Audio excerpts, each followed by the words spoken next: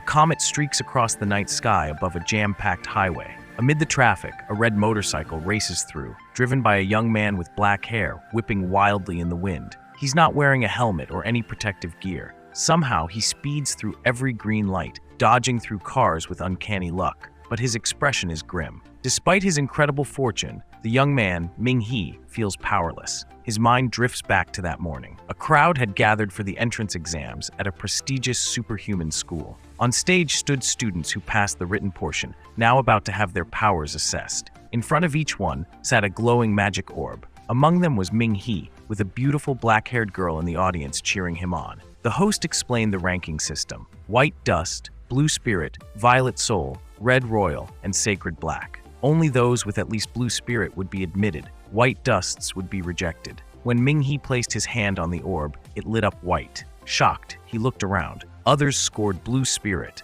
one even Violet Soul. A sneering blonde guy in the crowd mocked him for being a white dust and reminded everyone how Ming-Hee had dared to confess to the Violet Soul's school beauty. Ming-Hee stood frozen as laughter erupted around him, the girl's worried eyes searching for him on stage. Snapping out of his memory, Ming-Hee opened his eyes to see a truck barreling toward him. He dodged with ease, his luck saving him once again. Still, he cursed his power. Soon, he found himself riding out of the city, passing under a gigantic ribcage-like structure arching over the road. He glanced at the sky and saw the comet growing larger. On closer look, he noticed a cluster trailing the lead one. Confident, he thought, if bullets can't hit him, neither can a comet. But just then, light flashed behind him. He turned to see the comet hurtling toward him. There was no time to escape. The earth quaked, debris flew, and dust blanketed everything. When it cleared, Ming-Hee was lying unharmed in the crater's center. A strange bubble of light entered his chest, and a game-like interface popped up, showing his incredibly high luck stat. The system couldn't consume him thanks to it. A towering female figure, seemingly part of the system, appeared and warned of a coming threat. It decided to merge with him for survival, accessed his memories, and seeing he lacked combat ability, upgraded his talent to Red Royal. Later, in a hospital room, Ming-Hee lay comatose but physically fine. A doctor discussed his condition with a blonde nurse, noting that he had likely suffered a head injury. As they left, another nurse arrived with a message. Tianwen's group had sent monster blood for analysis. Days passed. The black-haired girl came with flowers, her face full of concern. A month later, the blonde boy and his friends visited, mocking Ming-Hee's ambition and current state. One noticed a pink envelope and bouquet beside the bed. While his friends gossiped about Ming-Hee's sister working extra jobs for the hospital bills, he snatched the letter, Lu Qian's reply to Ming-Hee's confession. Enraged, he tore it apart, seething with jealousy at the thought of this powerless boy stealing attention. A year later, a monstrous cockroach burst from a manhole, shaking the ground. The hospital's PA system blared a warning. Mutant monsters were invading Nanchang. Staff rushed to evacuate, but the blonde nurse caring for Ming-Hee ran back inside, refusing to leave him behind. As she neared his room, a grotesque creature with dripping fangs crept behind her. She rushed in, saw Ming-Hee wincing in his sleep, and grabbed his hand to move him, only to see her reflection in the glass, with the giant cockroach looming behind. Frozen, she was seized by the creature, its tongue slithering across her face. Just then, the hand she held twitched and delivered a massive punch. A shockwave exploded from Ming-Hee, now awake, fists glowing, fury in his eyes. Outside, more monsters scaled the hospital. An explosion ripped through an upper wall, and a gaping hole appeared. Ming-Hee stood ready, fist clenched. At his feet, the blonde nurse cowered. Behind her lay the remains of the cockroach, its upper body obliterated. The severed remains of the cockroach monster crashed to the floor. Ming-Hee turned to Miss Song and reassured her it was dead. He extended a hand and asked if she could stand. Grateful, he thanked her for looking after him all this time. Miss Song returned the thanks, asking when he'd woken up. Ming-Hee dodged the question, instead asking if they were in Nanchang Hospital and why there were monsters everywhere. She explained that a polluted chemical had contaminated the city's sewers, mutating the parasites living there. Ming-Hee asked about the staff and nearby residents. Miss Song said they were likely evacuating, but she hesitated, haunted by the idea of him being devoured. Ming-Hee smiled, touched that she hadn't left him. Miss Song replied she was simply doing her duty, then asked how he managed to kill the mutant with just a punch when he was only a student. Ming-Hee, who had spent a year perfecting his technique, avoided the question again, suggesting they escape while they still could. The noise from the earlier fight had drawn more monsters, and the hallway outside was now teeming with them. He stepped out through the hole he'd made in the wall and told Miss Song to wait inside. The monsters attacked immediately, but he dispatched them all with a single, devastating punch. The remaining cockroaches froze in fear. He charged down the corridor, punching through them one after another. As he dealt the final blow, Miss Song's scream rang out. One had slipped past him through the ceiling. He noticed a bottle of sulfuric acid on a cart, smashed it in his hands, and the liquid gathered around his fists. Miss Song braced herself, eyes shut and accepting her fate. Ming-He struck the monster with what he called his acid punch, disintegrating it. Her tear-filled eyes opened to the sight of the melting creature. He stared at his glowing green fists, remembering the endless mental practice he'd done. Miss Song was in awe and asked if his power was punch-related. He just smiled humbly, saying he was still the same student who failed last year's exam. She scoffed that his strength outclassed even some pyro-ranked superhumans. His smile faded as he recalled being labeled white dust. Changing the topic, he asked about the fluid that mutated the cockroaches. She said they weren't the only creatures in the sewers. Ming-He asked if more sulfuric acid was available. It might come in handy. Elsewhere, on a mountain road where the sewers emptied into a river, a bus was crossing a bridge. Beneath it, something enormous with glowing eyes stirred. The bridge exploded as a horde of cockroach monsters surged toward the bus, causing panic among the passengers. Inside, Dr. Zhao was frantically calling for help, reporting a mass outbreak at Nanchang Bridge. A cockroach burst through a window but was instantly shot down. On the roof stood a man in a cowboy outfit, clearly a superhuman. Smoke curled from the barrels of his rifles. He introduced himself as a pyro-ranked hero whose ability was infinite bullets, and opened fire while shouting at the monsters. As he unleashed a barrage of bullets, one cockroach managed to get close. He jumped into the air mid-fight, twisting as he fired. Landing in a stylish pose, he suddenly froze. A massive rat monster loomed above, its saliva spraying as it shrieked. The rat struck with a crushing blow that tore through the roof. Screams erupted as passengers looked up to see the superhuman being devoured, his badge falling into the bus. Back near the hospital, Ming-He and Miss Song were hiding in a forest. She asked if any monsters had followed them, and he reassured her it was quiet for now. They spotted a burning bus at the edge of a shattered bridge, possibly the last to leave the hospital. A handheld radio nearby crackled to life. The voice reported a giant mutant rat at Nanchang Bridge and confirmed that the pyro-ranked hero had perished. Ming-He grabbed the radio and requested more info. The voice on the other end said the rat was weak to fire and asked if he was a superhuman. Ming-He replied he was just a high schooler who failed the entrance test. The voice panicked, warning him to run, stressing that the rat was a general-class monster and too dangerous for him. Ignoring the advice, Ming-He walked toward the bridge, determined. He couldn't abandon those who had cared for him for a year. The rat now had the bus tilted toward the edge, its glowing eyes staring through the windows. Hiding in the bushes, Ming-He told Miss Song to stay back. She tried to stop him, but he smiled and reasoned that no one at the hospital would ever abandon a patient in need. He leaped from the bushes and slammed a punch into the rat's face, knocking it off the bus. As he fought, he thought about the terrifying strength of these mutated creatures. One wrong hit could break every bone in his body. The rat countered with a flurry of violent attacks, destroying roads and cars, but Ming-He dodged each blow. He lured the rat toward a pile of abandoned vehicles, hoping to lead it away from the bus. The rat lunged and bit into a car instead. Seizing the opportunity, Ming-He delivered a powerful punch that generated a shockwave, slamming into the monster with devastating force. Once the dust cleared, the giant rat lay sprawled across the shattered road. Ming-He, seeing it motionless, approached carelessly, winding up for a final attack. But he stopped. Rats were known for feigning death. His suspicion was confirmed when the rat sprang back to life and lunged at him. Ming-He dodged just in time, and the rat chomped a car in half instead. With the rat charging after him, Ming-He sprinted through rows of cars as the beast demolished everything in its path. Realizing his punches weren't powerful enough to finish it, he noticed a toppled car leaking fuel. A plan formed. He began opening gas tanks on various vehicles, luring the rat to strike them and wearing it down. Eventually, the rat, panting and drooling, paused. Ming-He stood at a distance, holding a lighter, ready to ignite the trap. Meanwhile, Miss Song emerged from hiding and rushed to the bus to check on Dr. Lin Zhao and the others. Zhao was astonished that Miss Song had managed to escape and asked if the mysterious superhuman who saved them was really in a hospital uniform. Before she could answer, a massive explosion erupted where Ming-He and the rat were. Flames engulfed the scene.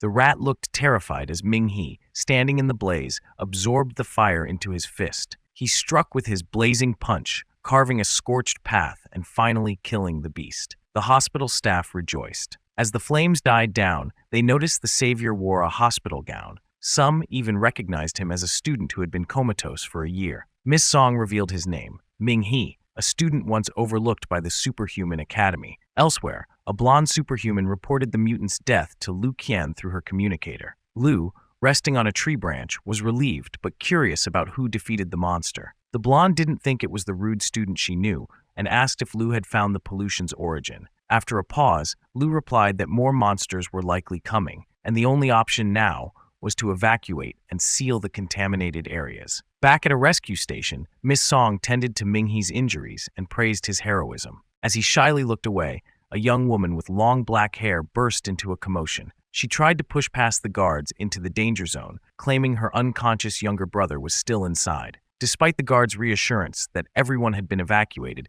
she pleaded with desperation. Ming-He watched the scene, amused, until she revealed her brother's name. Ming-He. Her dramatic vows of saving him, or dying with him, left him stunned and embarrassed. Ming-He stood up and revealed himself. She froze, then threw herself into his arms, overwhelmed with joy and relief. As she sobbed, Ming-He grew emotional, remembering how she had tirelessly worked and cared for him while he was unconscious. He embraced her back, thankful and regretful for putting her through so much. Later in their small apartment, Ming-He woke up with trimmed hair and no longer in hospital attire. Seeing a meal and a letter from his sister on the table, he read her note explaining she had gone to work to continue paying off medical debts. Even his haircut cost money. Feeling guilty, knowing she was working 3 jobs and looking paler than him, he resolved to change things. Just then, a news broadcast announced a large reward for information about the pollution source. Ming-He perked up. They were also offering bounties for monster kills. It surprised him that such high rewards were already being handed out. He imagined not only paying their debts,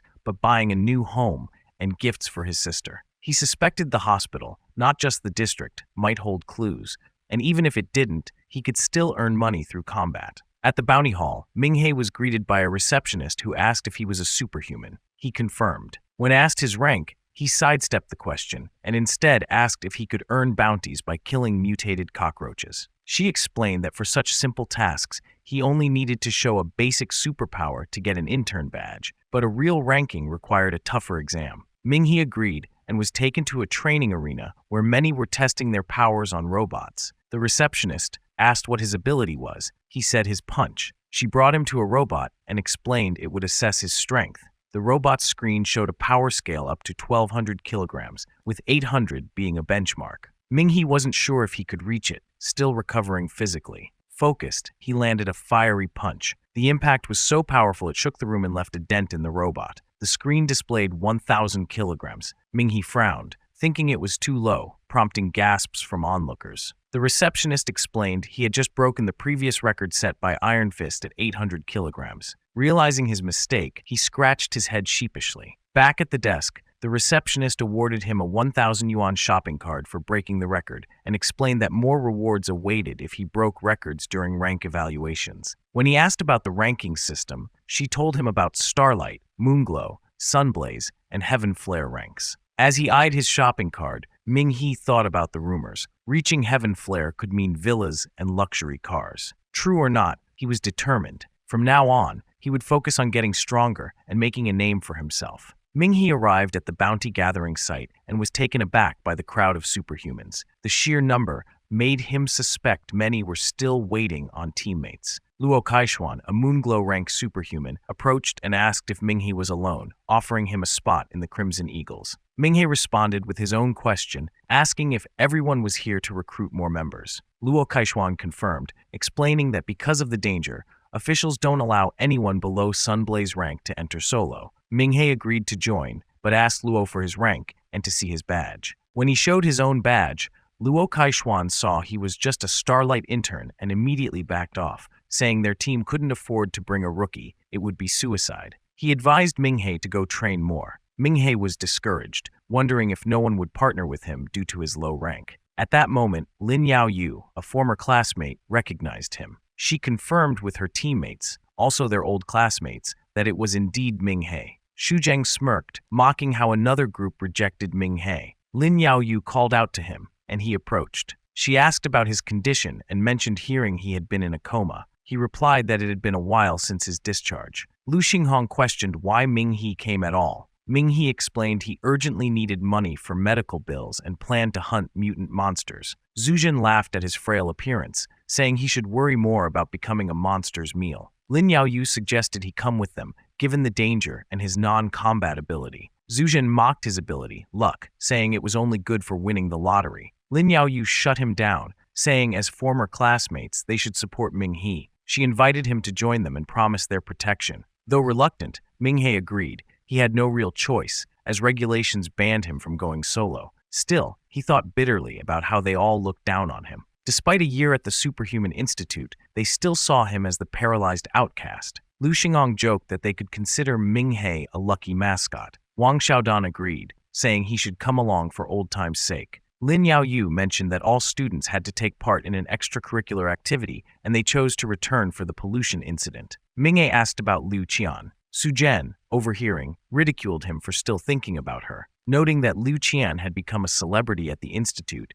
and wouldn't team up with low-rank former classmates. Lin Yaoyu said Liu Qian was incredibly strong and currently helping officials in Lanyang City. She then asked Ming He for his take on the pollution issue, recalling his perfect humanities scores. As they walked, eyes watched from a sewer grate. Zhu Zheng chimed in again, saying academic scores were worthless without combat skills. One reason Ming He wasn't admitted to the institute. Ming recalled reports of 3 mutant types: cockroaches, maggots, and large rats, all parasites dwelling in sewers. He speculated that some pollutant might have entered the sewer, causing mutations and turning the area into a monster hotspot. He ranked them in terms of threat. Mutant rats were most dangerous, cockroaches manageable, and maggots probably weakest. Lost in thought, he was suddenly confronted by a grotesque hand-like mass.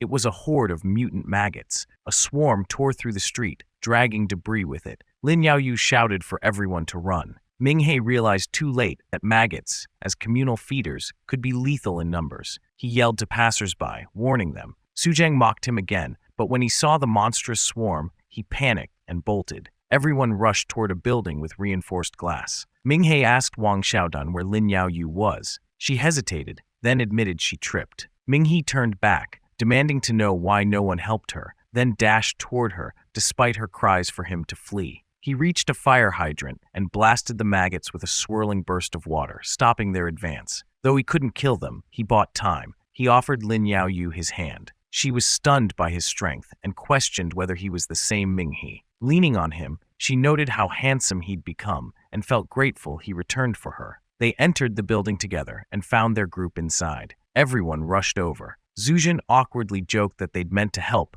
but Ming He beat them to it. Wang Xiaodan asked if the maggots had gone. Ming He told them to treat Lin Yaoyu's wound right away in case of corrosive maggot secretion. Lin Yaoyu downplayed the injury, saying she could still move. Ming He was relieved and told the group to watch over her while he checked the building for breaches. Wang Xiaodan scolded Zhu Zhang and Liu Xinghong for failing to do what Ming He, someone rejected by the institute, had done. The two could only laugh sheepishly. Ming He reviewed the building's blueprint, then went into the lab, passing various vivariums. In Vivarium 9, the glass was shattered and something was leaking. A note indicated that insects from this tank had been missing since December 30th, 2030, and the area was under investigation. He was glad the insects had been gone for half a year, but wondered if domesticated insects could also mutate. He dismissed it, thinking mutations stemmed from the sewers. As he walked on, he unknowingly stepped on a paper describing the vivarium specimen, a giant centipede from Peru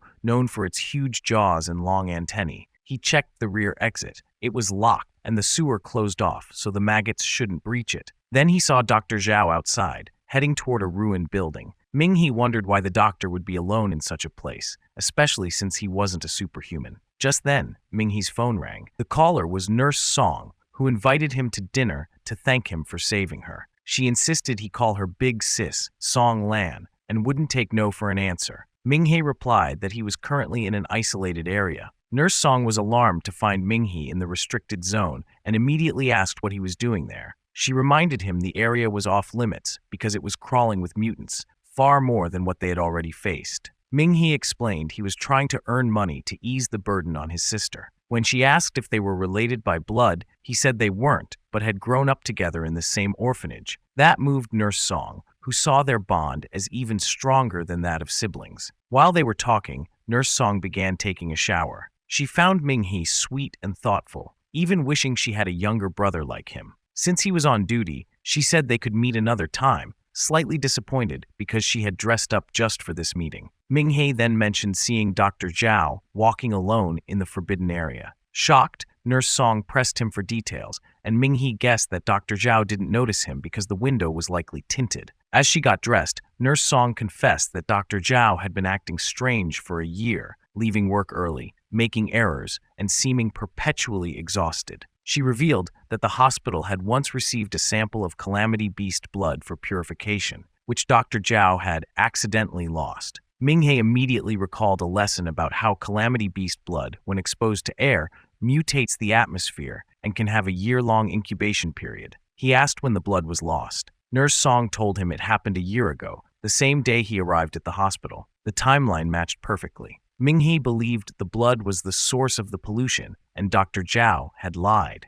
Dr. Zhao going back to the area now made sense. He was probably trying to fix his mistake in secret. But Ming-hee warned Nurse Song that it was dangerous for someone without powers, especially with likely mutated organisms around. He urged her to report this immediately to the authorities and agreed to track Dr. Zhao himself. He promised not to go near the pollution core. Back with his team, he reassured them that the building was sealed and safe from the maggots. He told them to rest while he handled something important. Ignoring Nurse Song's warning about the dangers of going alone, he left. On the street, he noticed the mutated maggots were motionless, likely inactive for now. As he hurried through a shortcut, 3 giant cockroaches attacked him, but he quickly took them down and moved forward. He finally caught up to Dr. Zhao at a building. Hiding first, he followed him inside and discovered a giant hole in the floor. Dr. Zhao had disappeared into it. Seeing a ladder, Ming-hee climbed down, finding himself surrounded by pipelines. He spotted Dr. Zhao climbing the water tank ladder and confronted him.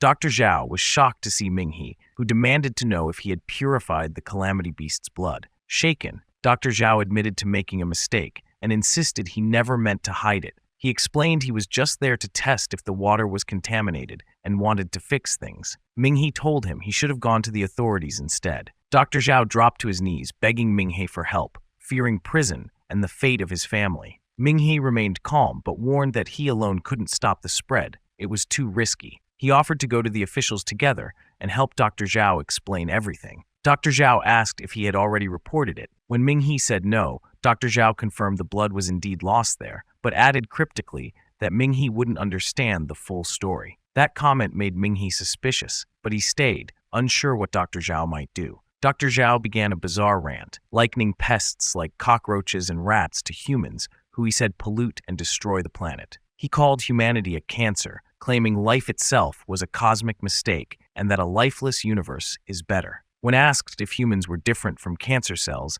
Ming-hee said he didn't fully get what Dr. Zhao meant, but the logic felt twisted. Dr. Zhao explained that just like the human body fights infection, the universe would eventually rid itself of humanity through beasts, disasters, and plagues. To him, these calamities were like immune responses. Ming-hee was disturbed, pointing out that this conversation had drifted far from the real issue, Dr. Zhao's failure and the deaths it caused. But Dr. Zhao, removing his glasses, claimed he was more than a doctor of people. He was the universe's doctor, tasked with wiping out humanity. He revealed that the pollution began as an experiment and that his plan was to start with Linyang City, then move on to other cities. When Ming-hee tried to leave, Dr. Zhao bragged that the mutation would spread through the city's water pipes, affecting everyone and everything. Tap water was essential for daily life, and once it got contaminated, mutated creatures would overrun the city. Ming-hee said nothing, but decided to walk away. Dr. Zhao, thinking Ming-hee was giving up, mocked him for not playing the hero. Ming-hee responded that he wasn't cut out to be one, just someone who didn't make it into the Superhuman Institute and knew his limits. Dr. Zhao felt reassured and reached into his pocket to pull out the blood sample, only to realize it was gone. He suddenly remembered Ming-hee had touched his chest earlier during their conversation.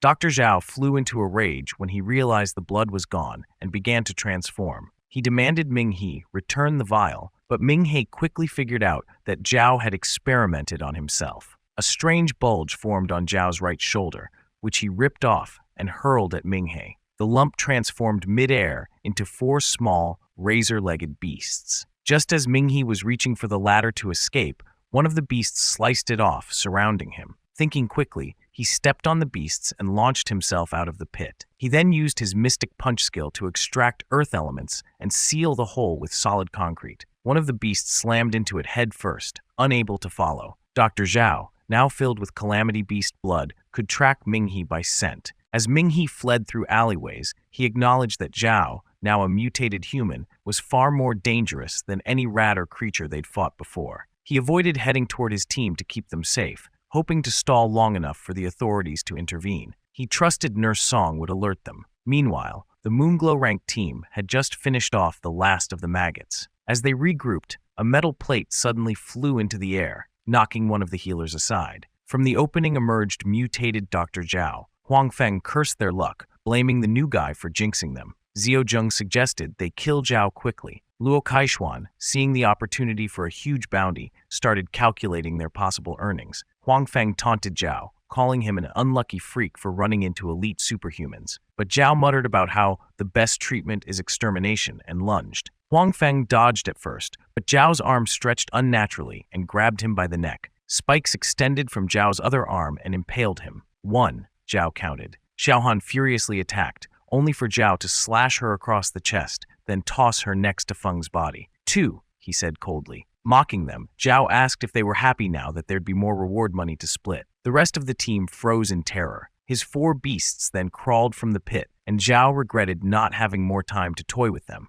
But the beasts picked up a scent and sprinted off in pursuit. Dr. Zhao grinned. He now knew where Ming-He was hiding and rushed after them, thrilled at the idea of ripping him apart. Back with the team, Liao Xiaozhong cradled the lifeless Xiao Ran, both trembling and in shock. Luo Kaishuan asked what kind of monster Zhao had become. Liao guessed it was a Lord-rank beast. They were just glad to be alive. Ming-He, meanwhile, was being chased again. Though he thought he'd lost the beasts, they somehow tracked him. He realized they must be using his scent. Knowing Dr. Zhao wasn't as fast, he decided to call the 4 split-off creatures lymphoma beasts and made it his mission to stop Zhao from reclaiming the blood. Spotting a gas station, he used gasoline to cover his scent, hoping to mislead them. Inside the station's grocery store, 3 of the beasts ran past, but the 4th entered. Ming-He hid behind a chip rack, preparing to strike, but the creature crept up from behind. Catching its reflection in a mirror, he dodged just in time, causing the shelf to fall on the beast. He ring for the door but hesitated. Since the 4th beast was isolated, it was the perfect chance to kill it. The rack only stalled the creature. To activate his mystic punch, Ming-He needed a matching element, but none were around. The beast attacked. Ming-He fought back using only his body, dodging claws and landing a solid punch that launched the beast into a flour sack. The area filled with powder, blinding him. The beast took advantage, tackling Ming-He and pinning him. As it tried to bite his head, he wrenched free, striking its jaw and following up with multiple blows. Once it was vulnerable, he landed a devastating punch, killing it. The beast's headless body slumped against the wall as Ming-He calmly walked away. Elsewhere, Dr. Zhao bled from his shoulders, enraged. He found the supermarket and the dead beast. Determined, he ordered the remaining 3 to feed on it. They evolved, larger, deadlier, with bone needles protruding from their spines and enhanced senses. Zhao commanded them to capture Ming-He alive. Ming-He spotted the 3 now advanced beasts rushing him and wondered how they'd found him. The beasts barked aggressively as they leapt over obstacles. Ming-He, alarmed by the change in their behavior, made his way toward an amusement park. He figured its complex machinery could give him an edge. To safely use his flaming punch, he washed off the gasoline. He didn't intend to run forever. His goal was to separate the beasts and take them out one by one. As dusk fell, he crept through the park. One beast ambushed him, dropping from a rooftop with an axe-like weapon. Ming-He dodged its attacks, but it was noticeably stronger. Just as he prepared to counter, the other 2 appeared and flanked him. He ran toward the roller coaster tracks, planning to narrow the fight. At the top, he activated his mystic punch with metal essence. When one beast lunged, he punched it with a shockwave, piercing its chest and sending it crashing below. Now confident, Ming-He braced for the next. Another beast charged, but Ming-He blocked the axe and aimed for its chest. Just before impact, rib-like bone armor sprouted from the beast's body. Ming He's punch couldn't penetrate the beast's chest because of the sudden growth of bone armor. He was stunned by how fast these creatures could evolve. As the beast beneath him tried to bite, Ming He dodged and countered with a kick to its neck, only to see bone needles sprout there too. Their biology was absurd. Soon the one he'd thrown off returned, and both beasts now flanked him. They attacked in unison. Ming He barely managed to block, punch, and dodge their coordinated strikes. When the front one lunged too close, he slammed his right fist into its jaw and elbowed the one behind him with his left. The one behind was knocked unconscious, while the other kept attacking. Ming He pressed on with relentless punches, eventually overpowering it. When it blocked a strong left punch with crossed arms and slid back, it grinned mockingly, unfazed. But just then, a roller coaster car barreled down the track and ran the beast over. Ming He had triggered it earlier from the control room, knowing the ride still had power. He'd planned this ambush. He hung from a rail bar as the vehicle zipped by. Below, the unconscious beast regained awareness and leapt up, swinging its axe hands. Ming He let go of the bar to avoid the attack and grabbed the beast midair. Realizing the creatures were parasites and Zhao would suffer if they died, he yanked it beneath him, using the beast as a crash cushion. As they smashed into the ground, a cloud of dust rose. When it cleared, Ming He stood, brushing himself off, thinking the arrogant creature got what it deserved. Night had fallen. He called Nurse Song at a nearby faucet. She scolded him for not answering and checked if he was okay. Ming He explained his phone had been on silent. Nurse Song told him that officials had arrived at the building he mentioned and taken control, clearing out monsters, though they hadn't seen him or Dr. Zhao. Ming He filled her in. Dr. Zhao had orchestrated the pollution and was now at an amusement park, planning to contaminate the entire city's water supply with the mutated serum. Nurse Song was horrified. Ming He told her he had taken the vial and believed it was the source of the mutation. Nurse Song explained that the vial likely held both the mutation and the necessary antibodies. If experts could extract them, the southern suburb could recover. She stressed its importance and told him to stay put so the authorities could come pick him up. But Ming He refused, saying Dr. Zhao was still pursuing him. He asked her to redirect the officials to the southern tower instead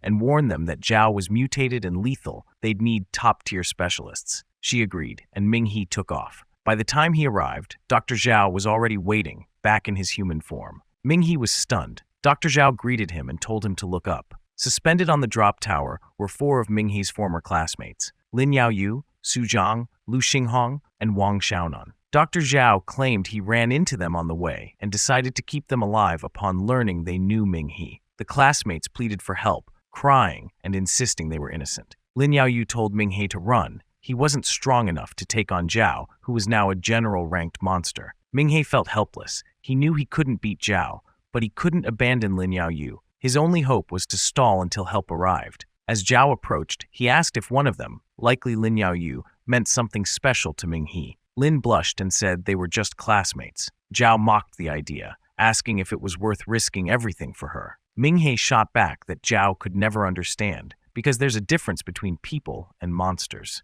Zhao's expression darkened at the insult. Ming He recalled Zhao's nihilistic rant underground, calling it laughable. Where Zhao saw life as a disease, Ming He believed life gave meaning to the universe. Evolution brought humanity into being, including superhumans. Zhao scoffed, calling them stubborn viruses that adapted to survive. They couldn't agree, so Ming He proposed a solution. Whoever won their fight would be proven right. He claimed to represent humanity and asked Zhao what he represented. Zhao replied, the universe's supreme will to wipe out humans. Ming He raised the vial and told Zhao that if he beat him, he could have it. Zhao scoffed, accusing him of arrogance. Ming He taunted him, saying if he couldn't even defeat a rejected superhuman candidate, his ideals were meaningless. He called Zhao a loser and trash, but Zhao didn't take the bait. Instead, he said he'd just kill the hostages if Ming He wouldn't hand it over. Ming He challenged him to do it, revealing his former classmates were all Superhuman Institute students. They had sworn to protect the city and nation.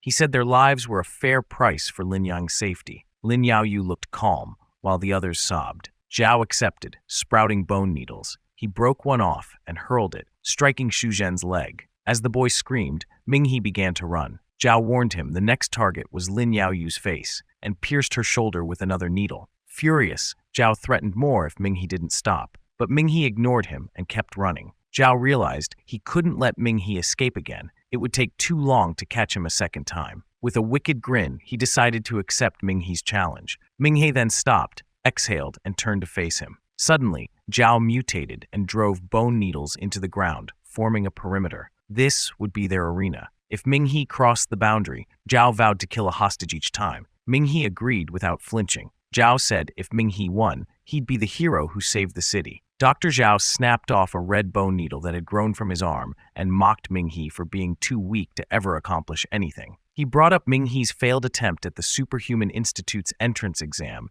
and the suicide attempt that followed, sarcastically remarking that he had been the surgeon who operated on him. Zhao sneered that Ming He was just a nobody, mocked by classmates who only pitied him and forgotten after the forced gesture of giving him flowers. While attacking both physically and mentally, Zhao taunted Ming He for trying to act like a hero despite his pitiful life. Ming He stayed silent, dodging Zhao's blows, but was clearly struggling to keep up. As Zhao pressed the attack, Lin Yaoyu pleaded with Ming He to run. Zhao took advantage of the distraction, slashed at Ming He with his sickle-like hand, and wounded his chest. Lin Yaoyu screamed for him to escape, but Ming He silently stood back up, clutching his bleeding chest. Zhao scoffed that Ming He should have died on the operating table a year ago. As he licked his hand, he mocked that even if Ming He had survived, he couldn't change anything. Just as Ming He was about to retreat from the arena of bone needles, he remembered Zhao's threat to kill one of his old classmates if he stepped out.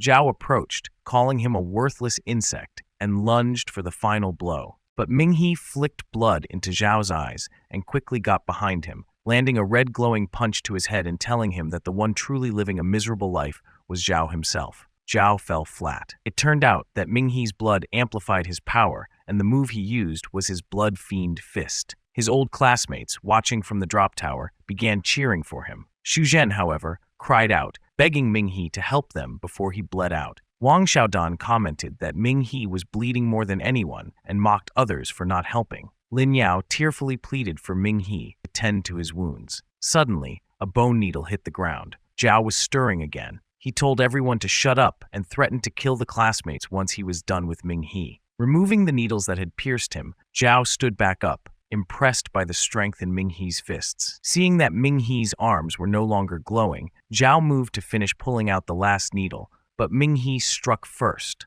landing a punch to his face. Zhao admitted the punch was impressive, but claimed it was useless. He recalled the time Ming He killed a giant demon rat near the hospital bridge. Ming He's arms lit up red once more, and he unleashed a flurry of punches on Zhao. The assault ended with a powerful left hook that staggered Zhao, but he didn't fall. He analyzed Ming He's power, his ability to absorb mediums and unleash their effects, and declared it interesting but ultimately ineffective against someone like him. Lu Xinghong remembered that Ming He's superpower had once been dismissed as weak and luck-based, but now it was clear Ming He was stronger than any of them. Wang Xiaodan cheered him on, telling him to finish Zhao. Zhao responded by cracking the ground with a single step and boasting that he was now at Lord rank, far stronger than the low-level enemies Ming He had faced before. He mocked Ming He's efforts as futile, comparing their powers and calling him weak despite becoming a superhuman. As Zhao prepared to strike, Ming He countered, but the punch barely made a dent.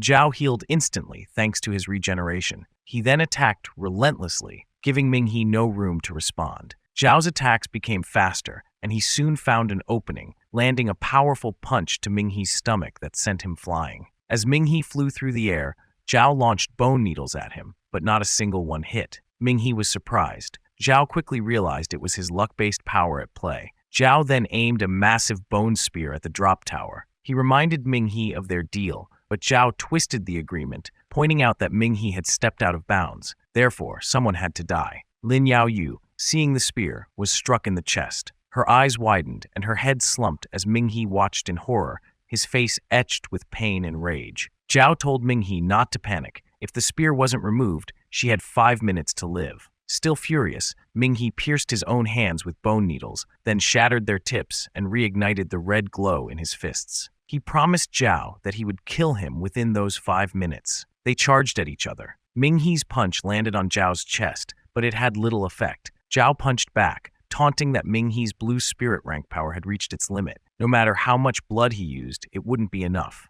Zhao kept talking, humiliating him while landing easy hits. He brought up Ming He's failed suicide, saying doctors hate people who survive such attempts. Ming-hee's survival had only wasted their time. Zhao called him a failure, a burden to his family. He even mentioned how Ming-hee's sister had begged to keep him in the hospital, humiliating herself. He asked why someone like Ming-hee would even bother trying to become great. As he said this, Zhao landed a crushing blow that sent Ming-hee flying. Dr. Zhao crouched and launched himself into the air, offering Ming-hee a twisted mercy, death, so he'd stop burdening others. Mid-air, he clasped his hands together, and sharp bone spikes extended from them. Spotting Ming-hee below, Dr. Zhao sneered, calling him insignificant as he plummeted, ready to strike with his Colossus hammer smash. The impact sent up a cloud of dust, hiding everything. When the dust cleared, Dr. Zhao stood, surprised to see Ming-hee had dodged the attack, but now stood outside the arena boundary. Spikes jutted from the ground where Ming-hee had just been, proving he would have been skewered had he stayed. Dr. Zhao, unfazed, declared someone else would pay the price for Ming-hee's escape. As he grabbed a bone spike, Ming-hee finally snapped back. He told Dr. Zhao he never wanted to die and valued his life more than anything. Zhao dismissed his words, blaming him for the death of yet another classmate. But Ming-hee hit back, saying Dr. Zhao was the one no one cared about. He reminded Zhao that his sister had humbled herself to beg for him, her only family, and promised to visit even if he never woke from his coma. Nurse Song had also stayed with him, even during the chaos of the mutation outbreak. Ming-hee insisted he wouldn't abandon his classmates either, especially after Lin Yaoyu rallied the class to raise money for his treatment. As Lin Yaoyu cried silently, Dr. Zhao mocked Ming-hee, saying his words were useless since Lin was about to die. Bleeding from his left eye but full of resolve, Ming-hee revealed he'd landed 49 punches on Zhao, despite the latter's regeneration powers. His fists glowed red. Dr. Zhao grew nervous. Suddenly, massive blue fists formed above Ming-hee, who lunged forward shouting his ultimate move, Star-Mark Galactic Fists. Dr. Zhao was stunned. A violet soul-ranked power? From someone not even accepted into the Superhuman Institute? The fists reflected in his eyes as they rained down like a meteor storm. When the dust settled, Dr. Zhao lay in a crater. Ming-hee stood beside it, stating that even if he was weak, his strength still surpassed a monster like Zhao. He rushed to the drop tower's control room and activated the descent mechanism for his classmates. They watched in awe, still processing that Ming-hee had a violet soul rank and could unleash an ultimate move. Wang Shi-Aiden tearfully thanked him, while Shi and Lu Xinghong questioned how the Institute had failed to accept someone so powerful. Then they noticed Ming-hee holding the wounded Lin Yaoyu. She weakly asked if she was going to die. Ming-hee reassured her that help was on the way. Just then, Wang Xiaodan seemed shocked by something. Lin Yaoyu murmured that none of them had known how strong Ming-hee truly was. Su Jian chuckled awkwardly nearby. Lu Xinghong and Wang Xiaodan then waved at approaching officials. A squad led by Commander Luo Lin, a woman with cat ears, arrived. She ordered the threat eliminated, and for medics to assist the wounded. When a medic saw the group were just students, they quickly stepped in. Lin Yaoyu was prepped for emergency treatment. Luo Lin noticed Ming-hee's condition and had him treated first. Meanwhile, she asked him where the Lord rank mutant had gone. Lin Qingyu, a Sunblaze rank officer, reported the creature was dead and still in the crater. Apparently, it had mutated itself using a pollution source. Luo Lin, surprised it was dead, asked who had killed it. Everyone pointed to Ming-hee. He confirmed it and handed her a blood vial, the pollution source stolen from Dr. Zhao, who planned to poison the water system. When she asked how he managed to defeat a Lord-rank mutant, Ming-hee misunderstood and explained how he'd stolen the blood. She clarified, how did he kill it? Ming-hee simply replied that he used his fists. Though the medic tried to stop him from moving, he persisted, stating his superpower was just his fists. When asked his rank, he admitted he was only an apprentice starlight. The officials were stunned.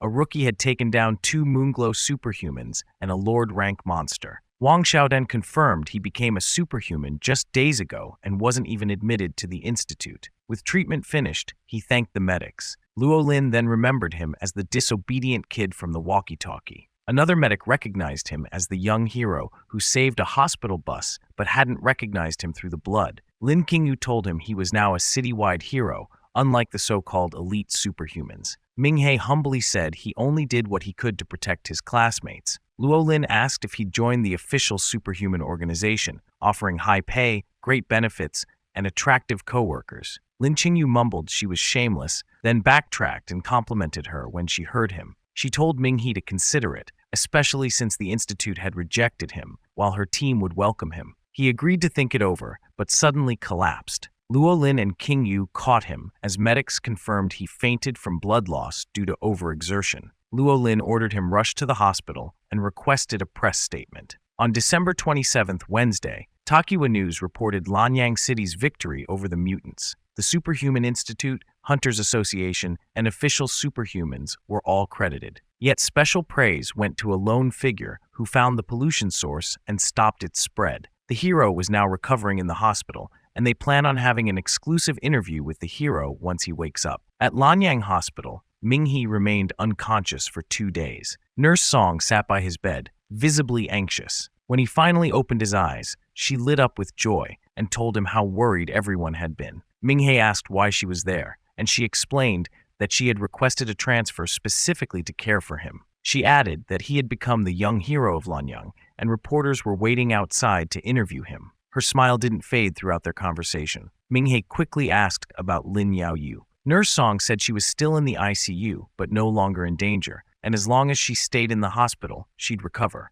Relieved, Ming-hee sat up, and Nurse Song fluffed his pillow. The door opened, and Commander Luo Lin entered with General Lai, a high-ranking figure from the official superhuman organization. They asked about Ming-hee's condition, and he responded that he felt fine. Nurse Song commented on his remarkable recovery speed, which impressed Commander Luo Lin, who said Ming-hee was more than qualified for their team. General Lai stepped forward to thank Ming-hee on behalf of Lanyang's organization. He acknowledged not just Ming-hee's uncovering of Dr. Zhao's scheme, but his role in stopping a potential citywide disaster. Both he and Commander Luo Lin bowed, stunning Nurse Song. Ming-hee downplayed the gesture, saying he had simply done what was necessary. Then, the atmosphere in the room grew more serious. Luo Lin turned to Nurse Song, suggesting they go out for a meal since it was her day off. Nurse Song jokingly demanded milk tea, a proper meal, and dessert, and Luo Lin agreed, treating her. Once they left, General Lai sat down. Ming-hee immediately asked what the real reason was for the private conversation. Lai was surprised but impressed. Ming-hee had seen through Luo Lin's excuse.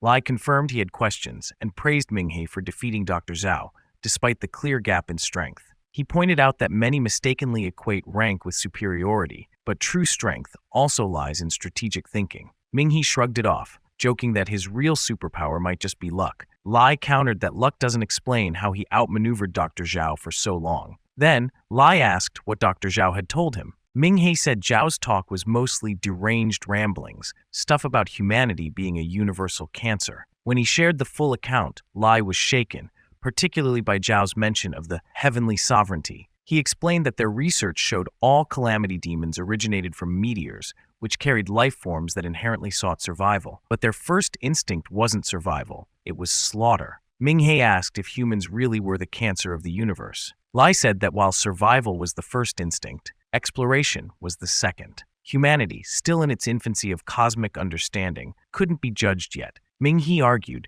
that if the universe wanted humanity gone, it wouldn't have granted them superpowers. Lai agreed. The emergence of superhumans was likely proof that humanity belonged in the universe. Perhaps they were its newborns, and the calamity demons were its infections. Until the ultimate truth was known, superhumans would continue to defend humanity's journey into the stars. Ming-hee vowed to protect those close to him, even if he couldn't guard all of humanity yet. Lai then said he had 2 critical questions. Ming-hee agreed to answer. First, Lai explained that a year ago, a meteor dubbed the Goddess changed course and exploded above Earth, right where Ming-hee had been before falling into a coma. Lai asked if he saw anything. Ming-hee recalled only a flash of light before blacking out. Lai pressed, "Did anything come out of the meteor?" Ming-hee was certain he hadn't seen anything. Lai then opened the curtains and explained their disaster rating system. The Nanjiao mutant incident was a grade 3 calamity. Zhao had aimed for a grade 6, but the Goddess meteor had been designated grade 9. Its contents could threaten all of South China. He clarified that the meteor wasn't dangerous on its own. It was what it carried. 5 years ago, a grade 8 calamity had resulted from an Emperor-class calamity beast whose blood became a pollutant hoarded by underground traders. The entity within the Goddess meteor could be just as dangerous, possibly more. Though the organization had searched extensively, they found nothing. Ming-hee was the closest person to the impact site. Ming-hee apologized for not being able to offer any leads. Lai assured him it wasn't a problem. There could be more fragments elsewhere or even in another country. Ming-hee then asked about the second issue. Lai leaned in and said, Commander Luo Lin had been pushing hard for Ming He's recruitment. Given how he woke from a year-long coma with a violet soul fist power, Lai called it a miracle. He asked for Ming He's thoughts on joining. Ming He replied that he needed to discuss it with his sister first. Lai respected that and told him the organization's doors would always be open.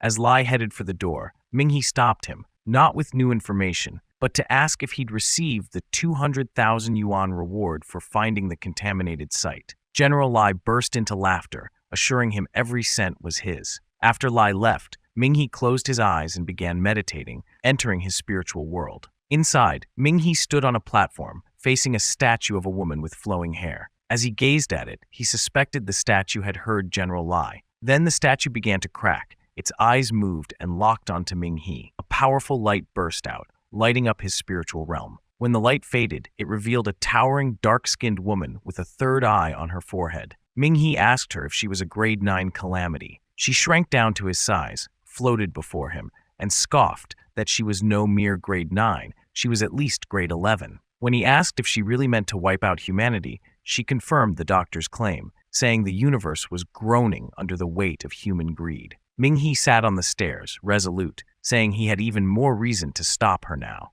Angrily, the goddess reminded him she had given him a strength-type power and had allowed him to train in her dimension while he was in a coma for a year, training that helped him defeat the mutant doctor. But Ming He countered that they shared a body. If he died, so would she. She couldn't deny the accident that forced her into this situation, so instead she insulted his fragile body. Ming He, recalling General Lai's words, pointed out that her instinct was survival, not destruction. Why else choose a weak body to host? She was insulted by the comparison to low-level calamities and insisted she was a goddess. She leaned in close and said it was hard to find a compatible host, and that merging bodies takes time. Ming He had taken a year to stabilize. He dismissed her complaints, saying giving him superpowers was only fair compensation for putting him in a coma. Finally, the goddess gave up arguing and told him they'd coexist peacefully. Ming He said that instinct to live was something humans also had. She asked what he was getting at,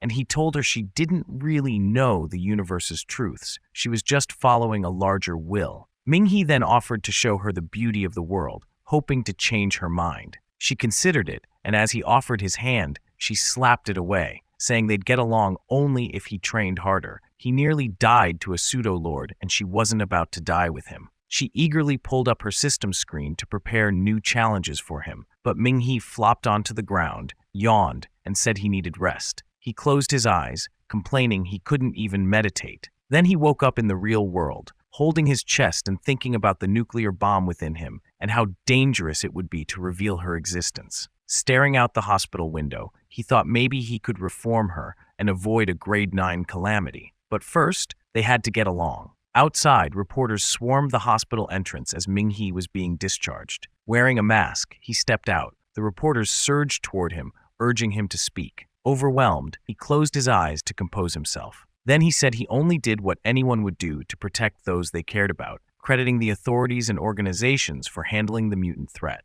His old classmates, including Lin Yao Yu, watched and agreed with his statement that everyone who helped in Nanjiao was a hero. Meanwhile, Liu Kaishuan knelt before the graves of his fallen friends, Huang Feng and Xiaolan, honoring them as heroes of Lanyang. At a park, Ming He said goodbye to his youth, realizing he couldn't live publicly or risk being captured for experiments. Still, he smiled. He was now wealthy and could let his sister relax. He found her working at an ice cream stand and was glad he'd asked Nurse Song to keep his hospitalization a secret. He proudly told his sister he'd received a large reward for his efforts and wanted to treat her, but she declined, insisting they save the money. So he offered to help her sell ice cream instead. She joked that he should be studying for next year's Superhuman Institute exam and said he should look up to the mysterious hero of Nanjiao. Ming He scratched his head and made an excuse that the doctor told him to get some air. He then began loudly promoting the ice cream stand to attract customers. Watching from a distance, Commander Lu Lin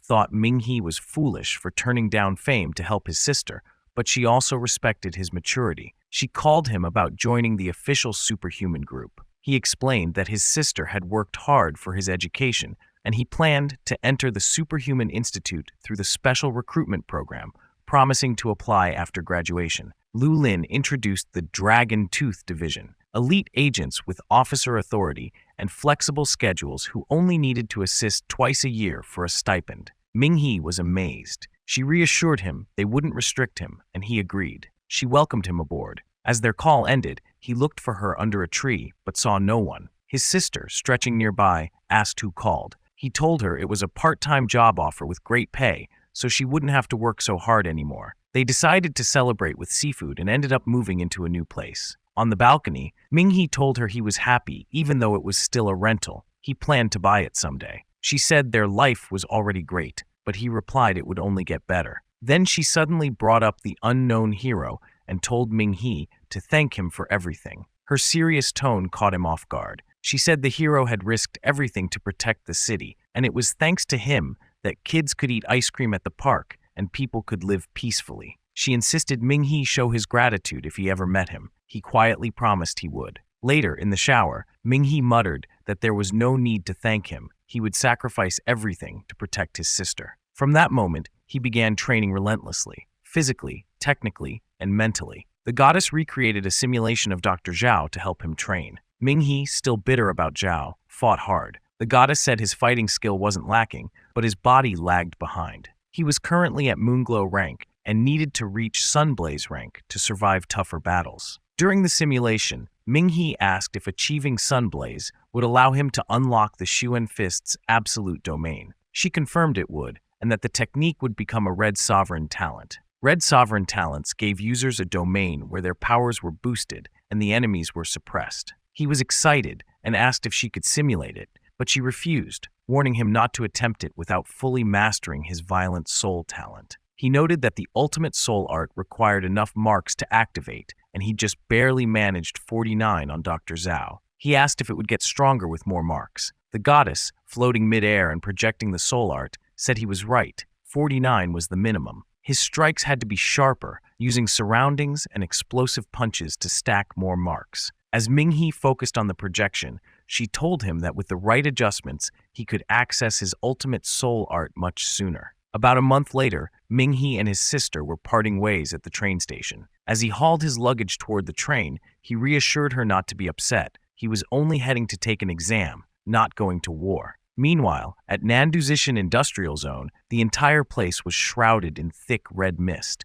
2 guards patrolling the area decided to skip further inspection because visibility was almost zero. One of them, Old Wang, grumbled about the unusual chill in the air for a time that wasn't even September. As they walked back, Old Wang realized they hadn't yet reached the factory, which was odd, given he'd walked the same route for a decade. He insisted it was impossible for him to get lost. Just as they reached the factory, they heard a noise. Old Wang spun around and pointed his flashlight toward the sound, only to see a gigantic spider devouring his colleague, who was screaming for help. Old Wang fled in terror, bolting to the control room and slamming the door behind him. Shaking and breathless, he fumbled for his phone. Then, outside the window, he spotted what looked like a person. Rushing out to warn them, he instead came face to face with a monstrous female figure with glowing eyes, sharp teeth, and hair like tentacles. One tendril speared through his stomach, another jammed into his mouth, and several others wrapped around him. His lifeless, shriveled corpse was dropped moments later.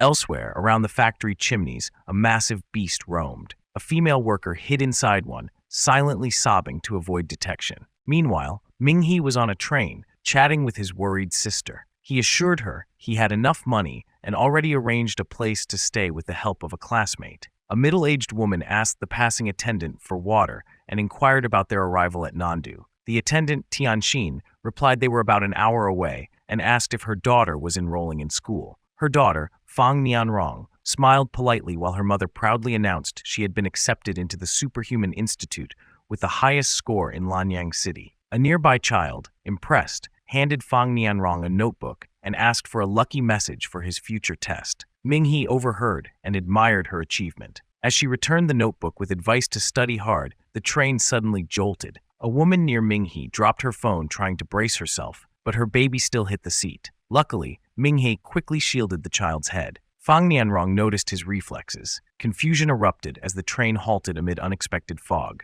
With no cell signal, passengers grew anxious. Ming-hee stood, holding his phone high to find a signal. The boy from earlier spotted something strange outside and told his mom, who brushed him off. An announcement soon informed everyone of an unforeseen issue and urged them to stay put. Curious, Ming-hee approached the train attendant, who urged him back to his seat. When he revealed his superhuman trainee status, she reluctantly led him to the front. Fang Nianrong joined them, stating she was a half-superhuman and wanted to help. Inside, the operators were panicking over the lack of real superhumans on board. The attendant proudly introduced Ming-hee and Fang Nianrong, but the mood soured when they realized Ming-hee was just a trainee and Nianrong hadn't even enrolled yet. Safety officer Kai Ming doubted their capabilities. Ming-hee argued that they couldn't just sit still. They needed to at least get somewhere with signal to call for help. The conductor agreed and ordered Kai Ming to go with them. Ming-hee tried to convince Fang Nianrong to stay behind, but she insisted on going. He gave in and told her to stay close. The fog wasn't normal. Before leaving, he told the attendant to lock the door and only reopen it for them. She did so right after the group exited. Kai Ming grumbled about being told what to do, but Ming-hee stayed cautious and questioned if fog alone could halt the train. Kai Ming assumed a wild animal triggered the train's sensors. Back at the train, Tianxin nervously stood guard. She noticed a girl outside and nearly opened the door, but stopped, recalling Ming-hee's warning. The girl knocked, and a gross, bald man insisted she be let in. The attendant refused, explaining the train had been sealed, and no one should be outside. The man argued, called her heartless, then shoved her aside to open the door himself. As he reached out, he was instantly seized by tentacles and dragged out, despite struggling. Terrified, the attendant tried to flee but remembered the passengers. She made a final stand, closing the door from outside while being pulled away by the creature. Her face showed resolve, even as the darkness consumed her. In another part of the train, 3 teens playing cards asked an attendant about the delay. She complained about the absent Tianxin and locked the door herself. Just then, a tentacle reached for the knob but retreated when it found the door secure. Outside, Ming-hee spotted enormous beast tracks. While inspecting them, his phone got a weak signal, and he received a call from Luo Lin. She confirmed his location and asked if the train could still run. Ming-hee said the train itself was fine. The issue was the fog and debris blocking the way. She urged him to leave immediately, warning that staying would be dangerous. When he asked what the fog was, she snapped, saying he wouldn't survive it at his current level and should focus on getting the passengers to safety. Realizing the gravity, Ming-hee dashed down the mountain. Rejoining Kai Ming and Fang Nianrong, he announced they had to retreat. He'd been ordered by the Central Command. Fang Nianrong was surprised he had signal, and he explained he climbed to a higher point and saw evidence of a massive calamity beast. He insisted there was no time to waste. They had to evacuate immediately for everyone's safety. The moment reminded Fang Nianrong of her mother still on the train. Ming-hee instructed them to notify the conductor to start the train once they got back. As they moved, Kai Ming suddenly tripped and cursed in pain, clutching his mouth, claiming he nearly lost a tooth. Looking behind, he was horrified to see he'd stumbled over a shriveled corpse. Just then, as Ming-hee and Fang Nianrong turned toward the scream, tentacles shot out from behind them. Ming-hee reacted quickly, grabbing Fang Nianrong and pulling her out of reach. The green-haired, female-looking monster emerged from the fog. Kai Ming was so shocked that he didn't notice he was clinging to the corpse. Ming-hee shouted at them to find cover. Kai Ming nodded and fled, but Fang Nianrong entered a combat stance, offering to help. The monster flung its hair at them. Ming-hee dodged, but Fang Nianrong was struck in the gut and fell, groaning. Ming-hee warned her to hide, but she protested, reminding him he was only a Starlight-ranked trainee, barely stronger than her. Ignoring her, Ming-hee challenged the monster, asking what it hoped to gain by restraining him. The monster smirked and yanked him toward it. Instead of resisting, Ming-hee used the force to launch himself midair, delivering a rapid punch that slammed into the monster's stomach.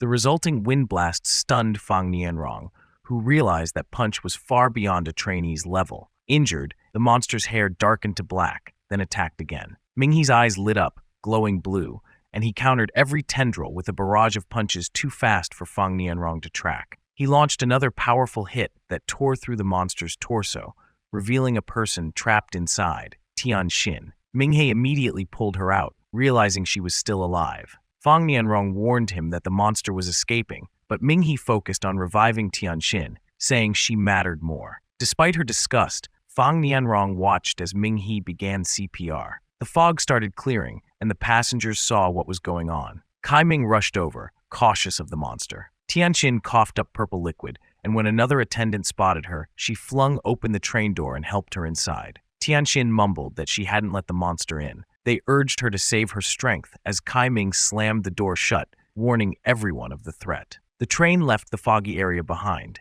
narrowly escaping. In Shaoxi, Lin Qinggu was on the phone with Lu Lin. She updated him on the strange meteor crash a month ago in Nandu's western forest. Aside from intense steam around the crater, there were no irregularities, and experts named it the mist. Lin Qinggu acknowledged the fog's unpredictable movement and noted how calamity beasts always vanished with it. Lu Lin shared eyewitness accounts of giant beasts inside the fog and confirmed it had recently passed near the train tracks. Qinggu found proof of its passage and told her the beasts likely devoured all livestock in the area. He picked up what looked like a molted insect shell. Lu Lin was relieved the townsfolk had evacuated and the train had escaped. When he asked if there were survivors at Zishan Industrial Park, she confirmed there were none. She revealed a new lead. A centipede, once tagged with a GPS chip, had survived after escaping into a cave near Zishan. It might be the only creature to emerge from the mist alive, making it crucial for research. Lin Qinggu agreed it could offer insight. She warned him that the centipede might have changed while inside the fog. Just then, he watched in shock as the massive creature devoured a pig midair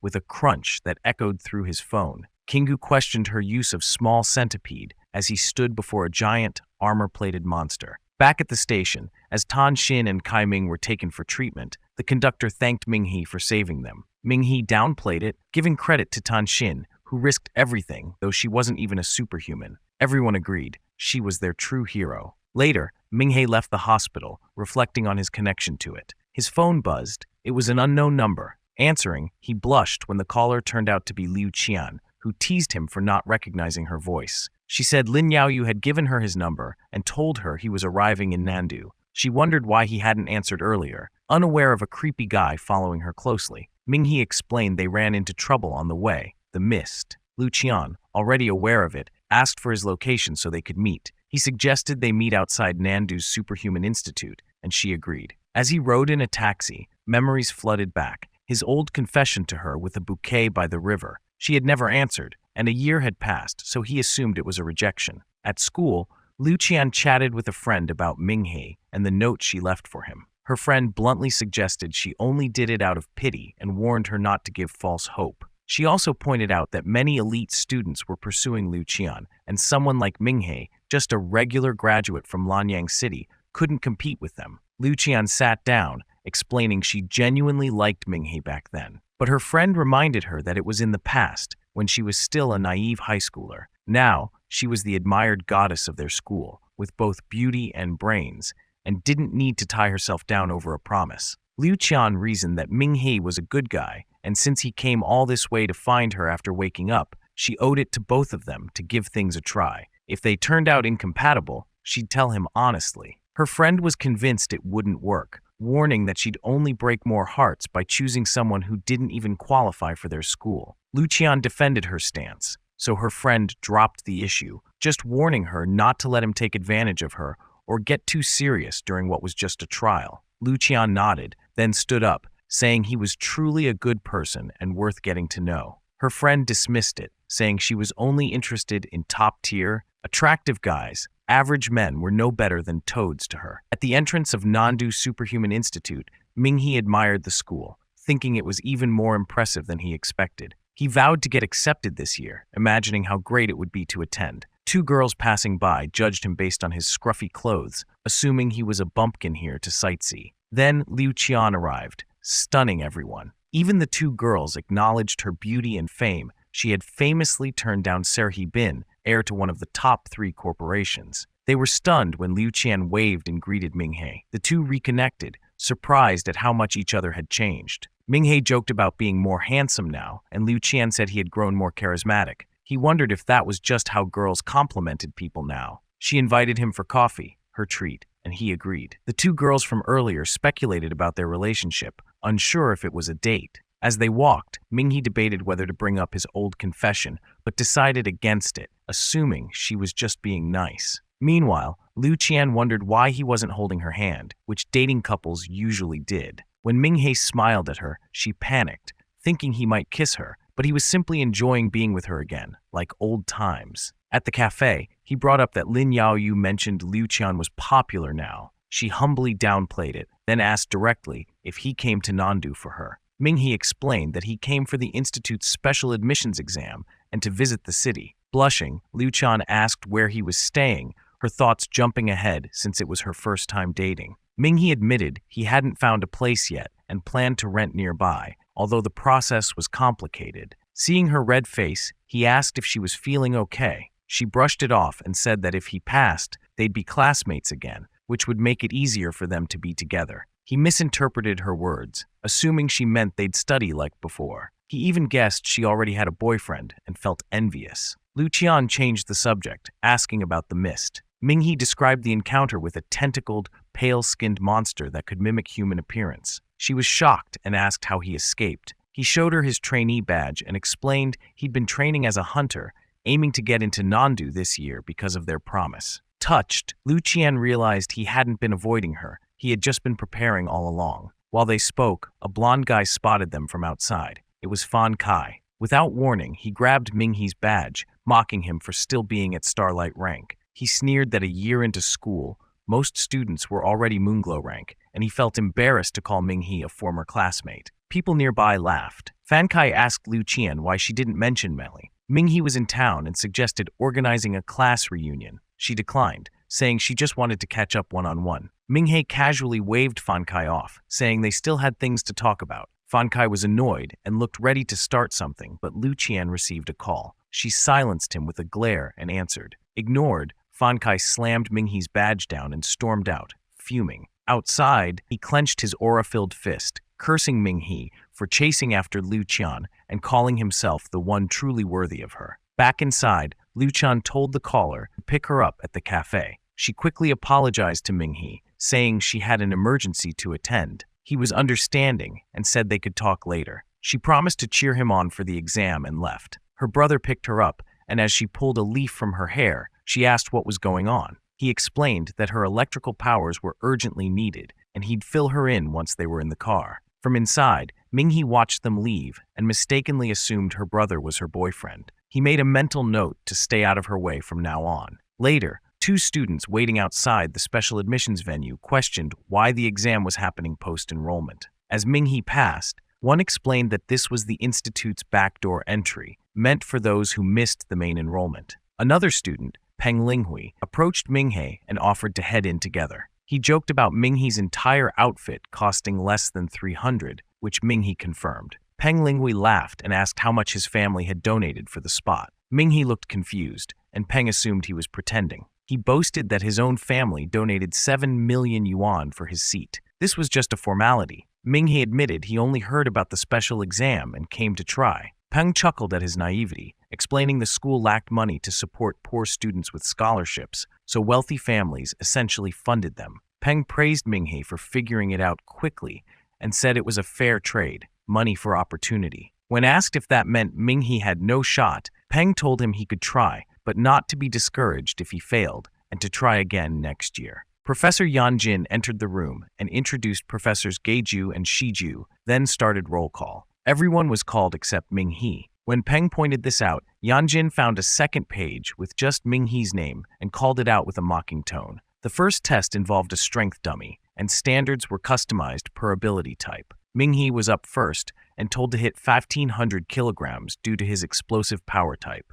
Yanjin said he could leave if he couldn't manage it, clearly trying to make him quit. Peng whispered they were trying to scare him off. Minghe stepped up, recalling he once scored 1,000 kilograms at the Hunters Association. Aura gathered in his fist, and he slammed the dummy so hard it flew off the table. Everyone watching froze, jaws dropped, stunned by the unexpected display of power. The impact of Minghe's punch shattered expectations, and the testing equipment. The screen blinked with a staggering 2,200 kilograms, surpassing the dummy's maximum capacity. Gasps filled the room as everyone realized he had maxed out the machine. Even the smug Professor Yanjin, now sweating and visibly shaken, begrudgingly admitted Minghe passed the strength test. Due to the equipment being broken, all other examinees were declared to have passed the round as well. Minghe, ironically, was the one surprised by how casually the teachers made such a sweeping announcement. Peng Linghui and the others beamed, feeling lucky. Meanwhile, Professor Shijo asked whether they should consider admitting Ming-He based on his performance, but Yanjin scoffed, asking if they should then accept every student who scored full marks. Professor Gezu agreed, dismissing talent without brains as battlefield fodder. Yanjin proposed ramping up the difficulty of the remaining tests to eliminate Ming-He. Next was the speed round. Yanjin brought the group to an open arena, introducing a general-ranked crimson cheetah that would pursue examinees. Anyone caught would be disqualified. The beast's trainer was secretly instructed to disqualify Ming-He first and go easy on the others. When the test began, the cheetah immediately chased Peng Linghui until he flashed a 700 sign, signaling his family's hefty donation. The trainer quickly whistled, and the cheetah flopped to the ground theatrically. Seeing this, Ming-He underestimated it until the trainer gave a new whistle. Suddenly, the cheetah transformed from lazy to lethal, lunging at Ming-He with renewed aggression. He barely ducked in time, realizing this beast was serious now. He tried drawing it toward others, but the cheetah locked onto him alone. Realizing it wasn't going to stop, Ming-He shifted gears. He stopped holding back and let loose his real speed. The students stared, shocked at how fast he was. Professor Shijo noted his speed surpassed even Moonglow-ranked superhumans, but Yanjin brushed it off, pointing out the test wasn't over yet. 10 minutes passed. The cheetah was panting and stumbling from exhaustion, while Ming-He, drenched in sweat, stayed calm. Cracking his knuckles, he told the cheetah it was his turn to chase now. The cheetah fled in panic as Ming-He pursued it across the arena, flipping the test on its head. Even Yanjin couldn't hide his disbelief. The round ended with the cheetah collapsed in defeat, its trainer begging for mercy. Ming-He, still eager to test his skills, joked about continuing. The test was declared over, with everyone passed. On to the third round, reaction time. Professor Gezu again suggested that Ming-He deserved admission, arguing that a candidate with such performance and potential could make real contributions. But Yanjin insisted that exam performance didn't reflect real battlefield aptitude and demanded more rigorous trials. Unbeknownst to others, Yanjin had been bribed before the exam. A wealthy man had offered a large donation in exchange for removing Ming-He to make space for his returning child. Yanjin, determined to honor the deal, had already laid traps for Ming-He in the exam setup. As the examinees gathered around the demon tree, an aggressive, calamity-infected plant,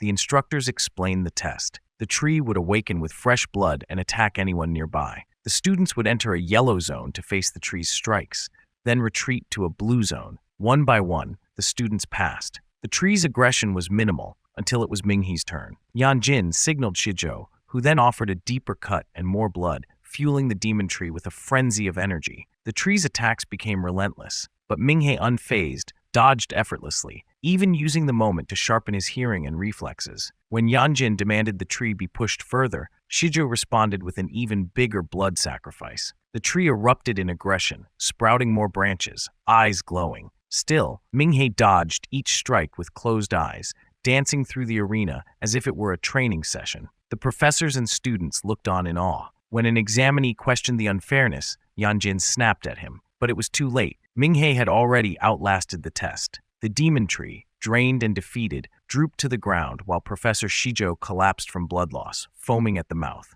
In the aftermath, Gezu pressed Yanjin again, stating Ming-He's consistent excellence in every trial. Yanjin held firm, arguing that true judgment came from battle experience. He insisted they proceed to the final round, testing superpower talent. Meanwhile, in the infirmary, the doctor tried to console Shijo, who had overexerted himself. Despite the professor's protests about being misunderstood, the doctor placed a green plant above his head, warning him to take better care of himself. Back in the arena, Yanjin introduced the final trial, superpower talent evaluation, using a glowing orb.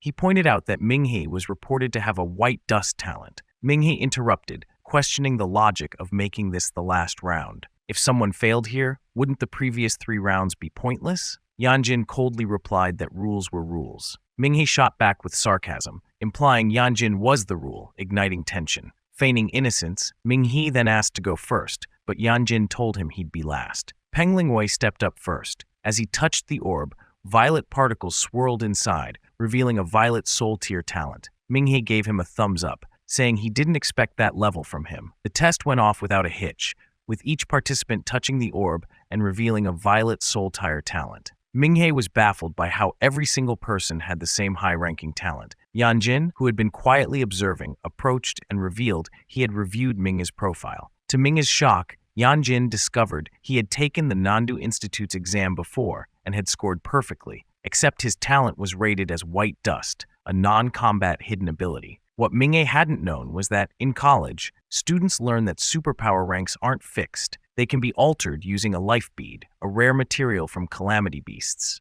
With enough money, one could replace or upgrade their powers, even from white dust to violet soul. Yanjin questioned Minghe's strategy, pointing out that basic physical excellence wouldn't be enough against those wielding ultimate soul arts unique to violet soul talents. Minghe acknowledged the power of such arts, but believed strong fundamentals could birth even more powerful soul arts. As he reached for the orb, memories of his old test surfaced. Yanjin watched skeptically, thinking Minghe was setting himself up for embarrassment. Initially, the orb glowed blue, and Professor Guju commented that it symbolized Minghe's fist-like ability. Then, Professor Shiju unexpectedly appeared, noting that blue spirit was underwhelming. Suddenly, the orb emitted a violet glow, shocking everyone, especially Yanjin, who couldn't believe the change from white dust. Peng Linghui pointed out that talents could evolve. The orb then flared red, and Minghe quickly removed his hand. A divine voice praised him for keeping his red sovereign talent hidden from unworthy eyes. Minghe walked over to Yanjin, sarcastically asking if he passed. Yanjin confirmed it, and Minghe noted that with everyone else at Violet Soul, his total score might be the highest. Professor Gezu agreed. When asked why he didn't take the regular exam, Minghe just scratched his head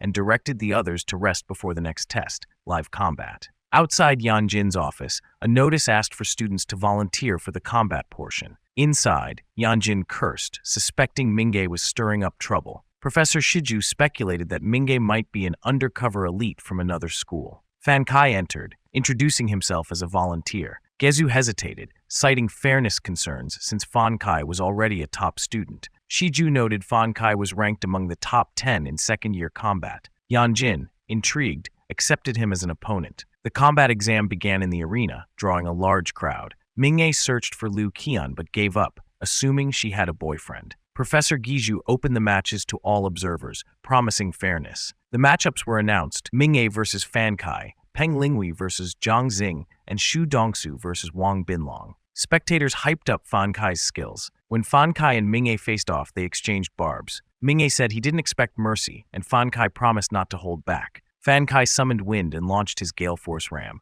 Minghe dodged and countered with a punch that pushed Fan Kai back. Minghe mocked Fan Kai's hypocrisy, admitting he had always disliked him. Fan Kai snapped, calling Minghe a failure who didn't belong at the institute. Minghe accused Fan Kai of sabotaging his relationship with Liu Qian. Fan Kai denied it but called Minghe worthless. When Minghe pointed out that Fan Kai had volunteered specifically to fight him, Professor Gezu confirmed it. Enraged, Fan Kai said he'd decide if Minghe was worthy to join the institute. Minghe confronted Fan Kai about his jealousy over Liu Qian. He speculated that Fan Kai had confessed and been rejected, and now bullied him to feel superior. Fan Kai didn't deny it. He exploded in rage, hurling insults and belittling Minghe's background, calling him scum fit only for manual labor. Minghe retorted that at least he was honest about himself, unlike two-faced Fan Kai, and said he'd always wanted to beat him up. He tossed his jacket to Peng Linghui, who excitedly anticipated the fight. Fan Kai reminded him he was top 10 in combat, but Minghe suddenly appeared in front of him, landing a powerful punch. Fan Kai was knocked back, losing a tooth in his sunglasses. Furious, Fan Kai rose, summoned wind around him, and unleashed his Gale Force Whip. The area was shredded by the wind, and he taunted Minghe for being unable to approach. He escalated with the Wind Python technique. Minghe grew serious, blending sand with his mystic fist. Fan Kai watched in anticipation until a sand fist pillar shot up and struck him, shocking the crowd. Minghe stood atop the sand pillar triumphantly. Audience members doubted if Fan Kai was really among the top 10. One who was dating Liu Qian wasn't surprised by Minghe's strength. Fan Kai stood and revealed his passive trait. The angrier he got, the stronger his wind powers became. His aura intensified. He then activated Rampant Tornado, a soul art available only to Violet Souls. The crowd, though at a distance, felt its terror. As the battle grew intense, it became clear that Fan Kai wasn't holding back anymore. Professor Gezu, concerned,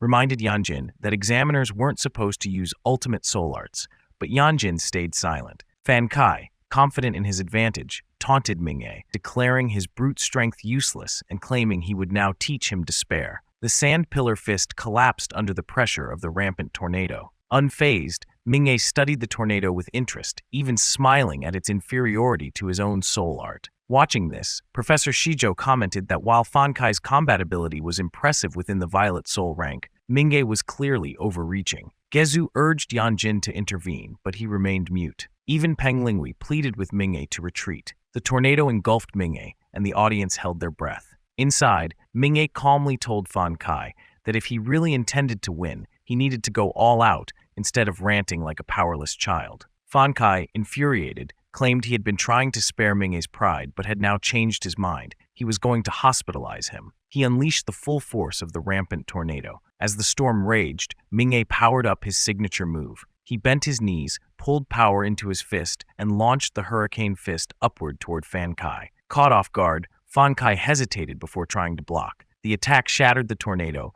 and left the arena in a cloud of dust. When it cleared, Mingay stood tall, fist curled. Fan Kai was embedded in a wall, eyes and mouth wide, chest dented. As the wind faded from Mingay's fist, the crowd and professors stared in stunned silence, except for Peng Linghui, who cheered. Fan Kai collapsed, barely moving, and weakly asked what move Mingay had used. Mingay explained it was the Mystic Fist, which turns nearby energy into raw power. He had used Fan Kai's own gale force against him. Fan Kai, groaning, couldn't believe a spirit art had overpowered his soul art. Mingay said he had held back. If he had used his soul art, Fan Kai would have been destroyed. He added that, as a former classmate, he wanted to leave Fan Kai some dignity. When Fan Kai asked how Mingay had soul art, Peng Linghui handed back Mingay's jacket, scoffing at Fan Kai's ignorance. He confirmed Mingay had passed the talent test with a Violet Soul tier and beat Fan Kai without using soul art. The medical team stepped in, but Fan Kai insisted money wasn't a problem. Mingay joked that Fan Kai should enjoy the hospital stay, as his injuries would keep him there a while. As Mingay and Peng Linghui left, Peng boasted that taking over Nandu wouldn't be hard if top 10 students were this weak. Mingay disagreed, saying true talents were still out there. Hearing this, Fan Kai coughed up blood. The crowd pushed for Mingay's admission. Professor Gezu urged Yanjin to accept him, or risk public backlash. Yanjin warned Mingay not to be arrogant, insisting Nandu had stronger students. Mingay countered that letting in people like Fan Kai could hurt the school's reputation. He even offered to blacklist any student Yanjin didn't want. Grudgingly, Yanjin congratulated Mingay on his acceptance and reminded him to stay humble. Mingay replied that it depended on who his instructor was. Someone asked if Fan Kai's medical bills would be reimbursed, but Yanjin declared no. Soul arts were forbidden in student matches, and Fan Kai broke the rule. Fan Kai, still on the stretcher, bragged that he could afford it anyway. Peng Linghui joked that he'd never seen someone so stubborn about paying medical bills. The medics wondered why he was still coughing up blood. After the matches, Peng Linghui said goodbye and went to celebrate with his father. A girl approached Mingay, called him Junior, and asked for his WeChat, offering to guide him around. Mingay thanked her and asked for directions. She offered to go together, since she was heading that way too. But before Mingay could reply, Liu Qian stepped in, saying she'd guide him. They were high school classmates, after all. The other girl awkwardly backed off, but still asked for Mingay's contact. Liu Qian made excuses about Mingay's phone being broken and missing a SIM card. Defeated, the girl left. Mingay asked Liu Qian how she knew about his phone problems, but she dodged the question and teased him about attracting attention. She guessed he must have done well in the exam. Mingay played it down, claiming Fan Kai went easy on him. Liu Qian didn't buy it. She knew Fan Kai had always targeted Mingay. Elsewhere, Fan Kai sneezed as if sensing someone talking about him. Mingay joked that some people were just pretty faces with no brains, making Liu Qian laugh. She congratulated him on finally becoming a student and said she was excited they'd be classmates again. Mingay finally began his campus life at the Nandu Superhuman Institute. He had access to beautiful areas like the Banyan Tree Walkway, vast training fields,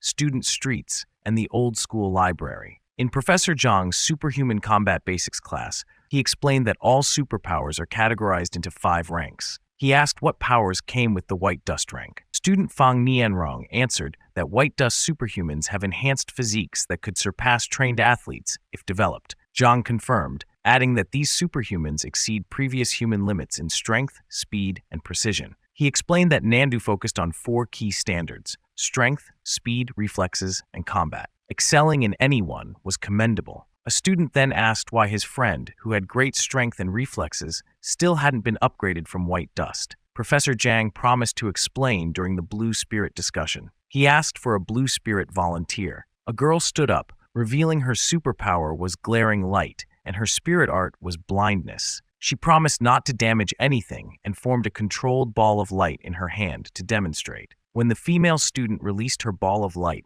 it burst into a blinding flash that temporarily affected everyone who looked at it. Linji quickly shut his eyes, while the girl calmly instructed the others to close theirs and reassured them their vision would return in a minute or two. As Ming's vision remained foggy, Professor Zhang explained that this was a type of explosive spirit art. He elaborated that blue spirit superhumans not only had enhanced physical abilities, but also wielded spirit arts capable of serious damage and unpredictable effects. However, due to their high physical and mental cost, mastering one's super physique remained essential even for blue spirit talents. When someone asked how Violet Soul differed from the previous tiers, Professor Zhang explained that these superhumans didn't just combine super physique and spirit arts, they also possessed soul arts. Some soul arts required specific conditions, others enhanced the user's existing spirit arts significantly. He then mentioned receiving a recent recording of a soul art used in a special combat exam and asked the students to watch closely, not to idolize the power, but to learn from it. To set the scene, he had the room dimmed. The recording showed the fight between Minghe and Fan Kai, though the identity was blurred.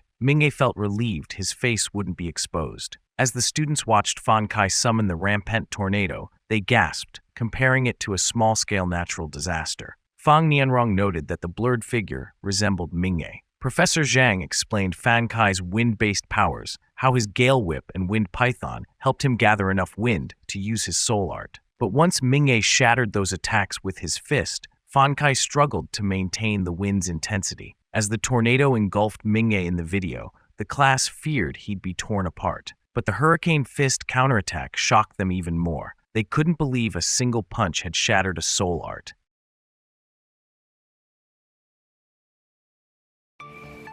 Professor Zhang clarified that the student only used spirit art and speculated it absorbed the medium around it, becoming stronger with stronger elements, like Fan Kai's wind. A student asked how such a feat was possible. Professor Zhang explained that the student had an exceptional white dust foundation, scoring highest in 3 of 4 physical standards. He said their upcoming training would focus on building that base. According to him, the true strength of a superhuman didn't just depend on their tier, white dust, blue spirit, violet soul, red sovereign, or black saint. Even someone with a strong enough white dust foundation could defeat a black saint. The class buzzed with speculation about the mysterious fighter. Some thought he could challenge the entire class.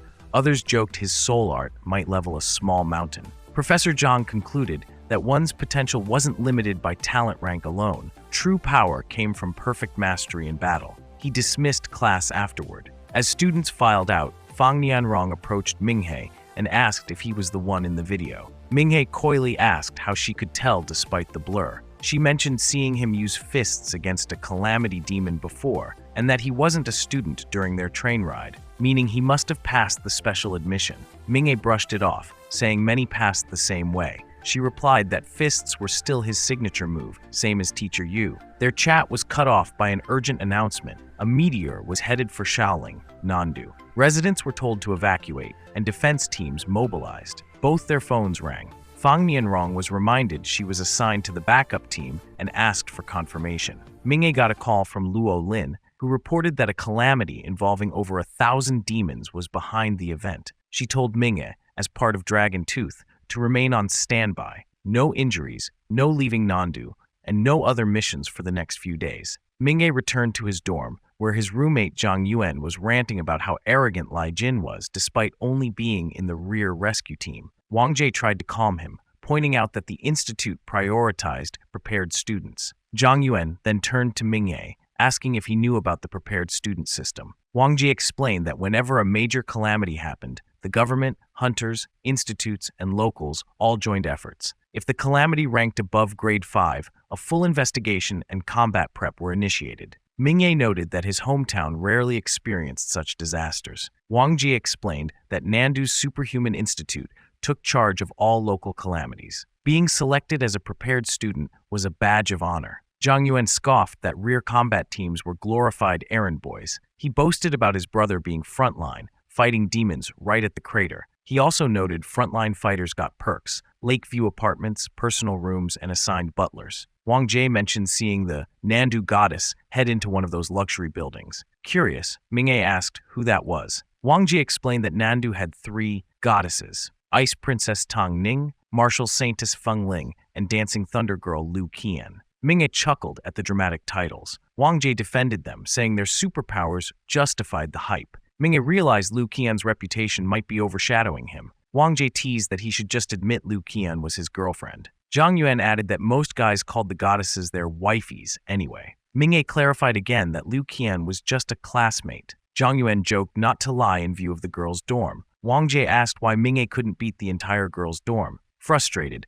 Mingye ended the conversation and went to his room. Alone, Mingye meditated and entered his spiritual realm, where the goddess was waiting for him. Mingye asked the goddess who he'd be fighting that day. Stretching her arms, she told him that mutated Dr. Zhao was no longer suitable.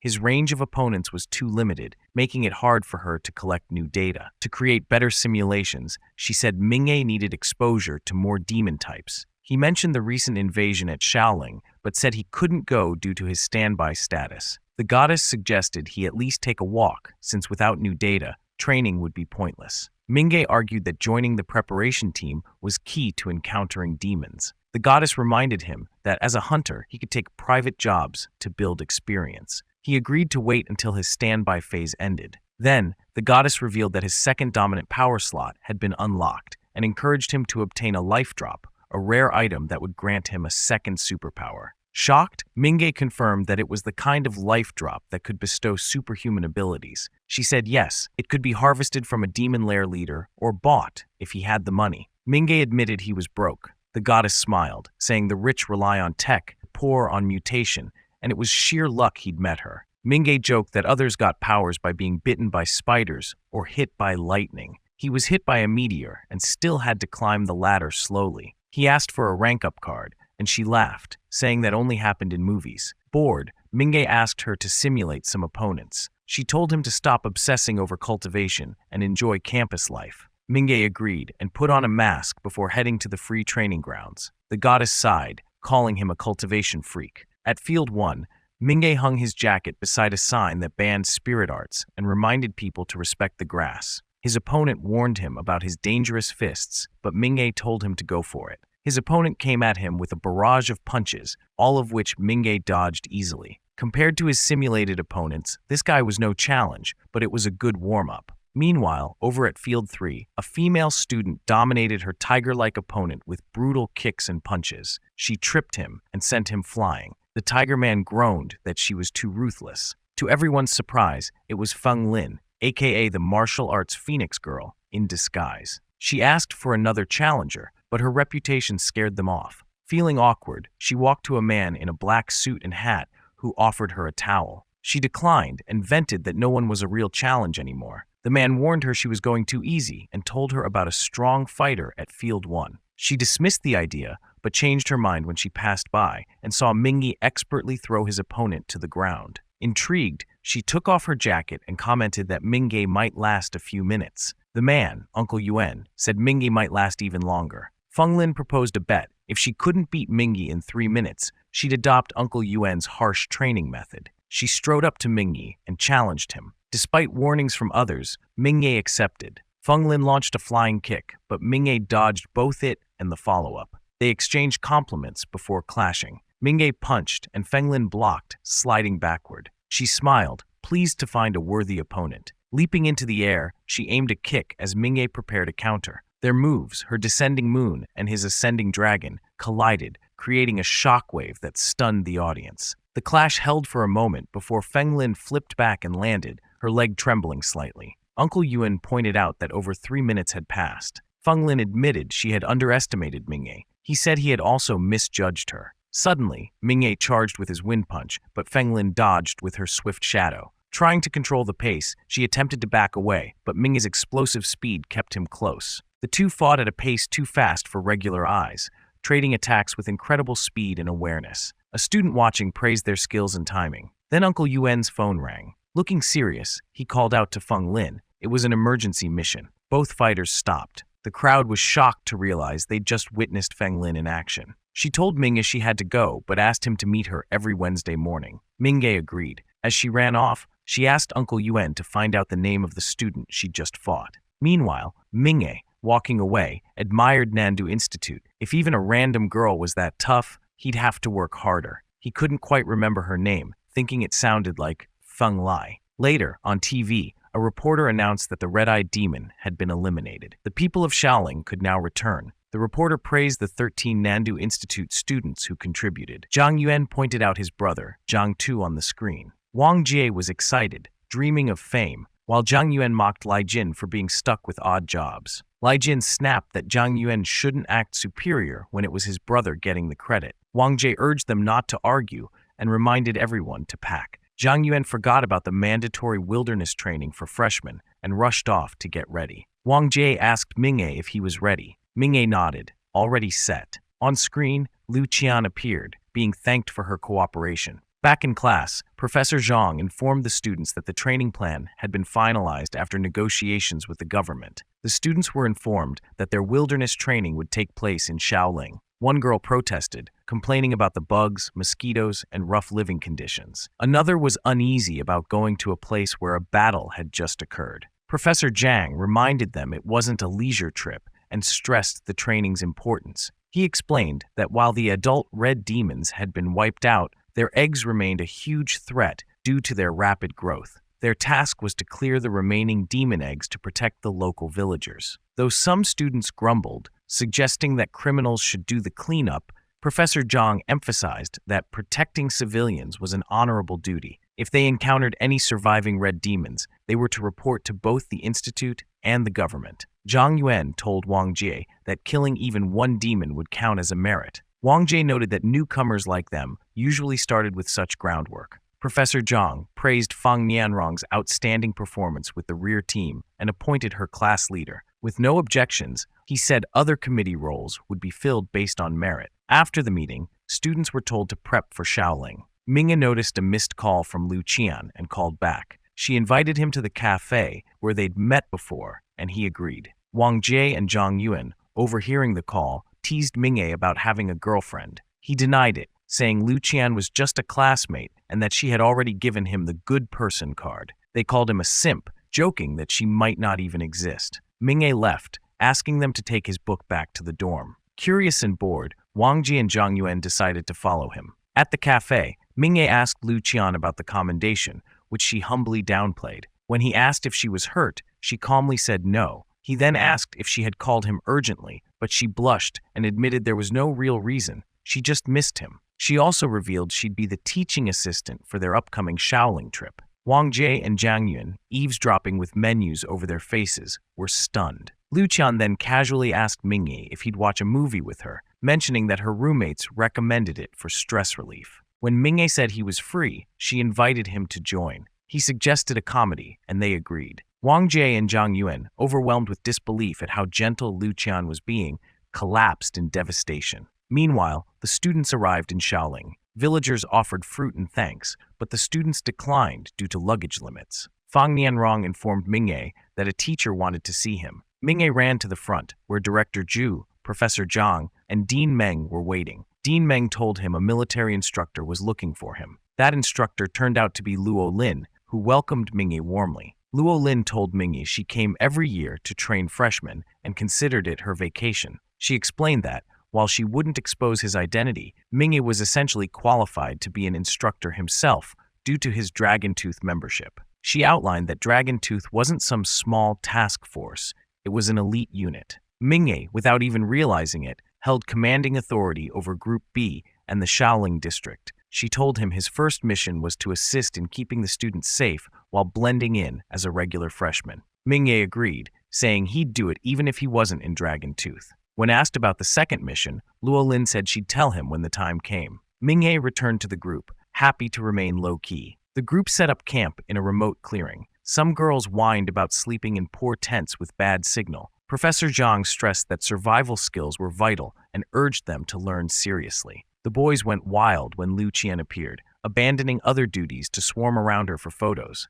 Meanwhile, Minghe spread bug repellent around his tent, and instructor Zhu Kai demonstrated how to use ashes to create a fire scent barrier to deter mutated beasts. Zhu Kai explained that animals that fed on calamity corpses could mutate once they even saw a 10-meter beast bear. These little precautions, he said, could save lives. Night fell, and each group gathered around campfires. At Luolin's campfire, a student asked her to share a frightening story. She spoke about the time she saw a calamity emperor beast as a student. It was so massive that it looked like a moving mountain, and though the city was evacuated, it became a demon nest. Several super leaders, including a dean from Nandu, died in the battle. Professor Zhang stood and told the students to get some rest. They would start battlefield cleanup at dawn. The next morning, instructor Maya Olin woke everyone up and ordered them to form 10 small class-based groups. She led Minghe's group and warned that lagging students would only get steamed buns for breakfast. She made it clear, keep up or fall back to the assistant at the rear. She dashed up a hill before the students could react. Minghe and a few others managed to keep pace. Maya Olin crossed a river using exposed rocks, and only a handful, including Minghe, Fang Nianrong, Lai Jin, and Liang Dong, made it across without falling. Behind them, someone slipped into the river. On the mountaintop, Maya finally paused, saying only 4 had managed to keep up. Lai Jin begged to keep going, but she reminded him most students were far behind. The 4 rested, some out of breath and sweating heavily, but Minghe remained completely unfazed. Eventually, Zhang Yuan, Wang Jie, and the rest of the exhausted students arrived one by one, gasping and barely standing. Liang Dong chuckled as he told the others they'd already been waiting nearly 5 minutes. Zhang Yuan and Wang Jie were too out of breath to even respond properly. As more students arrived, instructor Maya Olin resumed the run despite their protests. When they returned to camp, the early arrivers were already preparing breakfast. Seeing that, Maya decided to let her group rest for a bit. Fang Nianrong observed that every class had a few standout students. Lai Jin agreed, pointing out that many of them were the best in their hometowns.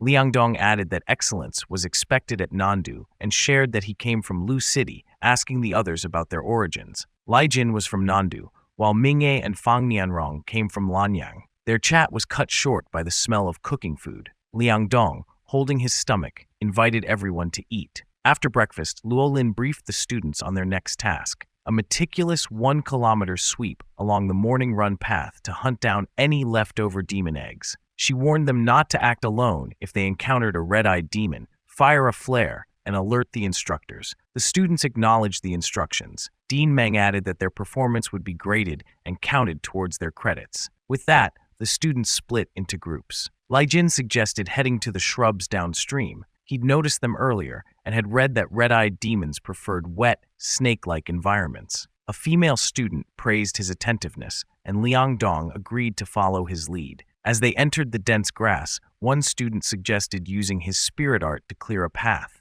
Minghe told him not to waste energy, but Lai Jin overrode him, saying the rest of the group could handle any danger. The student happily began cutting through the grass. Fang Nianrong asked what Minghe had been about to say. He explained that cutting the grass might scare off any hiding red-eyed demons, but figured the risk was low since instructors had probably done a sweep the night before. He pointed out that instructors had followed a specific route and likely conducted a covert investigation during the night. The eggs were small and hard to detect.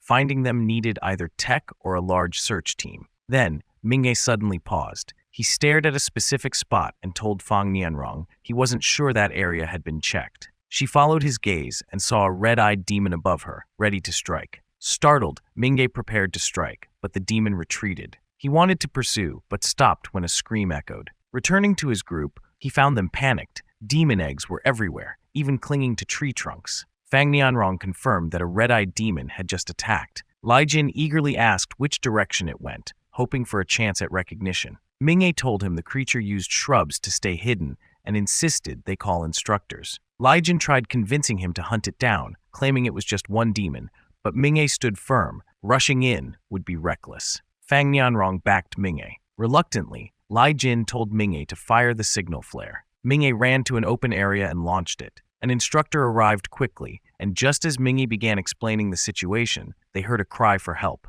Ignoring warnings, Minghe jumped down a cliff toward the sound. Mid-air, he was ambushed by a red-eyed demon, but struck it down instantly. Another snuck up behind him, but Minghe slammed it into the ground. He suspected they'd missed a hidden nest during their sweep. Then he heard more cries and traced the voice, only to realize it was a red-eyed demon mimicking human speech. He deduced that his classmates had likely been fooled. As he moved to clear the area, a demon bit a vine, triggering a pitfall trap. Minghe fell in but landed unscathed, only to find himself surrounded by demon eggs. Just then, lightning cracked overhead and rain began to fall. Fog rolled in across Shaoling. Luolin's team, receiving reports of the hidden nest, noted the fog's unnatural nature. Realizing the danger, Luolin ordered immediate evacuation. Liu Qian, Professor Zhang, and Maya Olin rushed to the scene. An instructor briefed them. Minghe, Fang Nianrong, and Lai Jin were still inside. Maya suggested prioritizing evacuation, especially since others were catching up. Then Liu Olin's command came in. Total retreat. Maya tried to protest, citing students still in danger, but Liu Olin insisted. Professor Zhang urged Maya to save the students, but she explained that an unknown calamity of grade 6 or higher was approaching. Staying would risk disaster. Liu Qian volunteered to enter alone while Zhang and Maya evacuated the others. They agreed and launched the operation. Inside the pit, Minghe fought through a swarm of demons, surrounded by corpses and eggs. Hearing a familiar voice, he realized Liu Qian was calling for him. He shouted back, confirming he was alive. Liu Qian, struggling in the thickening fog, couldn't pinpoint his location. Liu Qian called out to Minghe, asking if he was okay. Minghe responded, urging her to stay back and not fall into the pit. She warned him that Luolin had ordered an evacuation, suspecting the fog in Shaoling was the same as the one that caused mysterious disappearances in Zishan Industrial Park. Minghe assured her he was fine and said he'd leave after taking care of something. He asked her to help guide other students who might have been lured into demon nests. She agreed and told him to be careful. Minghe turned to face the evolved red-eyed demon, recognizing it as the leader based on its mimicry and traps. Surrounded by smaller demons, Minghe charged the leader, dodging the minions, and landed a powerful punch that knocked the evolved demon into a wall, smashing eggs. The creature let out a loud cry, calling for reinforcements. As more minions swarmed him, Minghe mocked the repeated tactic. He grabbed a vine, channeled his spirit art, and slammed a vine-infused punch into the ground. Vines erupted, capturing and crushing the minions. He admitted he had faked weakness to eliminate them all at once. Enraged, the evolved demon lunged at him, but Minghe countered with a brutal punch to its gut, then unleashed a flurry of blows until the demon was nothing but a mangled corpse stuck in the wall. After cleaning up using dripping water, Minghe used vines to climb out. While escaping, he realized the eggs weren't meant to hatch. They were cloud-seeding agents, meant to create the deadly white calamitous mist when exposed to rain. The red-eyed demon's goal was to cover Shaoling in mist, dooming everyone. Elsewhere, Zhang Yuan and Wang Jie were fleeing in the rain. Though the barricades were in sight, they kept getting turned around. Trees appeared out of nowhere, an illusion caused by the mist. They began to panic. Zhang Yuan said it was like being in another dimension, recalling stories from the Zishan incident where entire populations vanished in the mist. At the barricades, Xiaohu noticed the students hadn't reached them. Though they should have seen the group, there was no contact. Xiaohu volunteered to enter the mist, tying a rope around his waist. As he ventured 200 meters in, communication broke. When they pulled the rope back, Xiaohu was gone, without a trace. Inside the forest, Minghe regrouped with Liu Qian and the others. They admitted they got lost after hearing what they thought was a call for help. Minghe warned them that the demon leader could imitate human voices. A female student admitted she had also cried for help after falling. Minghe reminded them to be cautious of fake cries. Lai Jin doubted Minghe's claims, saying such things should be in textbooks. Liu Qian supported Minghe, saying there were rumors but no evidence yet. Liang Dong wanted to call for help but had no signal. Minghe suddenly remembered the official-issued black earbud in his pocket. He put it on and connected to Luolin. Luolin told him that external communication had failed and that while most students were evacuated, some remained trapped, including her. She stayed behind voluntarily. Minghe asked if instructors could still use the earbuds to talk. Luolin said yes, but only inside the mist. He hesitated, unsure if his discovery would help. Luolin encouraged him. Minghe explained how the demon eggs, when reacting with rain, created gas that triggered the mist. Luolin said this was the crucial intel they needed. She revealed that a giant patterned centipede had escaped from the entomology center. It was immune to the mist due to feeding on demon eggs. They had tracked it heading toward Shaoling. Minghe asked if their plan was to find and follow it. Luolin confirmed. Before Minghe could act, someone called his name, It looked like Professor Zhang. Liangdong was thrilled to see him and asked what to do next. But Professor Zhang was grim. He didn't think escape was possible. The mist was unexplainable and isolated them dimensionally. Outside help couldn't intervene. Minghe revealed Luo Lin's plan: lure the centipede with demon eggs. At first, some doubted him. One student said extra credit didn't matter if they died. Minghe clarified they weren't collecting eggs for grades, but to bait the centipede. Professor Zhang backed the plan. It gave them hope, and they couldn't give up. Minghe quickly divided roles. Lu Qian and Instructor Zhang would rally the scattered students. Lai Jin and Fang Nianrong would search for eggs using his knowledge of demon nest locations. The more eggs they gathered, the better their odds of attracting the centipede and escaping the mist alive. Professor Zhang asked Minghe about his task, and Minghe responded that he was going to deal with something hidden in the mist. Liangdong nervously asked him not to frighten everyone, while Fang Nianrong supported Minghe, recalling how the trains she took often stopped at the mist's edge. And once, a monster had killed someone there. She urged everyone to stay alert and run the moment they saw anything unusual in the mist. The group grew serious. Liu Qian and Professor Zhang began combing untouched areas for missing students. Fang Nianrong and Lai Jin led a group searching for demonic eggs, sticking together to avoid getting lost. Lai Jin pointed out spots where eggs were likely hidden. Everyone stayed focused. Minghe sprinted through the mist with a look of intense determination. Luo Lin activated communication lines and asked for updates. Guo Min and Dragontooth Minghe answered, awaiting commands. Minghe responded while sliding down a hill, prompting squad instructor Mayo Lan, perched on a tree, to recall a student named Minghe who had easily completed a morning run. Luo Lin was given access to the mutant distribution map and began monitoring a 3-kilometer zone within the mist. At first, the map showed no signs of mutants, which puzzled her. When yellow dots marking mistborn mutants suddenly appeared across the map, she was shocked, as they hadn't moved in from anywhere. They had simply appeared. Luo Lin warned Fang Qin that a massive beast was near her and told her to evacuate immediately. Fang Qin, mid-run, saw a spider with a skull-like body. She hurled shurikens at it, but the spider calamity beast deflected them effortlessly. Realizing she couldn't take it alone, she dodged the spider's charge and informed Luo Lin that the mutants had appeared out of nowhere, likely through a hidden portal. Luo Lin told her to stay along the forest's edge and had called Jukai for backup. Outside the forest, at the campsite, the spider was identified as the Lord-ranked spider formation. As Fang Qin ran, Luo Lin guided her, but then realized Fang Qin was heading the wrong way. Realizing the danger, Fang Qin gave a sad farewell to the team. Luo Lin watched the blue signal disappear from the map as the red threat zone overtook it. Tears fell as she announced that Fang Qin had led the beast away and completed her mission. She then instructed all units to head to the marked zone and stay ready to eliminate any mutants in the valley. Minghe, sitting alone on a rock, reflected on what they knew so far. Beasts disguised as women,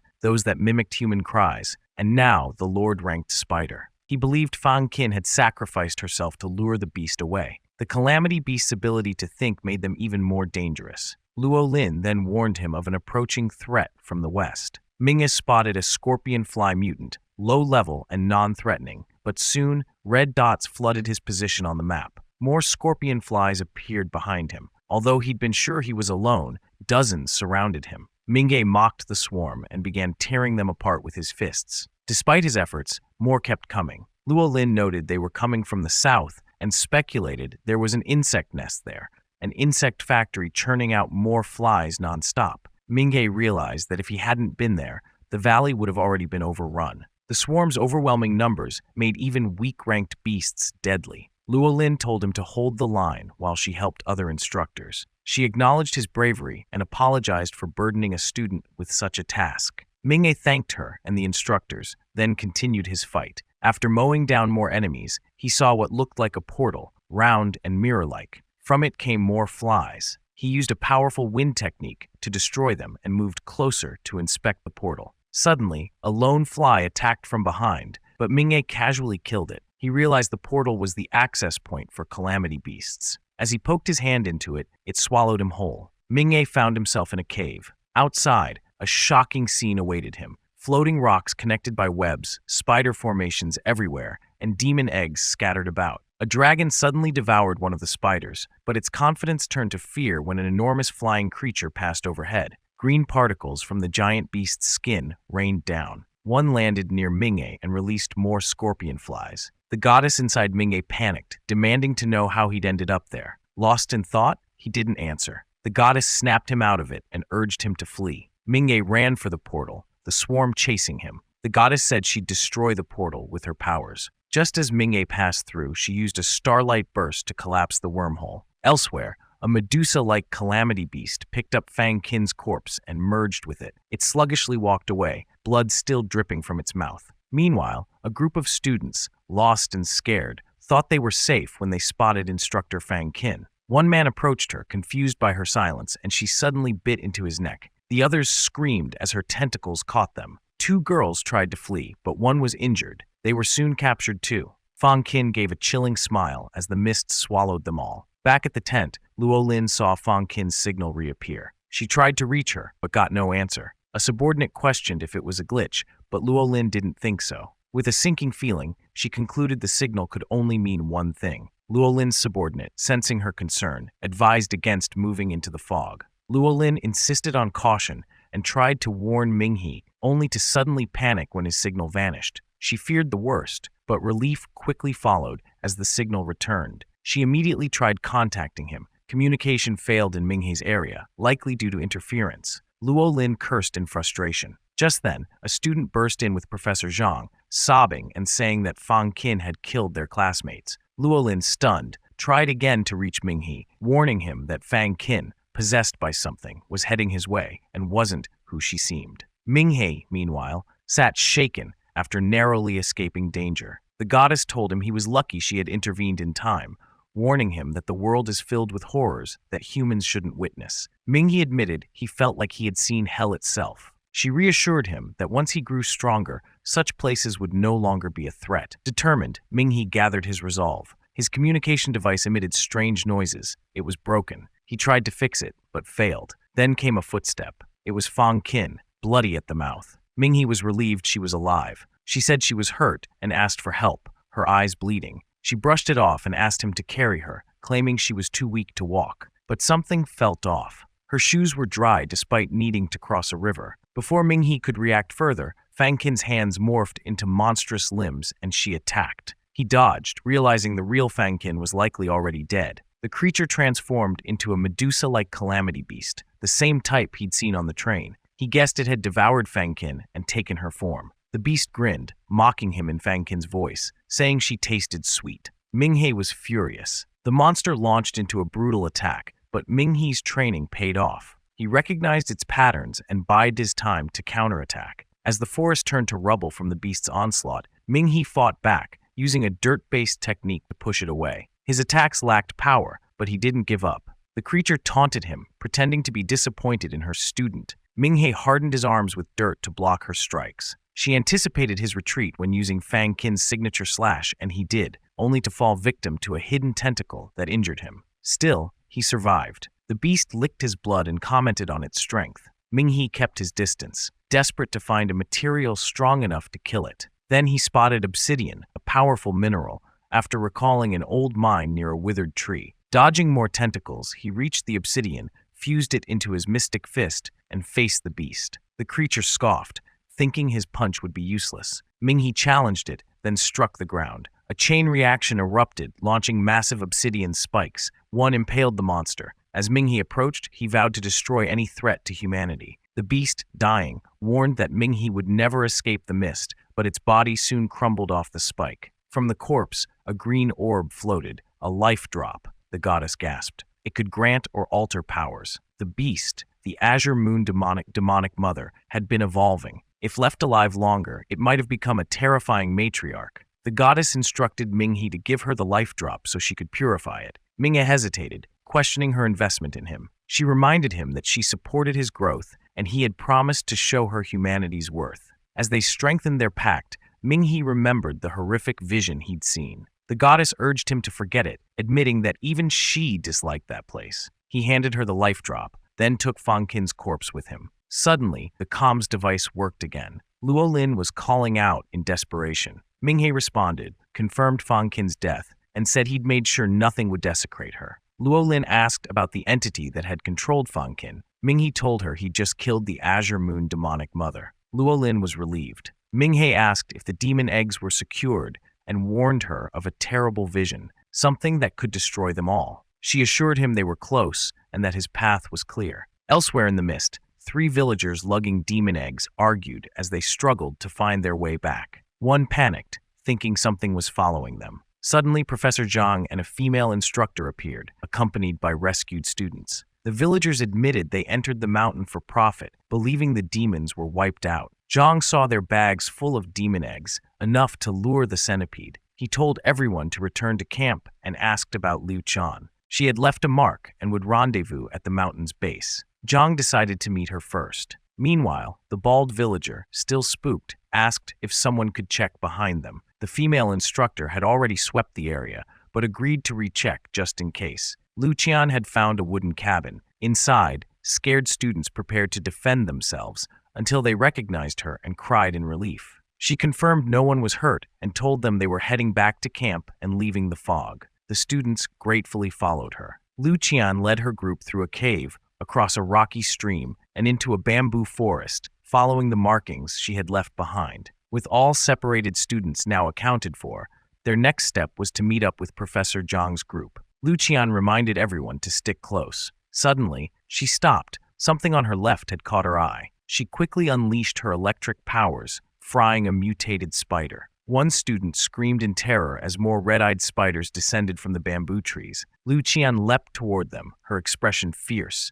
As electricity surged around her, she unleashed a powerful electric burst mid-air, frying a dozen spiders upon landing. Her calm demeanor impressed the group, who struggled just to fight one. After they moved on, a massive spider leg crushed one of the dead spiders Liu Qian had burned. At the mountain's base, her group reunited with Professor Zhang's. Curious students asked about the nature of the fog and why demons still existed despite being declared extinct. Professor Zhang explained that these demons emerged differently and warned that stronger ones would soon appear. Liu Qian said they had found a path out and urged teamwork. Professor Zhang rallied the students, reminding them they were superheroes too. His speech lifted their spirits, and they pushed toward the camp, only a short distance away. Along the path, they stumbled upon piles of demon corpses. One student wondered who had killed them. Then they saw instructor Mayo Lan. Everyone tensed. Mayo Lan was clearly injured. Liu Qian asked if she was okay, and Mayo Lan insisted she just needed rest. But then a pointed leg pierced her from behind. It was the formation spider. Blood poured as the spider hoisted her up.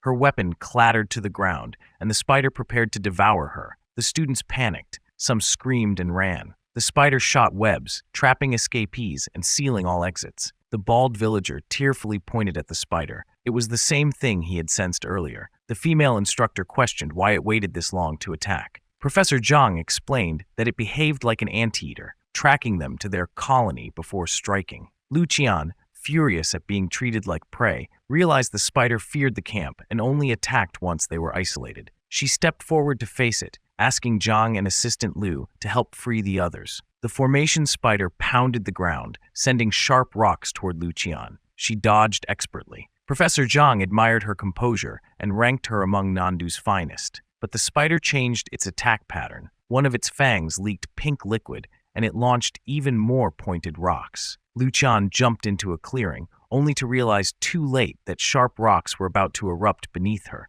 The assistant thought she was done for, but Professor Zhang saw her dodge every one. He urged Assistant Liu to trust Liu Qian and to get back to work. Liu Qian landed on the spider's back and jumped again, building momentum. She launched a powerful electric kick, Thunderhawk, straight into the spider's back, charring it and making it scream. She dodged its retaliating leg and summoned Mayolan's spear using electricity. Empowering it, she hurled it beneath the spider, shocking it further. Then she dashed in and punched off one of its legs. As it opened its mouth to spray her with venom, Liu Qian hesitated until Professor Zhang called out. He summoned a massive golden scroll just in time. Liu Qian slid under it as acid rain poured from above. The scroll protected them. While holding the scroll, Zhang informed her they had freed half of the students. Liu Qian said she injured the spider, giving them hope. Zhang apologized for not helping in combat, but Liu Qian reassured him. Protecting the students was just as important. Then, panic erupted again as more red-eyed spiders appeared.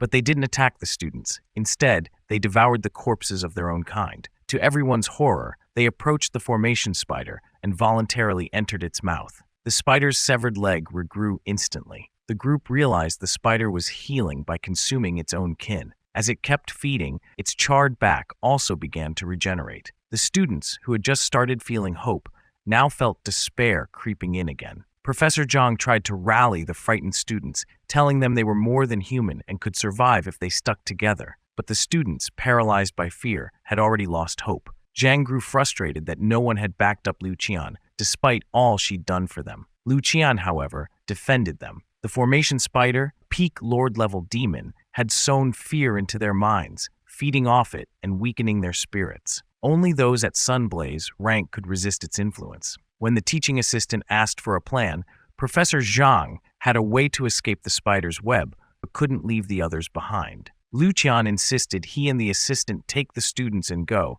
She would stay behind and hold off the formation spider, which couldn't be killed since it could regenerate. Zhang feared the worst for her if left alone, but Lu Qian assured him she had a way to escape. She chose to stay, believing her sacrifice would inspire her peers to one day fight for each other too. While Lu Qian confronted the ever-strengthening spider, Zhang and the assistant worked frantically to free the students, who eventually joined in the effort. One crying student even attacked the spider with a red energy beam. Though terrified, they remembered they were students of the Superhuman Institute and refused to just give up. Lu Qian prepared her most powerful technique, Lightning Fury, gathering electricity before unleashing a storm of bolts on the formation spider. The spider took the full hit, but when the dust cleared, glared back at her with glowing red eyes and trapped her in a blood web. Immobilized, Lu Qian realized she had been caught in an illusion. The spider mocked her, calling humans pests and saying it only fed on such creatures. As Zhang opened a path for the others to escape, Lu Qian remained unresponsive. Assistant Lu feared her soul had been struck. With the web starting to regenerate, they had to leave. Zhang, though pained, accepted Lu Qian's fate and hoped her will was strong enough. Inside the illusion, the spider tried to crush Lu Qian's spirit by telling her she had been abandoned and that her body would be consumed by its offspring. It claimed humans feared loneliness the most, and in isolation, their beliefs meant nothing. It even slowed time to torment her longer, dredging up painful memories of praise without sincerity, injuries ignored by her family, and isolation disguised as admiration. Back at the web's entrance, Minghe appeared, running toward the hole just before it closed. Zhang tried to stop him, warning of the spider's power and the futility of his intervention. But Minghe insisted that losing someone hurt more than fear ever could, and forced his way in. Luolin, contacting them through a recovered communicator, informed them she'd sent help from Dragon Tooth, a powerful special force, but the only one who had entered was Minghe. Zhang dismissed the idea that Minghe could be one of them, believing a new student couldn't belong to such an elite group. Inside, Minghe charged into the battle. He fought off the demon spiders surrounding Lu Qian, then launched a brutal assault on the formation spider. Despite its strength, the spider was overwhelmed by his relentless punches. As it tried to retreat using a web line, Minghe summoned his soul art, star-marked galactic fists. The attacks rained down, leaving only scraps of the spider's body behind. When demon spiders tried to sacrifice themselves to help the formation spider recover, Minghe crushed one underfoot and unleashed the final blow, Meteorite Judgment. The beam of light obliterated the spider, leaving only a deep crater. At that moment, Lu Qian woke up and immediately collapsed. Minghe cried out as she fell. Minghe rushed to Lu Qian's side, caught her as she collapsed, and supported her. In her fading consciousness, she heard someone calling her name. It felt like she was falling. Then a faceless figure grabbed her hand. She wanted to know who it was, but passed out from the pain before she could figure it out. Minghe carried her out of the web prison. Outside, he met Ju Kai and informed him of what had happened. Ju Kai was relieved the students were safe and praised Minghe, but Minghe credited Lu Qian for critically injuring the formation spider. Ju Kai examined Lu Qian and feared she might be mentally scarred beyond recovery, possibly left in a vegetative state. Minghe insisted she was still there. He had heard her whisper before she fainted. As they walked back to the camp, Ju Kai asked if anyone had seen Minghe rescue Lu Qian. Minghe replied no one had seen him enter the web prison. Ju Kai revealed that he wasn't just an instructor, he was actually the squad leader of Dragon Tooth's Southern Division. Minghe was shocked. Ju Kai explained their identities had to remain secret. He apologized for letting Minghe handle the spider, but said his strength was being conserved for their next threat, the mutated centipede. It had already undergone 2 evolutions and posed a serious danger. Mingay agreed it was wise not to risk everything on the spider, acknowledging the importance of Luo Lin and Jukai's decisions. Jukai then informed Mingay about his second mission: remain undercover. Dragon Tooth had intel that members of Heavenly Sovereignty had infiltrated Nandu Institute. Mingay, who had once killed one of their outer circle members, Dr. Zhao Shuhua, expressed his hatred for the cult and wanted confirmation that others like Zhao were hiding in the institute. Jukai explained that while the mist calamity was natural, Heavenly Sovereignty could use such disasters to wipe out young superhumans before they matured. If people like Mingay and Liu Qian died, it would cripple future resistance against the cult. He reminded Mingay they were fighting a long, hidden war, one where monsters weren't the only intelligent enemies. Mingay vowed to uncover the truth if someone was manipulating things behind the scenes. Jukai warned him to trust no one, not even Liu Qian, and to keep his Dragon Tooth identity secret. Mingay promised. Jukai told him that the official credit for defeating the Formation Spider would go to him, not Mingay, for secrecy's sake. Mingay agreed to follow the plan. When Jukai mentioned Mingay would be rewarded, Mingay immediately thought of money, which made Jukai laugh. It was part of the reward, but not all of it. When they reached the camp, students and instructors swarmed them. Professor Zhang asked if Mingay had rescued Liu Qian. Mingay denied it and claimed he only helped briefly. He said Jukai had finished off the spider, but Professor Zhang was doubtful. Mingay said he wasn't strong enough and awkwardly mentioned that Liu Qian had been his classmate, unsure of how to define their relationship. Some students joked about rumors that Mingay was in Dragon Tooth, which they dismissed as impossible. Lijin, his roommate, also found the idea absurd. Mingay asked him about the mutant beast eggs, and Lijin pointed to a cliff where they had been collected. Suddenly, the ground shook. Something huge was coming. Mingay recognized the tremor from the train incident before he arrived at Nandu. The mutated centipede emerged from underground, towering over them even from the mountaintop. Its roar sent out shockwaves, sweeping away some students.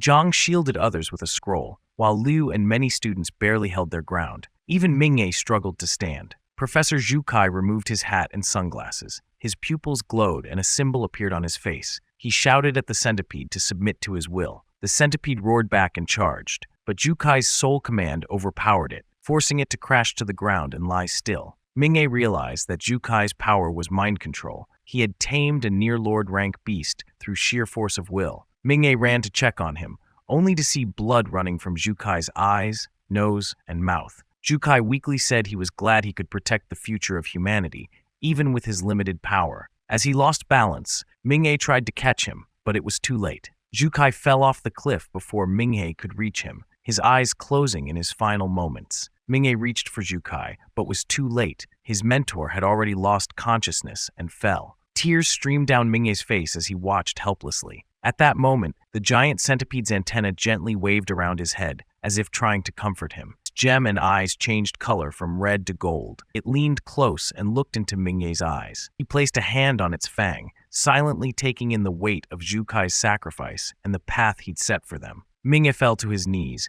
regretting not understanding sooner how high the cost of taming such a beast would be. Luo Lin approached and comforted him, telling Mingay that everyone who had died had placed their belief in him. Mingay cried out, vowing to hunt down the one behind it all. Later, students began boarding the massive centipede, some nervous, others in awe. Mingay and Luo Lin stood at the front. At Zhang's signal, Mingay commanded the centipede to guide them out of the mist. It roared and began moving forward, with the students clutching its scales tightly. Soldiers stationed outside the mist grew tense when they saw the silhouette of the centipede. A man with a radio urged caution and called for higher authorities. As the beast emerged, Luo Lin quickly announced herself and explained the creature had been tamed. Relief swept over the waiting students and staff who'd escaped earlier. Chief Peng greeted them, smiling with pride. Luo Lin reported the full count of survivors and informed him of the instructors who had perished. The names of the fallen, Fang Qing, Maiolan, and Zhu Kai, shocked everyone.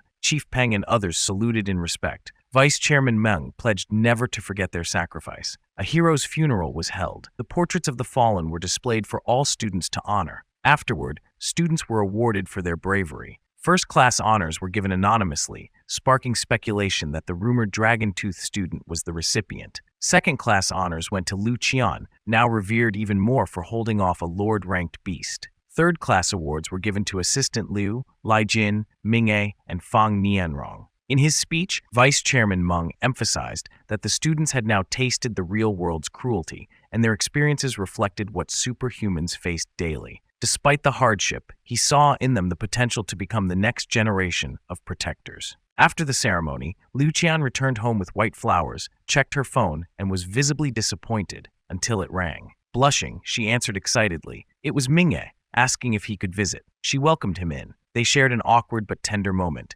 Ming-A asked how she was doing, and she invited him inside. She brought him water, then asked directly if he was the anonymous awardee. Ming-A denied it, brushing off his involvement and insisting that Zhu Kai deserved the credit. Liu Qian tried to say she remembered him saving her, but Ming-A dismissed it, blaming her damaged memory. She didn't press the matter. Instead, she kissed him on the cheek to thank him. Caught off guard, Ming-A blushed, and they both grew awkward. Liu Qian clarified it was just gratitude, and Ming-A shyly nodded. Meanwhile, at the training grounds, Feng Lin and her uncle waited for Ming-A, who hadn't shown up for several Wednesdays. Her uncle teased her for being stood up. She was annoyed and insisted on finding him herself. When Ming-A finally arrived, she and her uncle confronted him. Ming-A apologized, explaining he'd been at the award ceremony. Feng Lin was stunned to learn he was a freshman. She lost a bet with her uncle and stormed off, declaring she didn't want to see Ming-A again. Uncle Yuan explained that Feng Lin had assumed Ming-A was her senior because of his strength.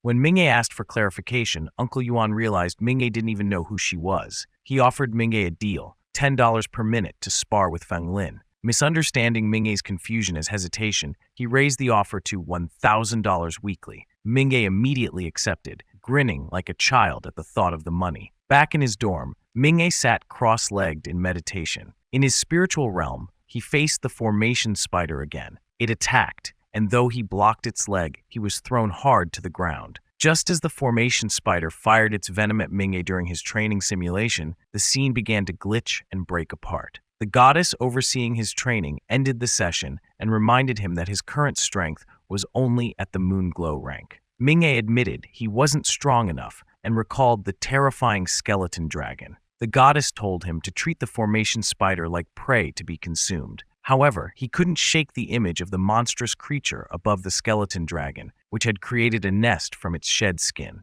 Ming-A realized that without Liu Qian's help, he wouldn't have stood a chance against the spider. Feeling weak and frustrated, he vowed never to let another comrade die in front of him. The goddess, recognizing his desperation, gently explained that there were limits to physical growth through training alone. To advance, he would need external help, supplements. She spoke of humanity's ingenuity in creating such aids by dissecting monsters. The most powerful of these was the life drop. However, the one she had purified, a violet soul-grade drop, offered the power of disguise, which wasn't ideal for a frontline fighter like Ming-A. He still had to master his current abilities and awaken his red sovereign talent. Ming-A asked how to reach Sunblaze rank faster. The goddess reiterated, besides life drops, liquid stardust, crafted from monster remains, could dramatically boost power. But Ming-A hadn't heard of it due to his inexperience and lack of wealth. The goddess warned that liquid stardust was expensive and couldn't be used recklessly due to lingering toxins. Still, it was perfect for hard-training warriors like Ming-A. She suggested selling the life drop to fund his advancement. Ming-A agreed and returned from the spiritual realm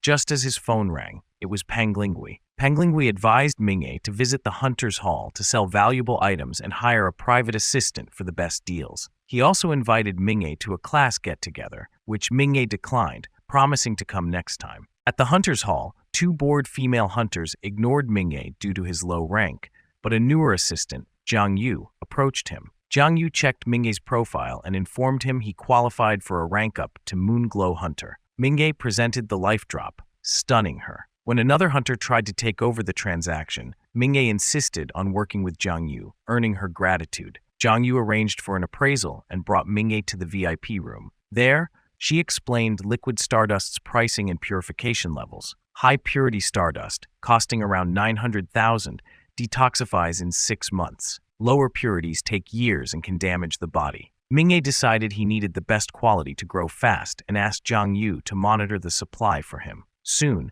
a butler entered with the appraisal results. The life drop's base price was set at $2 million. Ming-A was stunned by his sudden fortune. Jiang Yu told him that once the sale and his next purchase were complete, his hunter rank could be upgraded again after assessment. Returning to campus, Minghe resumed his intense daily routine: classes in the morning, combat simulation in the afternoon, and self-study at night. During a lecture, Professor Feng demonstrated how calamity fragment radiation could transform a regular rock into an ultra-tough crystal. As the lecture continued, Minghe received a message. The life drop had sold for 3 million. After the commission, he received 2.85 million. He was stunned. Professor Feng, looking for a strength-type student to demonstrate, called on Minghe. Now a recognized name, Minghe walked up amid applause. Feng handed him a crystal and told him to try breaking it, something 99% of students couldn't do. Minghe gripped the crystal and, to everyone's shock, crushed it to pieces. The class stood up in disbelief, mouths agape.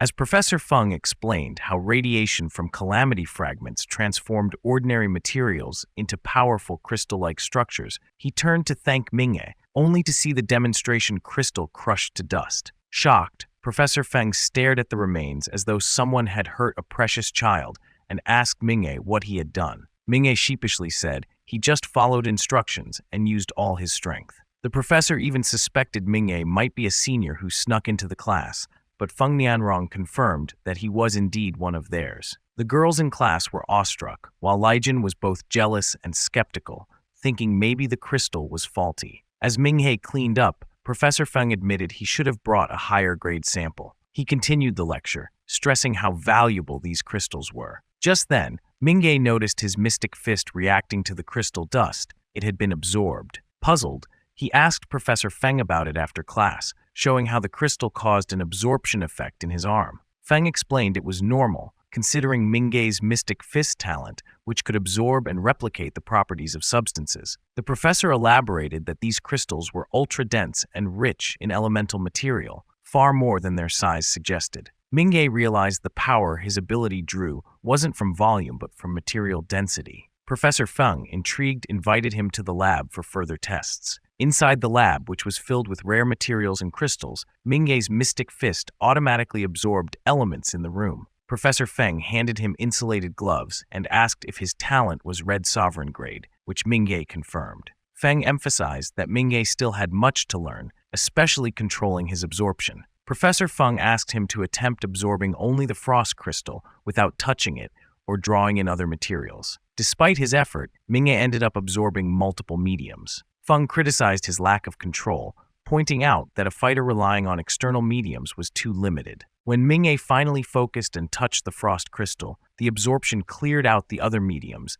and his hand became encased in ice. They moved to a messy training arena, where Feng asked Minghe to demonstrate. Minghe unleashed the roaring ice fist, demolishing the ground and sending a wave of frozen energy through the entire area. Even Professor Feng was stunned by the raw power. The difference, he said, was the crystal grade. Frost crystals were of a much higher tier than the one used in class. Minghe fantasized about always having access to such power, but Professor Feng reminded him that high-grade crystals were rare and expensive. Still, the idea of carrying isomorphic mediums for battle was a smart one. Feng warned, though, that even low-grade versions cost a fortune. The dazzling grade crystal Minghe had just used was basically priceless. Disheartened by the cost, Minghe realized again that rich people had access to tools, while the poor had to train harder. Feng encouraged him to start with perception, learning to sense mediums using all 5 senses. Not just vision, but smell, sound, touch, and intuition. Feng handed him a jar of mixed-grade crystals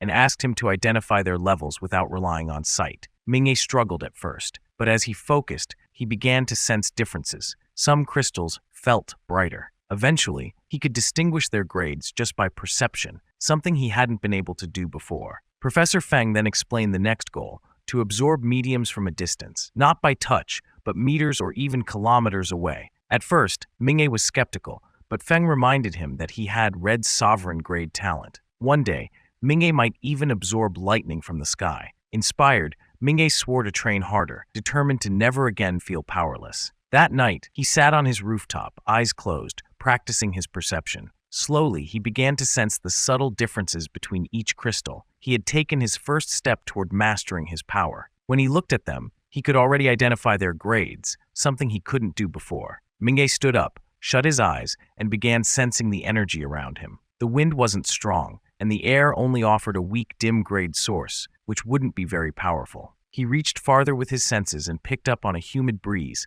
It led him to a nearby lake. Extending his perception, he confirmed the lake's presence. If he absorbed the water there, it would equate to a bright-grade power level. However, when he tried to draw power from it, something blocked him. Opening his eyes, he glanced out from the rooftop and felt reassured. Professor Feng's teachings worked. Soon, he wouldn't need a visible medium to draw power. Down below, Jiang Yu waved at him. She'd brought what he needed. Minghe leapt from the rooftop, landing near her. His two roommates, Zhang Yuan and Wang Jie, felt bitter seeing another stunning girl with him. Jealous since he already had Lu Qian, yet still drew other beauties. Jiang Yu had managed to buy premium stardust liquid from a desperate seller at 850,000 yuan. She didn't expect Minghe to be attending a superhuman school and was surprised when he sent her the address. He asked her to keep it secret, which she agreed to, promising client confidentiality. He also asked her to find crystals with elemental attributes: fire, ice, rock, copper, iron,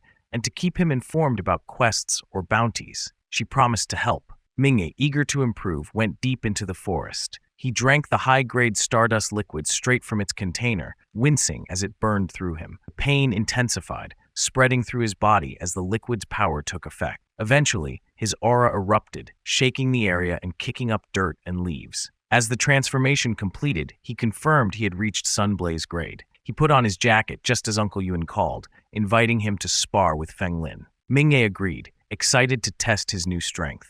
Uncle Yuan suggested they fight without holding back their spiritual powers. Minghe hesitated. Such battles were risky, but quickly agreed once the reward doubled. In a field near Nandu, Feng Lin was warming up and confidently claimed she'd win if spiritual skills were allowed. Uncle Yuan reminded her she'd lost to Minghe twice and still owed him a seaweed dance from a previous bet. Feng Lin had recently powered up, confident her new abilities would overpower him. When Minghe arrived, masked, Uncle Yuan greeted him. Feng Lin didn't plan to hold back, and the duel began. Flames enveloped her as she lunged at him. Minghe dodged but fell back, shocked at her intensity. She kicked at him with force that cracked the ground. Minghe blocked, but the shockwave was brutal. Feng Lin teased him, saying he looked overwhelmed. The audience, some of whom arrived late, watched in disbelief at her power. Minghe acknowledged her strength and admitted he wouldn't have survived her attacks before. But now, with Sunblaze power, his aura exploded. Dust swirled, and Feng Lin shielded her eyes.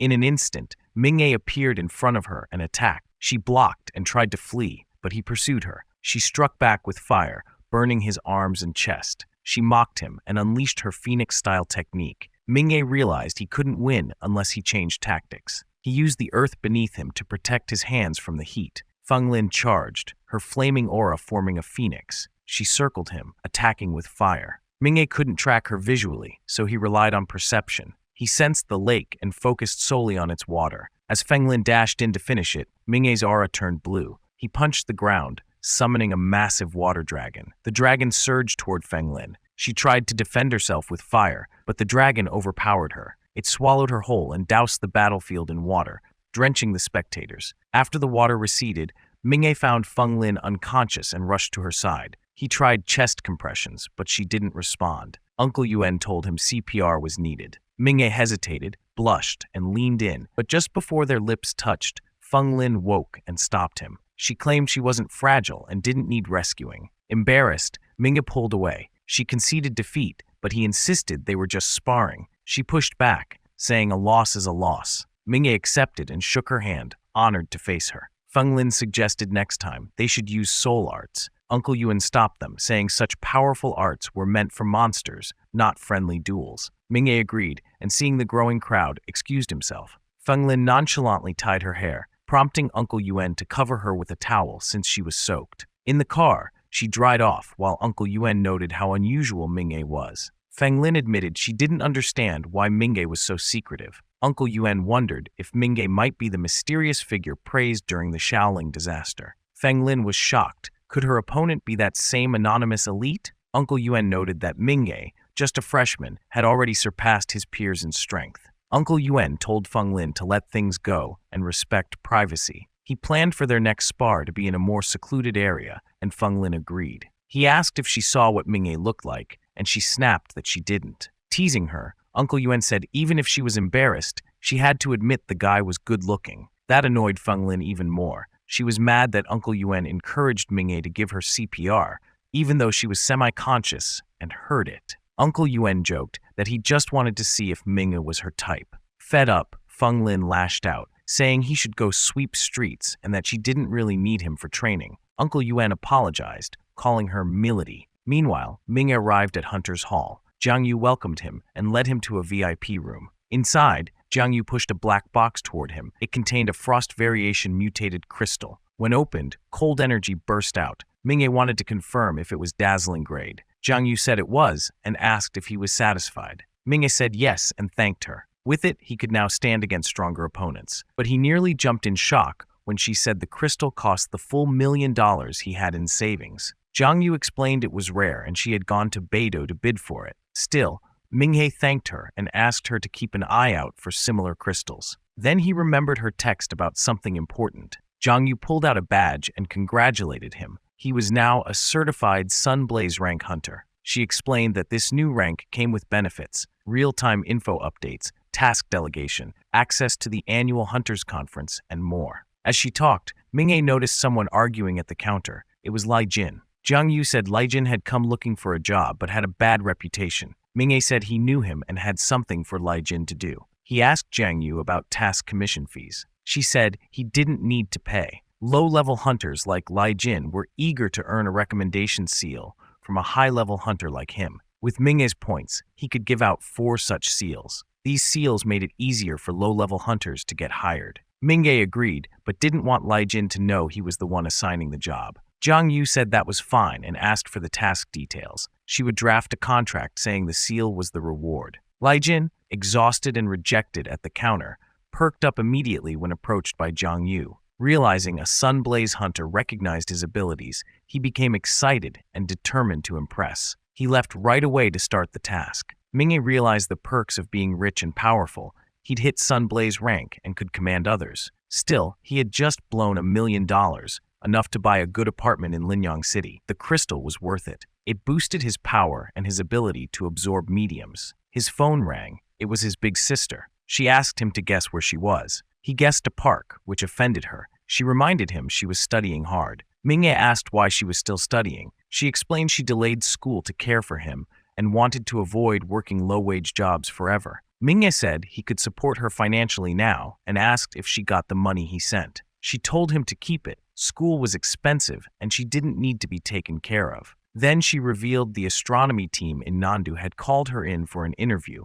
Shocked, Minghe asked if they were hiring her. She said it was only temporary, but it was still a big opportunity. Maybe she'd save enough to buy Minghe some high-quality gear. Minghe was proud of her. She said she was already on the train and asked him to pick her up. He agreed. Later, he picked her up and showed her around Nandu. They toured the city, dined at a fancy restaurant, visited the beach, and enjoyed the night view. Back at her place, they laid down, exhausted. She said she loved Nandu and wanted to work hard to afford a big house there. Her eyes widened when Minghe told her houses cost 1 to 2 million, but she was motivated. She joked about marrying a man with a big house. Minghe was speechless. The next day, he took her to the astronomy team building atop a mountain. It looked modern and elegant. After strict security checks, an attendant took his sister inside. Minghe wished her luck and wandered the facility. He noticed the intense surveillance, which made sense. This team helped predict global disasters. Their work was like humanity's eyes on the stars. Suddenly, a man walked past and sat near Minghe,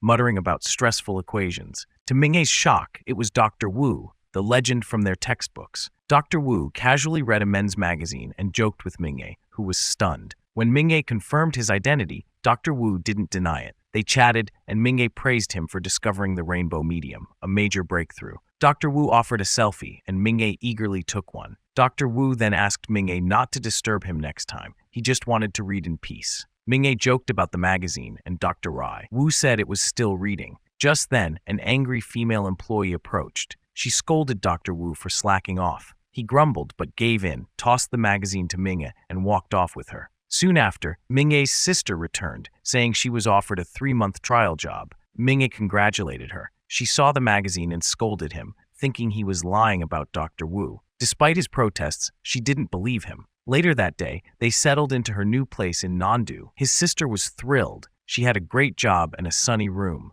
Minghe mentioned she could plant all the jasmine she liked on the patio. She said she'd start right away and asked him to come with her to a flower shop. But before they could leave, Minghe got a call from an unknown number. The caller asked if anyone was around. He wanted privacy. Minghe said he was being assigned a task and told his sister to go alone. She understood. He went to the balcony, and the caller asked if he was Minghe from the Dragon Tooth group. Minghe confirmed. The caller introduced himself as Instructor Luo, sent by Luo Lin. He officially appointed Minghe as a wanderer. Minghe didn't know what that meant. Luo explained, wanderers were a covert branch meant to fight infiltrators from the universe's heavenly sovereignty. These agents were like bloodhounds, hunting enemies in secrecy. Luo told Minghe they had a lead. Dr. Zhao once bought illegal medical gear, which may have connected him to the enemy. Luo would send the address later and hoped Minghe could find who Zhao met. Minghe agreed and was told to contact Luo Lin immediately if he found any enemy hideouts.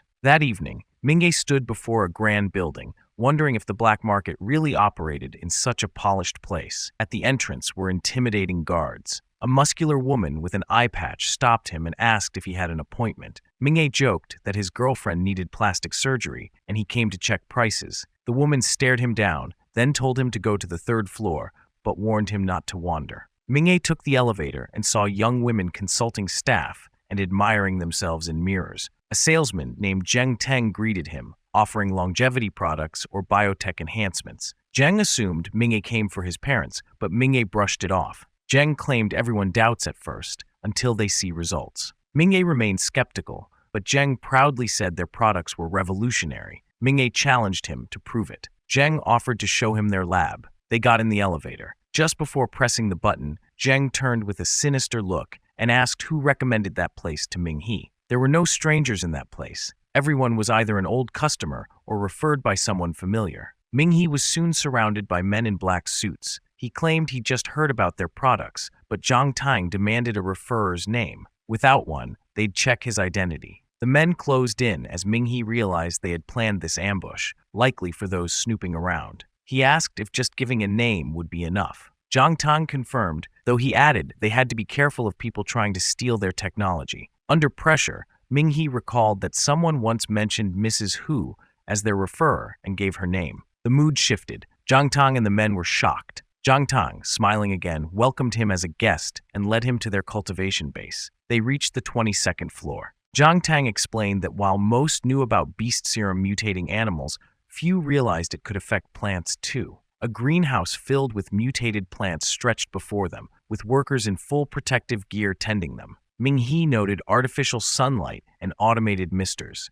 Zhang Tang showed him a cactus that, when processed into powder, could dramatically enhance beauty. Its cultivated form was far more potent than an ordinary cactus. Their cactus powder was a top seller among women. Minghe questioned the legitimacy of the beast serum used. Zhang Tang brushed it off, claiming all cities had unofficial sources and they could get not just serum, but also eggs, hearts, even brains of beasts. It was clear now why the place was considered a black market. Minghe wondered how such dangerous items ended up here. Next, Zhang Tang directed him to a glass enclosure of mutant mosquitoes. When a claw machine dropped pork belly inside, the mosquitoes swarmed it, targeting only the fat. Zhang Tang claimed their method of fat removal was safer than liposuction, natural and harmless, unlike surgery. Their anti-aging products, he said, were also safe. He led Minghe to another attraction. Minghe followed, reflecting on the enormous profits these operations must be raking in. He suspected that the serum Dr. Zhao used on sewer creatures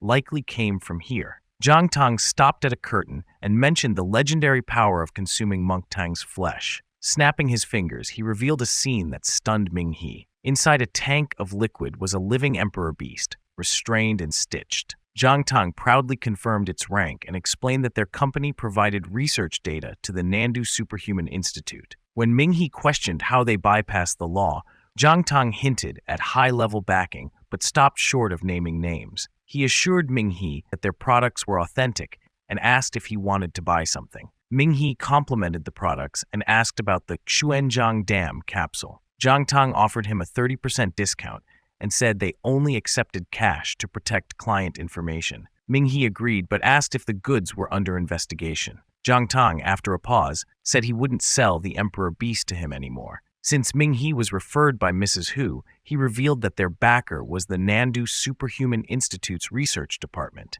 Ming-Hee was alarmed, but pretended to be reassured. As they rode the elevator to the 3rd floor, he noticed something odd. It always took longer to move between the 9th and 10th floors, hinting at something hidden. Once on the 3rd floor, they ran into a blonde woman. As she passed, Zhang Tang asked if Ming-Hee had seen her. Ming-Hee, confused, said yes. Zhang Tang then revealed she was Mrs. Hu, the person Ming-Hee had falsely named. Realizing he was exposed, Ming-Hee said nothing. Zhang Tang accused him of being a spy, and the men in black suits closed in, threatening him. Just as things got tense, someone called out, "Nurse Song." She claimed Ming-Hee was there to pick her up and said he was her boyfriend. When Zhang Tang pressed her, she explained that she had asked Ming-Hee to help her look into beauty products, as she didn't have access herself. Zhang Tang relaxed and joked about their relationship. Nurse Song asked him to keep it a secret since she was dating someone younger. Zhang Tang agreed and offered her a discount. As she and Ming-Hee walked away, Zhang Tang's expression darkened once they were out of sight. Outside, a guard envied Ming-Hee's girlfriend. Inside a restaurant, Ming-Hee asked Nurse Song why she worked there. She admitted it was dangerous but necessary. Dr. Zhao once had her pick something up from the black market, and she suspected he had changed after frequent visits there. Ming-Hee said the place likely belonged to the Heavenly Sovereignty Group. Nurse Song had planned to report her findings to Ming-Hee or Luo Lin, but ran into Ming-Hee first. He thanked her, admitting he almost used his frost crystal to escape. He had only 3 charges left and didn't want to waste it. He said he had some clues, but needed more. Nurse Song said she also had discoveries and asked if he wanted to hear them. Ming-Hee warned her it was incredibly risky, but she, emotional, confessed that a friend of hers was a victim of the Lanyang incident and she couldn't let it go. Nurse Song had worked with Dr. Zhao for years and couldn't shake the feeling that if she'd been more vigilant, she might have stopped him before things spiraled out of control. Ming-Hee reassured her not to blame herself for the Lanyang incident, but she remained firm. If nothing else, she had to expose the truth. She revealed to Ming-Hee that the black market had ties with Nandu Institute's research team and oddly generous donations from the beauty product division. Dr. Zhao often vanished to consult with a professor at Nandu Superhuman Institute. Through her contact, Mrs. Hu in finance, Nurse Song learned that Nandu's research department was behind the cover-up of Yuhong Enterprises' shady dealings. Yuhong frequently contacted the research department's vice director, but Nurse Song couldn't identify who that was. Ming-Hee pieced together the clues and suspected the professor might be the key figure. Nurse Song also mentioned a hidden department inside Yuhong's building, but didn't know its location. Concerned for her safety, Ming-Hee urged her to step back and take sick leave. He suspected Zheng Tang would now be digging into her background. She agreed and made him promise not to tell Luo Lin, knowing she'd panic. Ming-Hee gave his word and asked her to avoid such risks in the future. Seeing Ming-Hee again lifted Nurse Song's spirits. It made her undercover work feel worthwhile. That night, Ming-Hee took a taxi to Nandu Superhuman Institute. Upon arrival, he called Luo Lin and disclosed his encounter with Nurse Song. She was unbothered, casually bathing as she explained she'd known all along. From her perspective, Nurse Song bore partial responsibility for Lanyang's tragedy. Despite the pain, Luo Lin didn't stop her, fearing it would trap her in guilt. When Ming-Hee expressed worry, Luo Lin assured him that Nurse Song had been monitored. She added that Mrs. Hu had only been a decoy contact for Dragon Tooth, implying Nurse Song was the actual mole. Ming-Hee asked directly, but Luo Lin neither confirmed nor denied. She hinted Mrs. Hu wasn't exactly clean either. Meanwhile, at Yuhong's building, Zheng Tang exited the elevator on the hidden floor 9.5, flanked by men dragging the battered Mrs. Hu. He reminded her of the leniency they'd shown despite her selling faulty face cream. Mrs. Hu pleaded innocence, but Zheng Tang, ever suspicious, said he was simply breaking her legs, not out of suspicion, but as part of a test for their new limb regeneration product derived from calamity beasts. As she screamed and cursed him, she was thrown into a green liquid.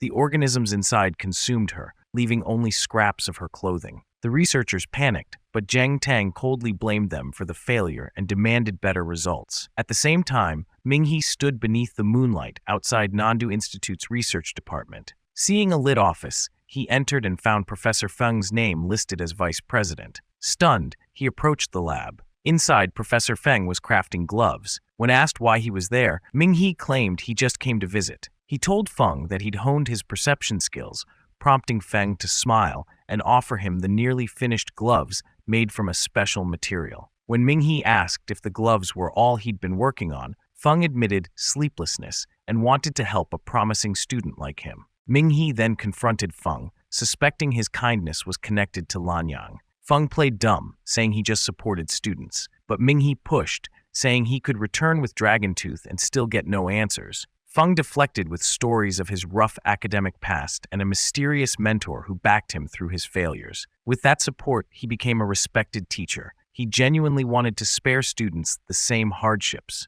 Ming-He pressed further, asking who this mentor was. Feng vaguely claimed to be the mentor himself, but eventually he apologized, especially after learning Ming-He was from Lanyang. He confessed to advising Dr. Zhao on extracting beast blood and regretted accepting the bribe. Ming-He was furious that Feng might have knowingly supported Heavenly Sovereignty's experiments. He begged Feng to reveal the mentor's identity. Feng insisted he didn't know. Everyone just called the figure Mentor, and he had never seen their face. Feng admitted he'd be dead if he knew the mentor's true identity. Ming-He realized Feng was just another puppet in a larger scheme. Feng accepted that, saying that in the end, he would be remembered as the one responsible. Just then, a yellow light flooded the lab. Officials stormed in to arrest Professor Feng for developing illegal beast-based tech. Feng raised his hands and looked at Ming-He. He recalled watching news of the young hero who had fought for Lanyang until his bones broke. He asked if Ming-He would accept the gloves he made. As the officials dragged him away, he repeated the question,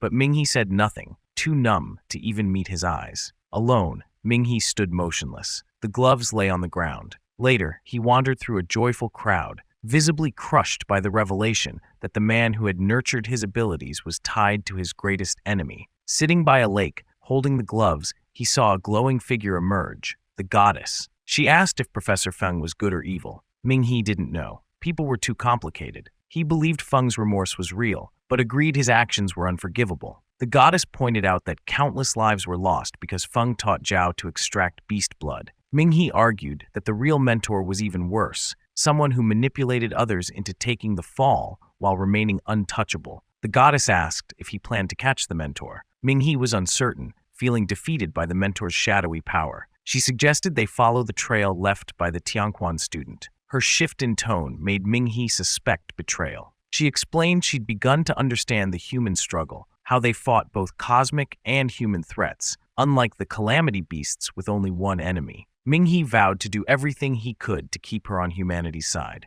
The goddess told Ming-He that he still had a long way to go and that she wasn't easily swayed. Ming-He got up, saying he was off to buy some vanilla ice cream, and asked if she wanted any. Her eyes sparkled, and she quickly said she wanted two. Ming-He reminded her that if she ever decided to wipe out humanity, she'd lose her chance to enjoy treats like that again. She looked away, pretending not to care, but when Ming-He started naming more foods she liked, she covered her ears in protest, calling him a devil in frustration. The next day, Ming-He returned to his routine: classes, training with the formation spider, and reading. While he was reading, Zhang Yuan grumbled about Lai Jin acting all high and mighty after catching the attention of a Sun Blaze Great Hunter and receiving a seal of recommendation. Wang Jie asked what that meant, and Zhang Yuan explained that achievements like that mattered, especially for elite recruiters like Dragon Tooth. Li Jin walked in, brushing off Zhang Yuan's ambitions, and even offered him a job as his assistant after graduation. Zhang Yuan was insulted, but Li Jin smugly reminded everyone of his second-class merit commendation. He said Ming-He was the only one he actually trusted, and even offered him a spot on his team if he joined Dragon Tooth or the astronomy group. Ming-He smiled and said he'd think about it. Later, Pang Linhui came into their room to remind Ming-He of a promised party. Even though Ming-He declined at first, Pang Linhui and the others dragged him along. They teased him for acting like going out was a death sentence. At the party venue, a high-end bar, Zhang Yuan and Wang Jie were surprised by the luxurious setup. They thought Pang Linhui paid for it, but it was actually Feng Lin's birthday celebration. They were even more stunned to see two of the university's most revered girls, Feng Lin and Tang Ning, dancing together. The crowd went wild. After their dance, Pang Linhui brought Ming-He over to meet the birthday girls. With the dim lighting, Ming-He hoped Feng Lin wouldn't recognize him. He greeted them politely. When Pang Linhui teased Feng Lin for being uninterested in people, Tang Ning backed him up, prompting a defensive response. The conversation shifted to Feng Lin's mysterious sparring partner, the one person who had ever defeated her. Tang Ning dared Feng Lin to call him, claiming she had a right to since it was her birthday. Feng Lin relented and had to ask Uncle Yuan for his number. Panicked, Ming He quickly excused himself and ran to turn off his phone, but he couldn't switch it off. He needed to stay in contact with his commander. Just then, an unknown number called, and Ming He picked up in a rush, assuming it was Feng Lin. She was surprised that he recognized her voice. Ming He claimed he was hospitalized, but the loud background music betrayed him. Realizing the DJ in her bar matched the sound from his call, Feng Lin stood up and scanned the crowd, asking if he was at Wu Yu Bar. Ming He made a weak excuse and hung up, regretting answering in the first place. He feared being outed as both Feng Lin's sparring partner and the undercover Dragon Tooth agent. Jiang Yu called next. She said Lai Jin completed his task. He had investigated students who first escaped the mist. There were 133 in total,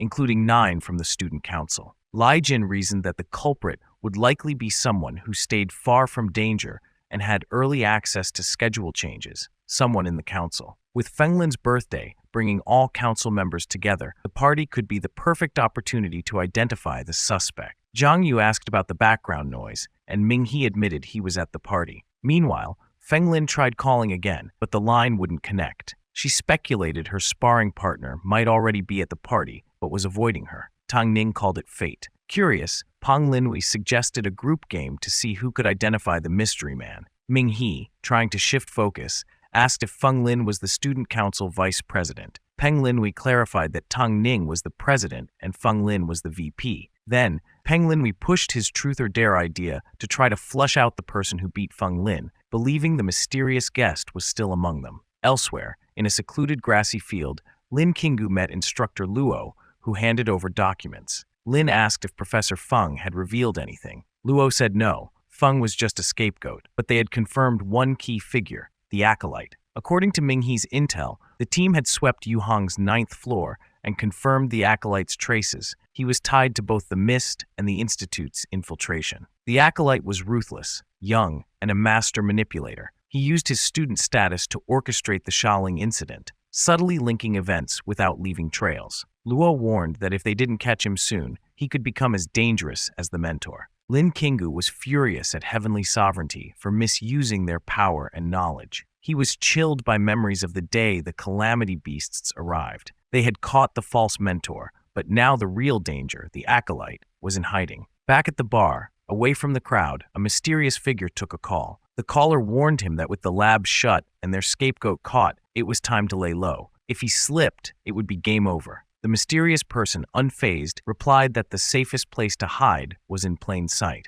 Surrounded by clueless students playing games, he was invisible. When asked if he'd identified the Dragon Tooth member, he said not yet, still searching. The caller told the mysterious person that if he could eliminate the Dragon Tooth member before leaving, the mentor would be very pleased. The mysterious figure hadn't realized the mentor was keeping tabs on the Dragon Tooth member, but he reported hearing a rumor that the anonymous member was likely one of the new students. The caller reminded him that as the person in charge of Operation Sprout, it was all up to him. The mysterious figure confidently replied that he'd deliver results the mentor would approve of. Meanwhile, Peng Linhui stood atop a table, energizing the party crowd. He announced a special game of Truth or Dare, with their senior Kai Han acting as the judge. Her ability to detect lies earned her the nickname Walking Lie Detector. Some students hesitated, not wanting their feelings exposed, but others were all in. Peng Linhui mocked the unwilling ones, telling them to run off to the coffee shop next door, while the brave stayed in the bar. As the party erupted in cheers, the caller advised the mysterious person to avoid the game to stay under the radar, especially with Kai Han involved. The mysterious person agreed and decided to blend in and quietly slip away. But Ming He realized this kind of setup would make Heavenly Sovereignty operatives cautious. He grabbed Peng Linhui and insisted they stop anyone from leaving. If their target walked out, it'd all be for nothing. Peng Linhui liked the idea and announced that anyone wanting to exit had to answer one simple question. Were they the new student who had defeated Feng Lin? The mysterious person tensed. Was that Dragon Tooth member actually among the crowd? With a sinister smile, he began to enjoy the game, seeing it as a perfect way to uncover his rival. Both he and Ming He were now trying to expose each other. Peng Linhui got back on the table and laid out the rules. Each student would take a turn asking a yes-no question, and anyone answering yes had to stand on the dance floor. Cheating wasn't possible with Kai Han on duty. The first question was about secret crushes. Most of the students rushed to the dance floor. Tang Ning watched excitedly, and Zhang Yuan blushed behind her. Wang Jia pushed him toward the floor. Only a few, including Tang Ning, Feng Lin, and Ming He, stayed put. Kai Han scanned heartbeats, confirming no one lied. Tang Ning took the second round and asked who had a crush on Feng Lin. Cheers erupted, and a wave of boys and girls headed for the dance floor. Even Tang Ning joined them. Feng Lin was mortified. Then, she flipped the tables and asked who had a crush on Tang Ning. Tang Ning was caught off guard when many students enthusiastically took the floor, including Zhang Yuan, who scratched his head nervously. A new rule was added. If a student hadn't stepped onto the dance floor after 3 questions, they'd have to chug a bottle of wine. Ming He, who still hadn't participated, drank his bottle. Peng Linghui teased him, guessing his type must be Liu Qian, the third of the 3 goddesses. Wang Jia playfully corrected him, claiming Ming He was actually Liu Qian's boyfriend. Everyone reacted in shock. Ming He denied it, but Zhang Yuan recalled seeing Liu Qian invite Ming He to a movie and then head to her apartment after a ceremony. Before Ming He could explain, the 4th question came, asking if people were still virgins. To everyone's surprise, Ming He calmly stood and joined the dance floor. Laughter followed. Then came the 5th. Was anyone not wearing underwear? Zhang Yuan hesitantly stepped forward, explaining that strong winds blew his pair away. The crowd burst out laughing again. Peng Linghui pointed out that Ming He hadn't asked a question yet. Ming He knew this was his chance. He needed to ask something sharp enough to trap the heavenly sovereignty operative. A man in a hat beat him to it, stepping up and asking who among them had won a spar against Feng Lin. The crowd murmured. No one could imagine beating her. Zhang Yuan offered Ming He another wine bottle, thinking he'd dodge again. But to their shock, Ming He stood up. The room froze. Everyone turned to him. Feng Lin stared at his back, recognizing the silhouette of her mysterious sparring partner. Tang Ning put the pieces together too.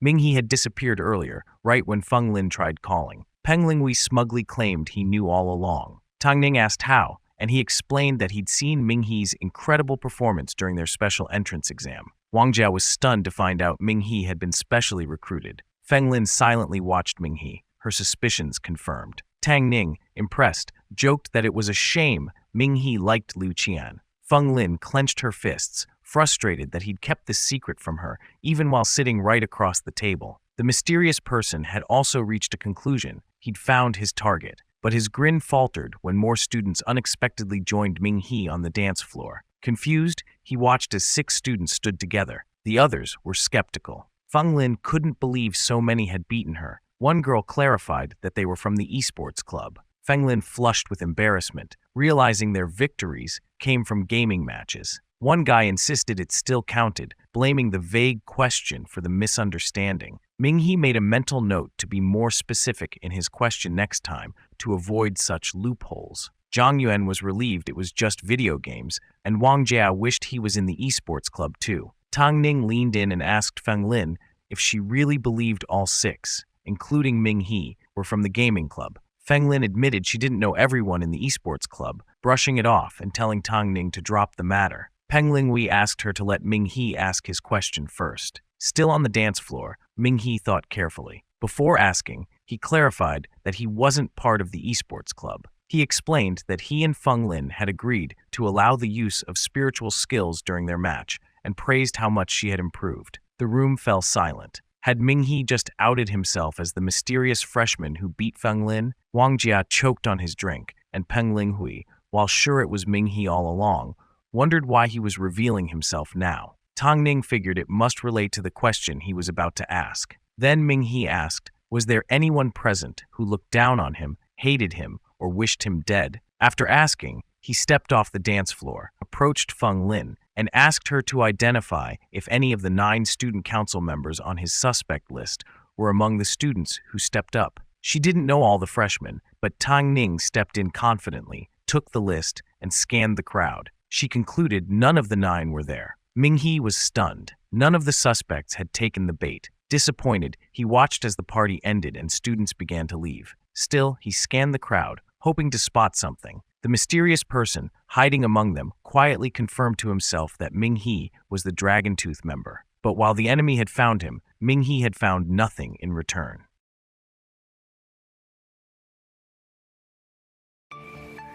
Ming-hee drank in frustration, blaming himself for exposing his identity without flushing out the real culprit. Feng Lin noticed his mood. He told her it had nothing to do with her. He simply failed to settle his own issue. As Peng Linghui helped usher guests out, he spotted Ming-hee drinking alone and joked that he should have invited Ming-hee to drink with their special group. Zhang Yuan asked what he meant. Peng Linghui revealed that Ming-hee wasn't a freshman, and their group included others from the special admissions exam. That reminded Ming-hee of something. If the culprit knew him already, they wouldn't have needed to expose themselves. His question had been flawed. He asked Peng Linghui if any of the 9 council members had taken the special admission exam. Peng Linghui pointed to one, Zhu Yu. Tang Ning confirmed Zhu Yu joined the council last. Ming-hee then asked if the student council had advance notice of training schedules. Tang Ning said yes, they were involved in the discussions. That confirmed it. Zhu Yu had insider knowledge and connections. He had to be the one. Peng Linghui said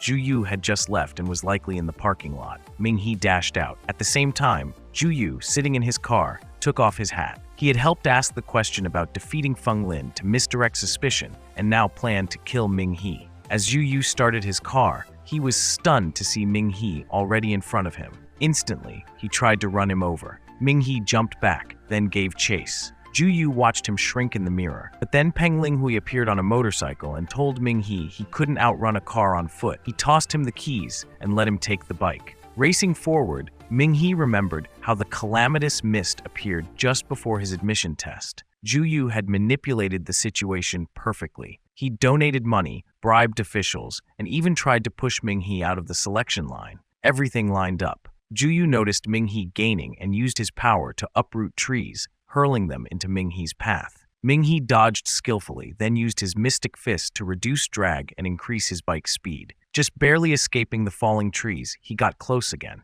Zhu Yu mocked him but was taken aback when Ming-hee leaped from the bike onto his car. As Ming-hee crawled closer, Zhu Yu veered and then, without warning, drove his car off a cliff. He escaped using his powers, but Ming-hee didn't. The car exploded in the valley below. Thinking Ming-hee was dead, Zhu Yu called someone to report the job done. But just as he asked for a new hideout, Ming-hee, battered and bloody, emerged in the moonlight. He promised to drag Zhu Yu to his instructor's graves to make him apologize. Zhu Yu laughed, then attacked, slashing Ming-hee's chest with wind blades. Ming-hee, unmoved, stood tall, infuriating Zhu Yu. Confident, Zhu Yu unleashed his ultimate soul art, gathering trees and earth to form a mountain and launched it at Ming-hee. Ming-hee crushed a frost variation crystal and used the Ice Storm Python fist. A massive ice python swallowed the mountain whole. Zhu Yu panicked as another python followed, freezing everything in its path, including Zhu Yu. Approaching the frozen enemy, Ming-hee tore off his shirt and insulted Zhu Yu for thinking he was superior. With a powerful chop, he shattered Zhu Yu's right arm and told him that if he hated being human, he should rot quietly instead of hurting others. Later that night, under the same moon, Instructor Luo and Luo Lin arrived at the memorial hall as requested by Ming-hee. There they saw Zhu Yu restrained by ice,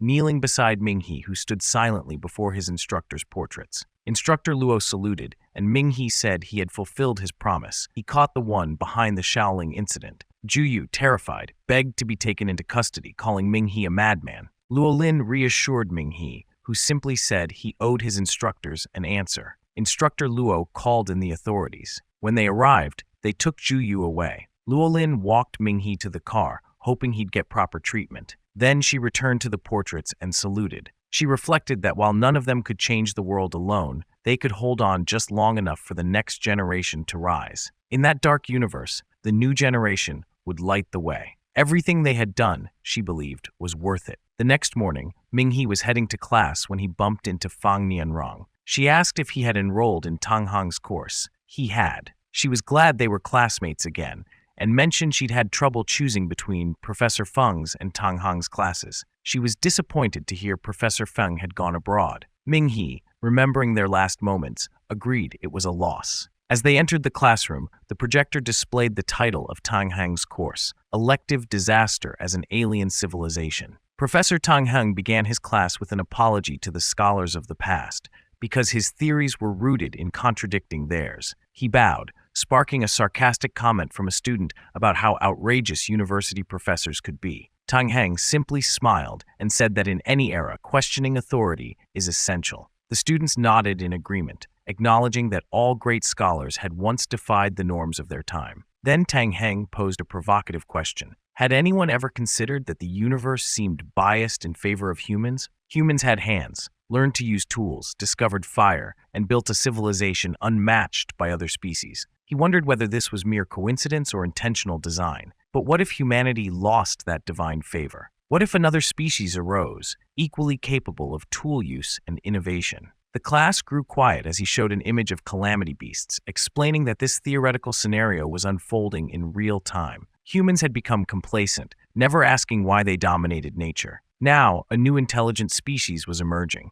and humans had to decide whether to abandon their pride and accept the beasts as equals. Scholars worldwide had agreed that the calamity beasts were at the developmental level of the Fire Tribe era, and they'd reached that in just 10 years. Tang Heng speculated that in 30 years, they might catch up to humanity, and in under 70, humans could become livestock. The class fell into a heavy silence. One student pushed back, asking if he had any proof, or if this was just academic fear-mongering. Tang Heng admitted his research was based on assumptions, that he, too, was experiencing this unknown alongside them. Another student nervously asked if humans might truly fall behind. Tang Heng reassured him that this was why the course existed, to study the possibility and hopefully prove it wrong. Fang Nianrong clarified if the course aim was to prove beast civilization wouldn't surpass humanity. Tang Heng confirmed and said they'd collect beast specimens for comparison. The class would go on fieldwork often, involving risks and needing help from the Hunters Association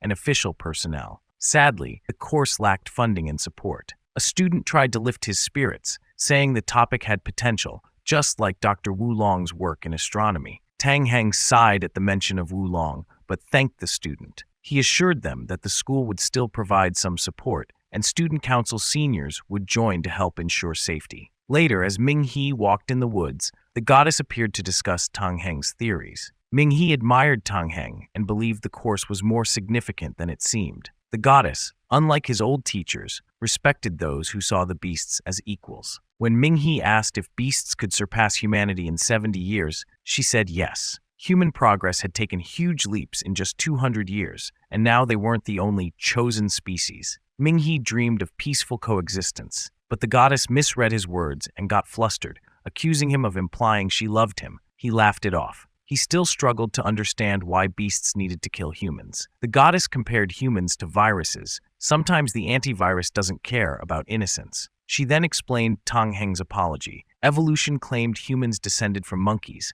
yet dolphins, despite high intelligence, never advanced like humans did. Was it just hands that made the difference? Or something else? Ming He said it was all speculation, but the goddess insisted that when evidence aligns with an idea, it often supports its truth. Then she pointed to Ming He and said, humans once acted as the universe's immune system, just like the dinosaurs once ruled. Later that day, Ming He stopped by his sister's apartment. She was packing his stuff, and they chatted about her job at the astronomy team, where she only handled data for now. Ming He said she'd soon get real assignments. When her colleagues arrived, one joked that Ming He was her boyfriend. She clarified that he was her brother and a Nandu student. Her female colleagues were charmed, one even inviting Ming He for drinks. His sister quickly steered the conversation away, saying they had to leave. Before heading out, she reminded Ming He to call when he arrived safely. Later, at the institute gate, buses lined up for student expeditions. Ming He spotted Liu Qian being pestered by Fan Kai. When Liu Qian saw Ming He, she rushed over. Ming He asked about their destination.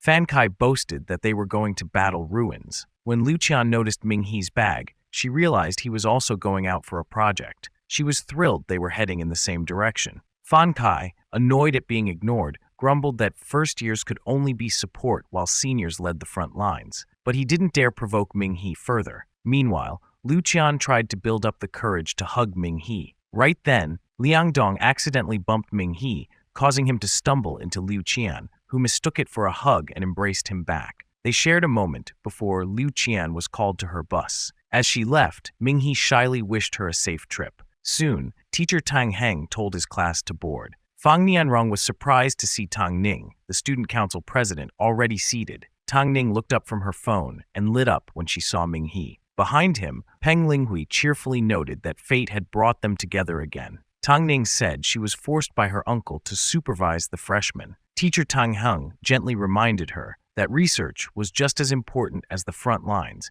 and in time, she'd see that it was worth it. Tang Ning playfully acknowledged Tang Hang's authority, calling him her elder and agreeing he was right. Once everyone was aboard, the bus took off. Inside, the freshmen were buzzing with chatter, stunned that the student council president herself was accompanying them. They whispered about how terrifying student council members were, especially someone of Tang Ning's caliber. They also spotted 4 other upperclassmen and speculated they must be top-ranked in combat at Nandu Institute. Liang Dong, more informed than most, began introducing them. He pointed to Lu Feng, the quiet sniper in the front row. At first, people had underestimated Lu Feng, thinking he just had good eyesight. But with his upgraded sniper rifle, he became one of the most feared students. The freshmen were in awe. They'd seen Lu Feng's name on the rankings. Next was Zhang Wenwen, dressed in a cute outfit with pigtails. Liang warned them not to be fooled by her looks. Her fire-based powers were so devastating, she could easily take on an entire class.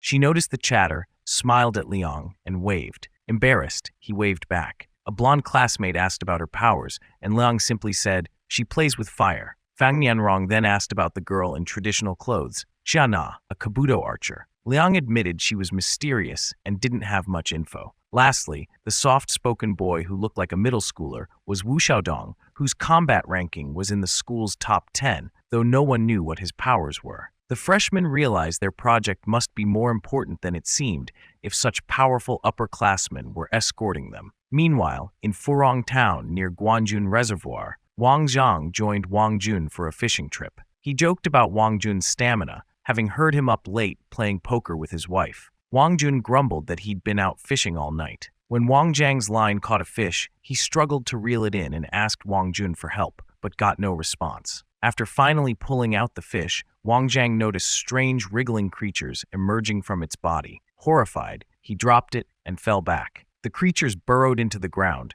leaving the fish shriveled. When he looked to Wang Jun, he was stunned. Wang Jun was already dead, his body withered. The same worms slithered away from his feet. Wang Zhang fled in terror. Back on the road, the student bus neared Furong. Fang Nianrong asked Tang Hang what samples they were collecting. He replied they were studying aggressive plants, specimens that didn't just compete with other plants, but actively preyed on animals and humans. Suddenly, a deer dashed into the road, smashing into the bus and cracking the windshield. Xiana jumped up, suspecting a beast attack. The driver claimed it was just a deer, but Lu Feng advised caution given their proximity to the battlefront. Xiana followed the blood trail briefly, but returned, reporting the deer had escaped. Tang Ning confirmed the bus was still operational, and they continued. Unseen by them, the deer reappeared at the edge of the forest, its gaze fixed on the bus, eyes filled with hostility. The group arrived at Furong and passed a crowd of police. Liang Dong wondered if there'd been a murder. At lunch, Tang Hang assigned groups.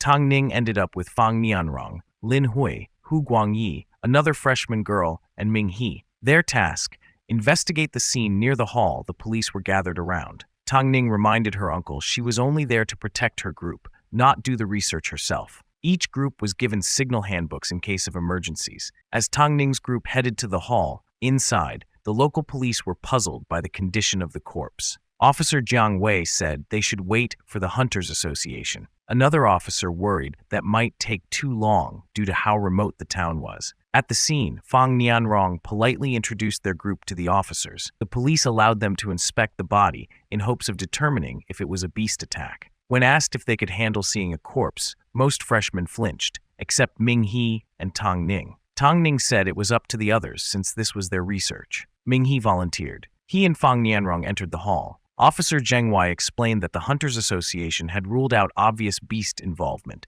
thinking it might be poisoning or ingestion of a mutant organism. Since there were no clear beast traces, the association was unlikely to send anyone soon. Still, the town elders were hesitant to allow students to get involved. Wang Jun, the deceased, held high status locally. They feared mishandling the investigation. But after some discussion, Zheng Wai apologized and hoped the students understood. Fang Nianrong stepped forward and insisted on investigating. Ming He asked Officer Zheng what level of hunter would satisfy the townspeople's concerns. The elder replied that it had to be at least a Moonglow rank. In response, Ming He pulled out his emblem, revealing himself as a Sun Blaze ranked hunter. The police and Fang Nianrong were stunned. while the elder didn't recognize the rank until a resident identified it, pointing out that their town had never had a hunter that strong. The townspeople were amazed, remembering their own moonglow hunter who had left for the city and never returned. The police quickly saluted Minghe and apologized for their earlier tone. Officer Zheng and his colleague offered full cooperation and even local manpower to assist.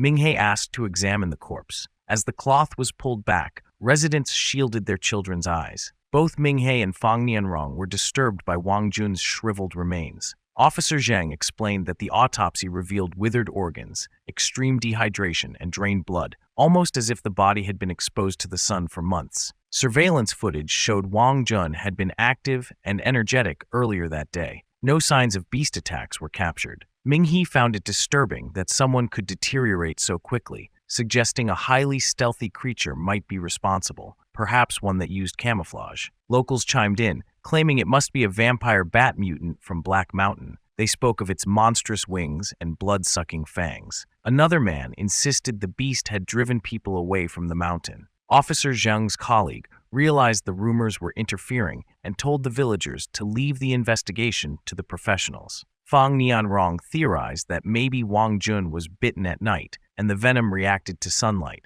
Minghe countered that Wang Jun wouldn't have stayed if he had been attacked. Based on the testimony, everything seemed normal until his sudden collapse. Minghe proposed that the attacker might have been something small, like insect-sized calamity creatures. They decided to return to the site for clues. At Guanyun Reservoir, Minghe surveyed the area. Hu Guangyi stepped on a withered fish and recoiled. A policeman joked that anglers often roasted their catch right there. Minghe examined the fish closely, connecting it to the death. He questioned if the fish bone had been there earlier, but the officers hadn't paid it much mind. Zheng mentioned Wang Zhang had been scared by a jumping fish, which seemed strange in hindsight. Minghe asked to check the surveillance camera near the road. While waiting for the footage, he inspected the dandelions nearby, wondering if Tang Hang's aggressive plant research was somehow connected. Tang Ning thought the weeds looked normal, but Minghe insisted the timing of the events couldn't be a coincidence. Soon, the camera footage confirmed the fish was the same one that had landed after Wang Zhang's incident. It had decayed shockingly fast. Minghe compared the fish's state to Wang Jun's corpse. They had deteriorated in the exact same way. He suspected something dangerous might be hiding underwater. Professional divers were called in.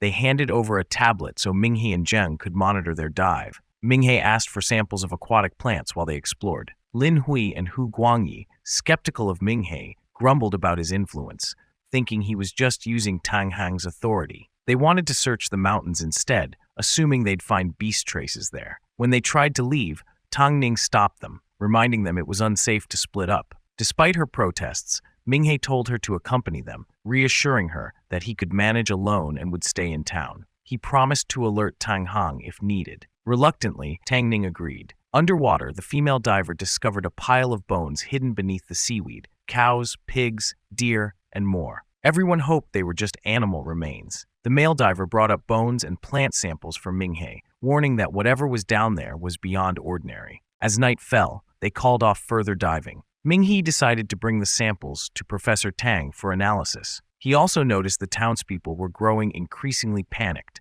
To avoid mass hysteria, he asked Officer Zheng to keep the bone discovery quiet until they had more answers. Zheng Wei promised Minghe that they would keep everything confidential and try to calm the townspeople. Minghe handed the samples to Fang Nianrong and asked her to deliver them, along with his collected fragments, to Professor Tang Heng. He told her he had more investigating to do with Zheng Wei. She agreed and left for the inn. Back in the hall, they saw a woman sobbing on the floor, Wang Jun's wife, Ju Tao. When Ju Tao heard them mention not having dinner, she invited them to eat at her place. Minghe accepted, seeing a chance to talk to her. At her house, she began cooking, while Minghe confided to Zheng Wei that the bone pile proved something monstrous was feeding near the reservoir. Zheng said evacuation was impossible since the battlefront had expanded, blocking the mountain road. They couldn't safely lead people into the mountains either, especially at night. Reinforcements weren't coming either. It was up to them now. Minghe decided he would go back to the reservoir himself in the morning to find the creature. Zheng Wei was alarmed, but Minghe was determined. Ju Tao brought out the food, but as soon as they took a bite, both men froze and quickly spit it out. Her cooking was so awful it left them stunned with tears in their eyes. Meanwhile, at the ruined city, calamity beasts occupied the streets and skies. Near the river, Liu Qian's brother, Louis, zipped up his diving suit. His team was on a covert mission to infiltrate the city through the river, as the beasts hated water. Louis reassured Liu Qian not to worry. His team was made up of elite superhumans, all Heaven Flare rank or higher. He told her their goal was to scout the hive before it grew into a greater threat. If they failed to act now, Nandu could be in danger. Liu Qian begged to help, but Louis told her she wasn't strong enough yet. He promised to hear her out when she reached their level. As he walked off, she reminded him about her birthday, and he promised to be there as always. As the Warhawks departed, Liu Qian's teammates marveled at their strength. The Wolfman was stunned to hear Louis was 3 ranks above him, at White Swan rank. Back in Furong, early in the morning, Ming-He noticed Professor Tang's room lights still on. Inside, Tang was surrounded by papers, busy analyzing the samples. Ming-He admitted to collecting everything he could, not wanting to miss anything. Tang appreciated the caution but advised more efficient methods. Ming-He mentioned he wanted to collect more bones, but Professor Tang told him the current ones were already enough, and he had made progress. Professor Tang compared the recent findings to a case Ming-He knew well, the Azure Moon demonic matriarch. Ming-He shared how the creature had evolved rapidly, even mimicking Instructor Fang Qin and using his techniques. Tang took notes, wishing Ming-He hadn't destroyed it. It was valuable for research. Tang then showed him the bone samples. Ming-He examined them, noting the sequence of decay: ducks and birds first, then pets, and lastly livestock. He deduced that the beast had evolved through stages, preying on increasingly larger creatures. Tang confirmed this, pointing out the terrifying speed of its evolution,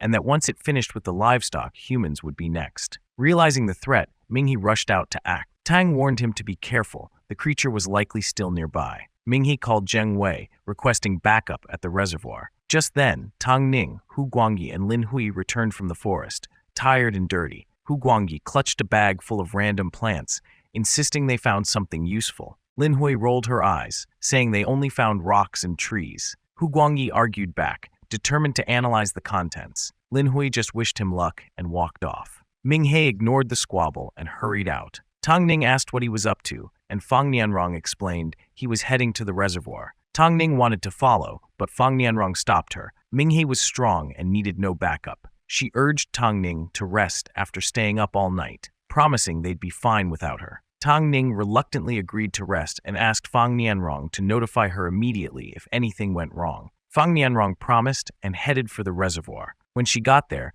Ming-He had just boarded the boat. He dove into the water and swam to the bottom, clearing rocks and weeds to reach the bone pile. As he gathered samples, a large fish swam nearby. Ming-He almost attacked it with his mystic fist, but held back. After the fish swam off, tentacles erupted from within it, turning the creature into a skeleton as the wriggling parasites consumed its blood. Back on the boat, Zheng Wei called out to Ming-He, urging him to stop since they had enough samples. But Ming-He insisted on one more dive. On his return trip, he unearthed a round bone buried in the sand, realizing it was a human skull. That confirmed the creature had begun consuming people long before Wang Jun. Before he could react, tentacled parasites ambushed him. They covered his face and restrained him. The goddess instructed Ming-He to stay calm and not use brute force. Ming-He used his legs to spin and create a whirlpool, freeing one arm. With that, he summoned a massive sand fist that surged toward him. The creatures scattered, fearing the blow, and Ming-He stood firm, ready to take the hit. Just before impact, he caught a lingering parasite and crushed it. Above water, a large wave alarmed Fang Nianrong and the police. They prepared for a fight until Ming-He responded via radio, assuring them he was fine. Later, Ming-He sealed the creature in a jar. Zheng Wei confirmed the skeletal samples were already being analyzed. Ming-He believed the worm-like creature was the real culprit in Wang Jun's death. He instructed Zheng Wei to cordon off the reservoir and keep everyone away. He then asked if witness Wang Zhang was awake.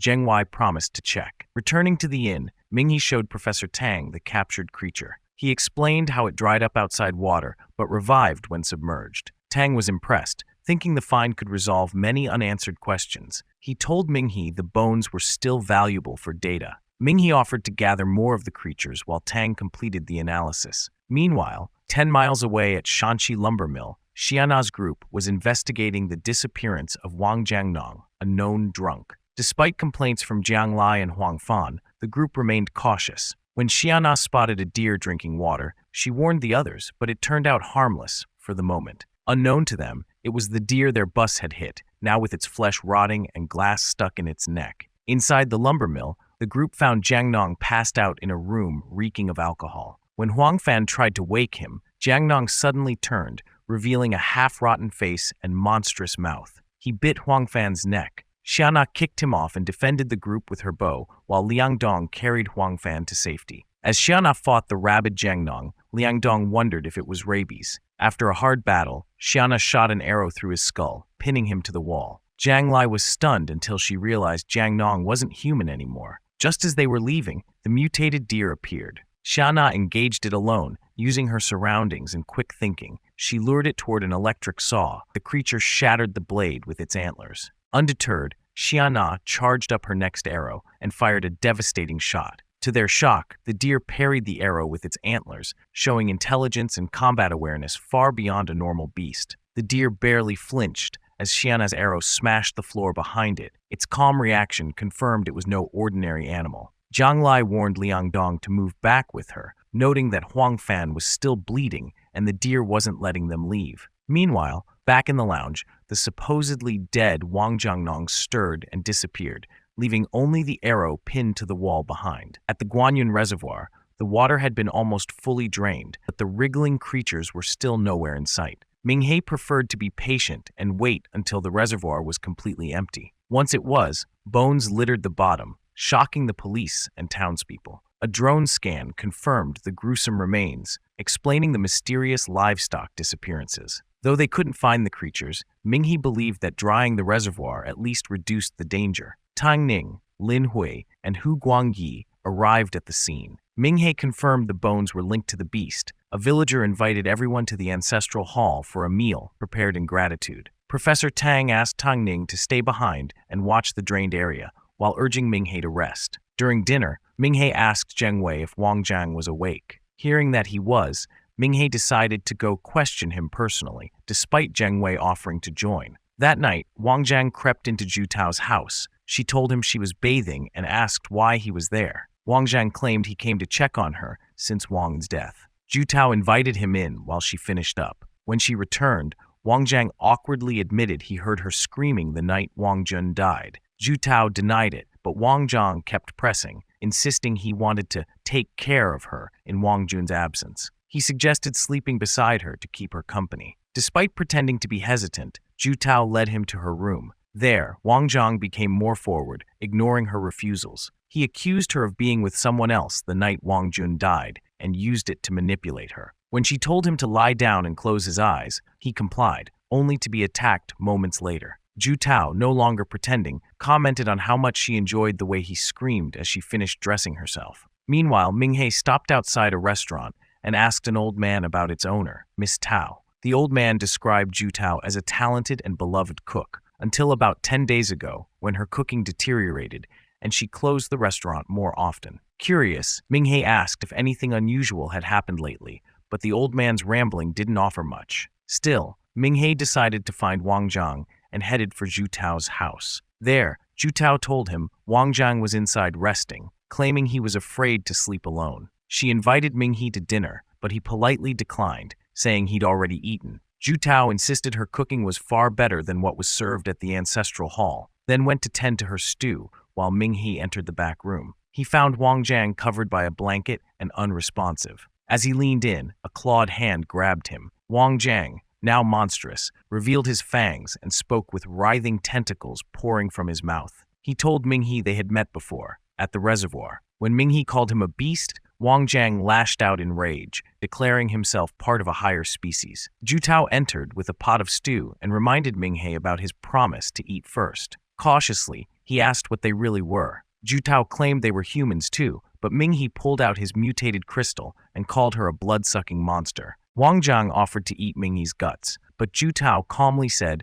she had some questions for him first. She placed the pot on the table and promised it wasn't human meat, just chicken, but the stew looked disgusting. Zhu Tao asked Minghe about his reaction to her cooking, then admitted she couldn't get the flavor right, even after copying the real Zhu Tao's recipes. Frustrated, she confessed to killing a guest and tossing the body into the reservoir. Minghe called her a savage, and she acknowledged it, but said she wouldn't expose herself until she fully understood human behavior. Minghe made it clear, no matter how much she pretended, a beast could never become truly human. Zhu Tao walked away after telling Minghe about the cruelty humans inflict on animals, cooking fish alive for tenderness, fattening livestock before killing them, and picking wild plants just for the sake of it. She wondered aloud if animals ever thought of humans as family, and concluded that maybe her inability to cook delicious human food was because she didn't torture her prey. She said she killed cleanly. Minghe sneered, pointing out the bones Zhu Tao left in the reservoir, claiming those remains still carried the terror of their final moments. He told her and Sangjiang they looked human, but were parasites.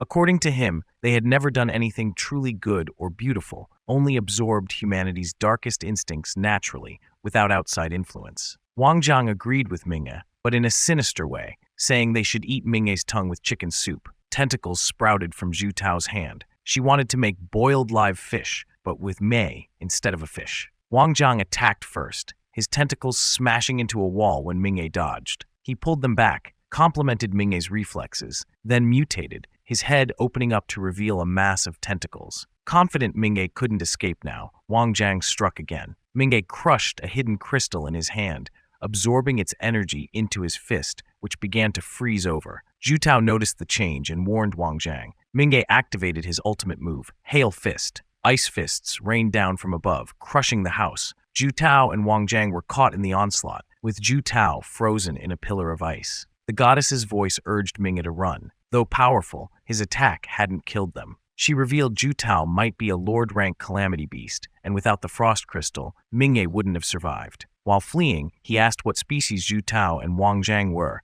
and why they looked so human. The goddess admitted she didn't know. These beings could evolve rapidly, adapting in months, unlike humans who need thousands of years. Minghe thought it was unfair. His enemies were intelligent and ever-changing, not mindless beasts. The goddess said human arrogance shaped such expectations. She was relieved the creatures were still in their early forms.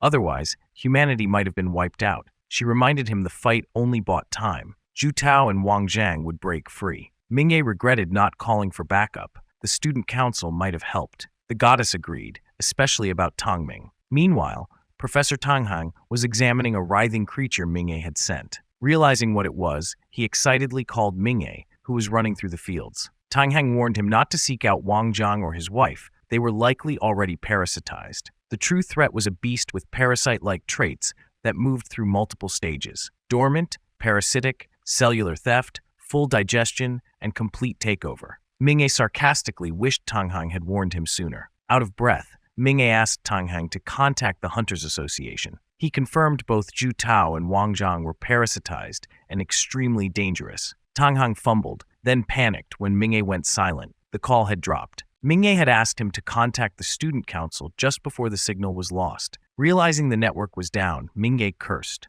The goddess suspected Zhu Tao had destroyed the cell tower to prevent their secrets from spreading. The only tower in town was near the lumber mill. At the mill, Xiana, Liang Dong, and Zhang Lai were fleeing. Huang Fan was missing. They encountered a parasitized man with an axe, and soon the dear creature returned. Xiana distracted it into a lumber pile, and Huang Fan, regaining consciousness, sacrificed himself to save the others from Wang Jiangnong. Liang Dong wanted to save Huang Fan, but Xiana stopped him, knowing he was beyond saving. They ran again, but the deer soon escaped. Xiana used her last special arrow, trapping the deer temporarily. Then they encountered the parasitized man again. Xiana was injured in the fight and low on arrows. Liang Dong insisted on fighting the man while Xiana escaped with Zhang Lai. He used a boomerang, hitting the man hard enough to knock him back. This gave them hope. The parasitized man recovered quickly and caught the boomerang on a second throw. Liang Dong had to flee. Suddenly, the deer leapt after him. Cornered at a cliff, Liang Dong launched a small boomerang tied to a rope, hooking it to a tree across the valley. He swung to safety, mocking the deer left behind. Meanwhile, Minghe, now in town, realized the power was also out. An old man, someone he'd seen at Zhu Tao's restaurant, appeared. Minghe told him to warn the townspeople, who were all gathered for their weekly banquet. He asked if there was a shelter, and the old man told him there was an underground one behind the ancestral hall. Minghe respectfully asked the old man if he could warn the townspeople to head to the shelter, but when he noticed the man's legs were weak, he chose to go himself. The old man said he could still drive and pointed to his nearby car. Ming-ye urged him to drive quickly, and the old man, with a proud grin, hopped in and sped off, bragging that he was once the best messenger. Ming-ye admired the old man's spirit. As Ming-ye continued through town, he heard a noise from a nearby building. Inside, he found a woman eating alone in the dark. Wondering why she wasn't at the ancestral hall, he approached and told her it was dangerous and she needed to come with him. As he got closer, he was shocked. She was devouring a raw chicken, mumbling that she was still hungry despite eating 5 times. When she turned to face him, it was clear. She had the same grotesque traits as the parasitized. She told Ming-ye he smelled delicious and leapt at him. She clawed at him, but Ming-ye dodged just in time and burst through the doors, tumbling onto the street. Looking up, he saw her crawling along the ceiling, still muttering about her hunger. The goddess warned him more were nearby, and right then, 2 men with sickles appeared on either side of him. One had an eye patch. The goddess urged him to run, as the woman was on the move again. She lunged at Ming-ye, but he stepped on her back and launched himself onto a rooftop. The 2 men chased after him. A loud crack echoed, followed by a terrifying cry. The goddess grimaced. Zhu Tao and Wang Jiang had broken free. Ming-ye was stunned. The ice punch that cost him a fortune had only stalled them briefly. The goddess said the cry likely summoned something. Before Ming-ye could respond, the sickle wielders caught up and attacked. As he tried to handle them, another parasitized man with a saw arrived. The one-eyed man threatened him, but Ming-ye snapped his sickle handle and punched him into a wall. The man got back up like nothing happened. The saw wielder swung at Ming-ye, who barely dodged, and then backflipped away. Ming-ye charged in, dodged the saw again, and punched him in the face, knocking him through the roof. Peering into the hole, Ming-ye watched closely to confirm if the man was down. That's when the parasitized woman crawled up behind him and went for his neck. Ming-ye caught sight of her just in time and countered, slamming her chin with his shoulder and cutting her tongue off. The woman collapsed in agony and stopped moving. Ming-ye, puzzled, wondered how she died just from that. When he realized it might be related to her tongue, the goddess shouted for him to stop thinking and escape. He snapped out of it and jumped across rooftops. Back at the ancestral hall, Fang Nianrong and Professor Tang were organizing the townspeople into the underground shelter. An elder warned everyone about the beasts, but when a woman insisted on closing the stone gate, the elder refused. There were still people outside. Ming-ye arrived just then. Professor Tang waved him over, urging him to hurry inside. Ming-ye explained that not just Zhu Tao and Wang Jiang, but many townspeople had turned. They were normal before, but suddenly changed. Professor Tang said the parasites need time to take full control of the body. Ming-ye asked if anyone in the ancestral hall could be infected. The old man from the restaurant joined in, saying the ones inside were probably fine. Parasites act strange and avoid crowds. He brought up an old town ritual. When many die, there's a 3-night feast where people eat in silence to appease the dead. The parasites didn't show up because they didn't know the custom. Professor Tang realized the truth in the old man's words. Those who stayed away were likely parasitized. Ming-ye added that Zhu Tao and Wang Jiang had perfectly mimicked humans. Professor Tang identified them as first-generation parasites, high IQ, fully assimilated. He believed there were 3 of them. The others were second-generation, less intelligent, more like savage zombies, and numbered around 30. Ming-ye wanted to ask more, but Professor Tang stopped him. The second-generation parasites weren't inside, so the best course of action was to seal the shelter and wait for help. The second-generation parasites, driven by insatiable hunger, spread through the town, devouring anything in sight. Professor Tang urged everyone to head into the shelter, but just before they entered, Fang Nianrong sensed something was wrong. She pointed out that while there weren't any second-generation parasites among the townspeople, they still hadn't identified the third first-generation parasite. With Zhu Tao and Wang Jiang accounted for, the third remained a mystery and might already be inside the shelter. Just then,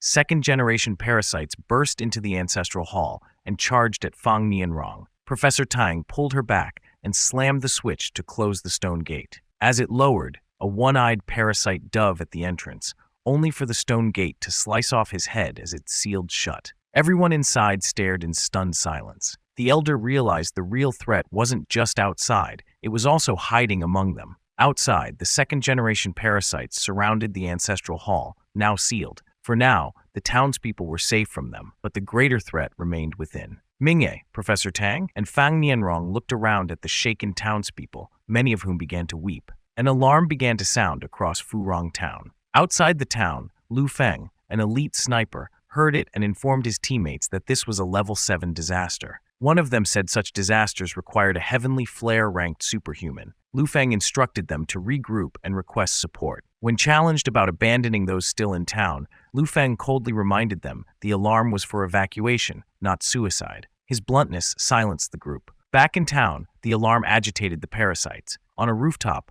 Wang Zhang destroyed the public address system to silence the noise. Zhu Tao observed that most townspeople were now underground. Wang Zhang cursed, wondering how long it would be before the humans got hungry. Zhu Tao noted they still had their third partner, Ghost. The trio had once found Furong Town strange and repulsive, but now they had many offspring. Wang Zhang declared humans inferior, comparing them to cockroaches and rats, while parasites were the superior species. The second-generation parasites echoed him, raising their arms. Zhu Tao smirked, calling the townspeople their placenta. That night, under a crescent moon, hope began to resurface in the shelter. The townspeople believed Mingye would find a way out. Professor Tang handed Mingye a paper, which turned out to contain samples he'd collected, what looked like dandelion seeds. He explained these were actually parasite spores disguised as dandelions, allowing them to spread like pollen. Mingye connected this to Wang Jun's frequent fishing trips, wondering if he had been spreading or hiding bodies. Professor Tang confirmed Wang Jun had likely carried the spores to his wife, Zhu Tao, who was then replaced by the parasite. Wang Jun had probably fed her victims and disposed of their remains. Professor Tang showed Mingye a wriggling creature in a container, explaining that it was a part of a first-generation parasite. The rest was in Wang Zhang. He had given each of them code names: the Queen, Zhu Tao; the Tyrant, Wang Zhang; and Ghost, the unknown third. Ghost had been the first to arrive and blend in, likely familiar with local customs, making it difficult to detect. Mingye remembered that the second-generation parasites relied heavily on their tongues. Professor Tang devised a plan, a test that involved coating each person's tongue with a special medicine. If parasites reacted to it, they'd be exposed. Though risky, Mingye agreed. Inside the shelter, the atmosphere became tense. Children cried, and the townspeople were growing desperate. The elder asked them to remain calm and listen to Professor Tang. He explained that the beasts they faced could imitate humans flawlessly. Panic set in, but Professor Tang reassured them that he had a solution. Each person was given a dose of the tongue-coating medicine and told not to reveal their tongues until inspection. Once everyone had taken the medicine, Professor Tang timed them for 3 minutes. After that, one by one, the townspeople approached Mingye for inspection. Fang Nianrong managed the gate, ensuring only one person entered at a time. Jiang Wei maintained order in line. When a blonde woman entered, Mingye asked her to stick out her tongue. She stepped forward and did as instructed. After examining the blonde woman's tongue, Minghe thanked her and called in the next person. Fang Nianrong directed the woman to move to the other side, where she reassured the crowd that she was fine. The next individual checked by Minghe also showed no signs of being parasitized. Professor Tang began to worry. They were more than halfway through, yet hadn't identified the infected person. The next subject was a man in an apron. He glanced at the gate as Fang Nianrong shut it. Minghe calmly asked him to step forward and open his mouth. After the inspection, Minghe confirmed his tongue was normal and thanked him. The man questioned whether the medicine was real, saying it tasted like candy. Minghe laughed, joking that maybe it really was candy. As the man turned to leave, Fang Nianrong didn't open the gate. Suspicious eyes turned on him. Confused, the man demanded to know why they were staring and insisted he was fine. Minghe signaled that something was off. The elder identified the man as Wang Desheng, shocking everyone by declaring he was a beast. Wang Desheng was furious and insisted on his innocence, sticking out his tongue again to prove it was normal. Professor Tang cut in, calling him out as Ghost, the third first-generation beast. Wang Desheng kept claiming he was human, accusing them of slander. He challenged them to look at real human tongues, and Professor Tang asked everyone to stick out their tongues and compare. It turned out the medicine was just color-changing candy. A man in the crowd admitted he brought it for kids and was confused how it became anti-beast medicine. Wang Desheng realized he had been tricked. Though he had put the candy in his mouth, Wang Desheng had secretly swallowed it whole. He smirked, thinking Professor Tang and Minghe were fools. A nearby child caught on, pointing out Wang Desheng hadn't let the candy touch his tongue. Enraged, Wang Desheng cursed everyone for their childish scheme. Minghe calmly stated this was their first lesson. Suddenly, Wang Desheng's aura changed. He gripped his head, convulsing as tentacles burst from his body. He roared as his form twisted. He addressed the crowd, saying that on his visit to the human world, he saw a creature just as vile as humanity, a small banyan seedling. He described how its vines overtook the cycad tree that nurtured it, eventually killing it. Despite this, humans praised the banyan for its beauty, ignoring the suffering it caused. Wang Disheng declared humans were the same, expanding greedily and choking the universe. He vowed to stop humanity before they could flourish. He lashed out with a whip-like arm, forcing Ming He to leap away. The attack shattered the floor. Realizing how powerful Wang Desheng was, Ming He braced himself. When Wang Desheng vanished, Ming He darted side to side to avoid attacks, but still got slashed on the shoulder. After regaining distance, he chose not to use the frost crystal, his last resort, because a stronger enemy still loomed outside. Instead, he absorbed cement from the ground and unleashed a powerful punch, which Wang Desheng blocked effortlessly with a shield-like arm. As Wang Desheng retaliated, he tried to pierce Ming He's head. Ming He barely dodged, getting a scratch on his forehead. Fang Nianrong and Professor Tang grew anxious. Ming He quickly fell back and reassured them he was okay, but he knew his normal skills wouldn't be enough. An elder questioned why the Superhuman Institute sent someone so weak. Professor Tang replied that he was only a researcher and didn't know the reason. Fang Nianrong wanted to help, but Professor Tang told her to stay back. He insisted they had to trust Ming He. If he failed, they'd all die. A child cheered for Ming He and asked him to defeat Wang Desheng. The beast snapped, threatening to eat the children's parents and describe how they tasted. The terrified children began crying. Wang Desheng mockingly asked Ming He how he wanted to die. Ming He didn't respond. Wang Desheng turned his arms into blades and charged. Ming He blocked and jumped away, but was struck on the back by a thorned whip. Enduring the pain, he grabbed the whip and punched Wang Desheng, though it had little effect. Wang Desheng mocked Ming He's strength, saying he was only mid-tier by human standards, while he was a top-tier Heaven Flare rank. No one present could match him. He promised to show Ming He true despair. Then his spine detached and reformed into a centaur-like body with flesh-covered bones. One arm became a shield, the other a deadly spear. He claimed it was an honor for Ming He to die by his evolved form, and that they had fallen into his trap. He lunged with his spear arm, forcing Ming He to block and sending him crashing into a wall. Wang Desheng asked if Ming He ever wondered why they hadn't been discovered earlier. He revealed that they allowed humans to find them because they had nothing to fear. Bruised and bloodied, Ming He glared back, refusing to back down. As Wang Desheng charged at Ming He, threatening to kill him, he leapt and aimed his sharp arm at Ming He's head. Those watching from behind the gate flinched and shut their eyes. A dripping sound followed. Ming He had dropped to one knee and caught Wang Desheng's arm with both hands, halting the deadly strike, but severely injuring himself in the process. Wang Desheng taunted Ming He, assuming he was finished without the use of his hands. But Ming He responded that his hands could still function. What he truly needed was his most powerful medium, his own blood. While Wang Desheng mocked human anime tropes, Ming He clarified that he wasn't driven by desperate resolve. His strength came from his blood, which was of a brilliant rank. As he absorbed his own blood, his aura surged. He explained that he'd taken hits not out of weakness but to conserve energy. With a powerful burst, he launched Wang Desheng into a wall. Blood dripping from his mouth, Wang Desheng stood up and was stunned to see his hind legs crushed. Before he could react, Ming He appeared in front of him, feinted, and using a sudden acceleration maneuver, struck Wang Desheng from behind with a brutal uppercut to the jaw that sent him flying. Ming He launched himself from the ceiling with force and landed another punch to Wang Desheng's gut, slamming him into the ground and kicking up debris. When the dust cleared, Ming He stood tall, while Wang Desheng, partially human again, lay broken on the floor. Wang Desheng wanted to fight back, but was too wounded. He realized Ming He was no ordinary Sunblaze rank hunter. Bone spikes and rotating flesh formed a protective barrier around Wang Desheng. Ming He, unimpressed, bombarded the shield with punches. Inside, Wang Desheng began to panic. He couldn't understand how Ming He was breaking through. Witnesses, including Lin Hui and Hu Guangyi, were awestruck. Even Fang Nianrong and Professor Tang were shocked Ming He could go toe-to-toe with a Heaven Flare rank. The children shouted encouragement, urging Ming He to finish him. Eventually, Ming He's punches shattered the barrier, sending Wang Desheng flying into a wall near the gate. Fearing a counterattack, Fang Nianrong readied her powers and Professor Tang moved the crowd back. But Wang Desheng lay still, steam rising from his weakening body. Ming He approached him, shirtless and imposing. Wang Desheng, grinning, asked if they thought they'd already won. Ming He scoffed, asking if even dying parasites had to monologue. Ignoring the jab,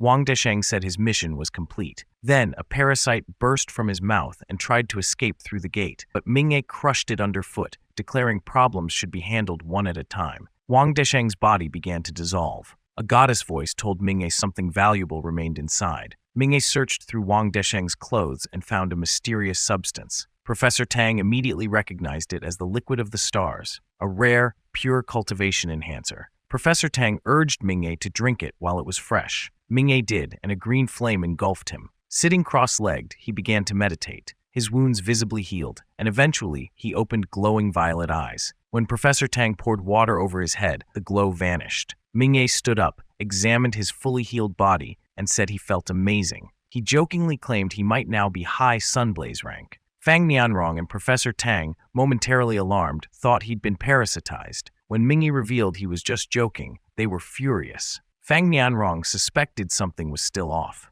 Minghe got dressed and mentioned something troubling him. Professor Tang led him aside to talk privately. Minghe explained that Wang Jun's death didn't make sense. If he served Queen Ju Tao, he would have been valuable to the parasites, not someone to kill openly. The first-generation parasites were smart enough to kill discreetly if they wanted. This meant they wanted his death noticed. When Professor Tang asked why, Minghe responded with a question. What do people do when someone dies? Professor Tang replied, mourn, investigate, gather. Realization hit. Wang Jun's death was bait for a feast. Minghe said Wang Jun belonged to the Wang clan, which most men in Furong Town also belonged to. The parasites wanted the whole town in one place. Minghe suspected that the real goal was to infect the townspeople. As the chef, Wang Desheng had likely spiked every bowl with parasite eggs. Professor Tang argued eggs wouldn't survive cooking until he recalled the cold dessert soup. It hit them. Nearly everyone inside had consumed third-generation parasite eggs. Professor Tang grimly stated they had only 2 days before the parasites fully took over. By then, the townspeople would turn into mindless, obedient beasts. The revelation disturbed Minghe.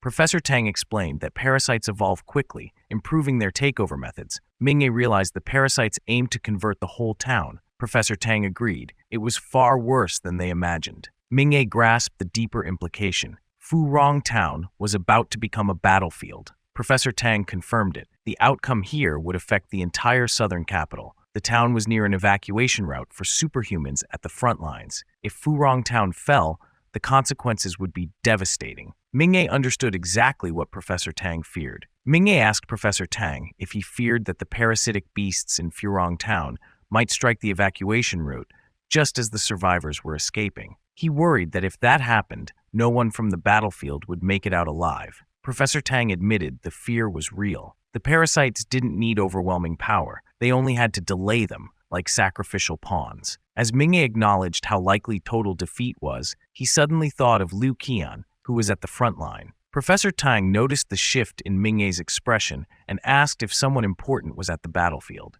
Minghe confirmed it. He then asked if Professor Tang truly believed they would lose. Professor Tang didn't hesitate. He said humans had already suffered numerous defeats, though none were recorded in official documents. The massive demon lair on the outskirts of the southern capital was proof. It was once their own city. That city, ruined and abandoned, had once been Minghe's home. Minghe clenched his fists, refusing to be a passive witness to the next fall. Professor Tang, grasping Minghe's arms, acknowledged his rare talents and reminded him that he had overcome impossible odds before. But he warned that charging into the ruined city in his current state would be suicide. Minghe cooled down and admitted he'd let emotions take over. Professor Tang said their priority was the present. They had to hold Furong Town so that if the main front fell, there'd still be a path to retreat. It wasn't just about protecting the town. It was about keeping the evacuation route open. He told Minghe to gather Fang Nianrong and the others to begin planning. When everyone gathered, Professor Tang explained that, based on their samples, there were likely 40 to 50 second-generation parasites in town. Each one was as strong as a high-ranking general or low-tier master, and they could only be killed by severing their tongues. Hu Guangyi and Lin Hui, both Moonglow rank, were worried about holding up the team. Professor Tang told them not to overextend. Handling 2 or 3 enemies was enough. Fang Nianrong confidently said she could take on 3. Professor Tang stated that if they could reunite with their scattered teammates, they still had a shot at wiping out the parasites. Fang Nianrong reminded him they had already triggered the evacuation alarm. Maybe the others were already gone. But Professor Tang insisted they couldn't be far and would return once the front line collapsed. Lin Hui and Hu Guangyi checked their phones. No signal. Professor Tang pulled out a box. He said it didn't matter. They could use fireworks. The student council had basic field training, and one of the codes in their manual was 112,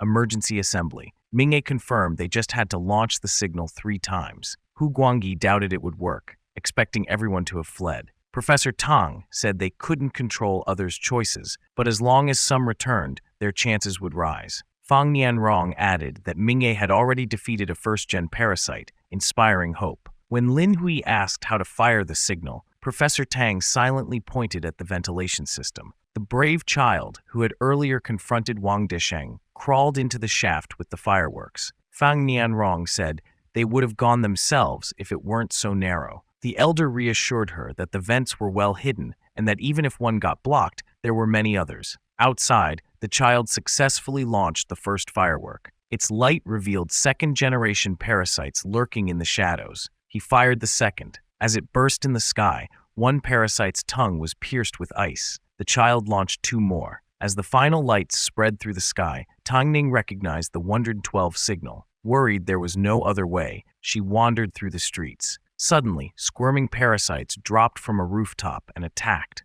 Tang Ning leapt forward, dodged, and summoned an ice sword. The creatures formed together and revealed themselves as Wang Zhang, who praised Tang Ning's tenacity but warned that she was alone. Dozens of second-generation parasites appeared around her. At his command, they all pounced. Tang Ning activated a soul virtue ice crystal that exploded upward into a pillar, flinging the enemies away. Still, some got back up and began climbing the ice. Wang Zhang grew angry and lashed out with tentacles, trying to break the pillar, but his strikes barely scratched it. He mocked her defenses, certain she was only delaying the inevitable. Suddenly, he heard a sound. Curious, he wondered if the mice hiding underground had come out. He left a few parasites to watch Tang Ning and moved toward the noise, taking the rest with him. Meanwhile, at the ancestral hall, Minghe emerged and was surprised to see no beasts inside. He speculated they had left to meet their leader, unable to breach the stone gate. In front of him stood a woman surrounded by second-generation parasites, lounging on the back of a parasitized man. She addressed Minghe calmly, Zhu Tao. Since he killed her former companion, she said she'd make Minghe the next one. But first, she wanted to peel the meat from his bones. Without warning, she slashed her blade, sending a vertical light attack toward him. Fang Nianrong told the townspeople to flee, while Minghe dodged. Zhu Tao released 3 more light blades, and as Minghe evaded them, a parasitized man with a scythe tried to ambush him. Minghe reacted fast. He grabbed the man's arm and dragged him into the path of the 4th blade. The parasite was sliced apart. Not wasting the moment, Minghe activated his blood fist to land a heavy blow on Zhu Tao. He charged at her, but she casually played with her hair and signaled her minions to intervene. Knowing she was stalling, Minghe fought through them. He punched one parasite flying with his left fist, then crushed another's chest with his right. As more swarmed him, Minghe ducked their blades, grabbed 2-0 by the throat, and lifted them. Their mouths foamed as he squeezed, but then they attacked with their tongues. Before they could strike, a bullet flew in and severed their tongues. Minghe was saved just in time. Fang Nianrong spotted Lu Feng and realized he had seen the signal. She quickly informed him the parasite's weak spot was their tongues. The man Minghe had punched earlier began moving again. Realizing even his strongest attacks couldn't kill the parasitized humans, Minghe concluded that destroying their tongues was the only way to stop them. Lu Feng, positioned higher up the mountain, told Minghe to charge ahead while he covered him. Trusting Lu Feng completely, Minghe rushed into the group of second-generation parasitized men. Meanwhile, in Furong Town, Tang Ning remained encased in an ice pillar, surrounded by parasitized men. They grew agitated as cracks formed in the ice. Without direction, they began trying to break through it. Inside, Tang Ning was preparing to shatter the pillar using her soul power. Once ready, she burst out, sending shards and enemies flying. Still, the parasitized men rose and approached her. Drained from her technique, she cursed their persistence.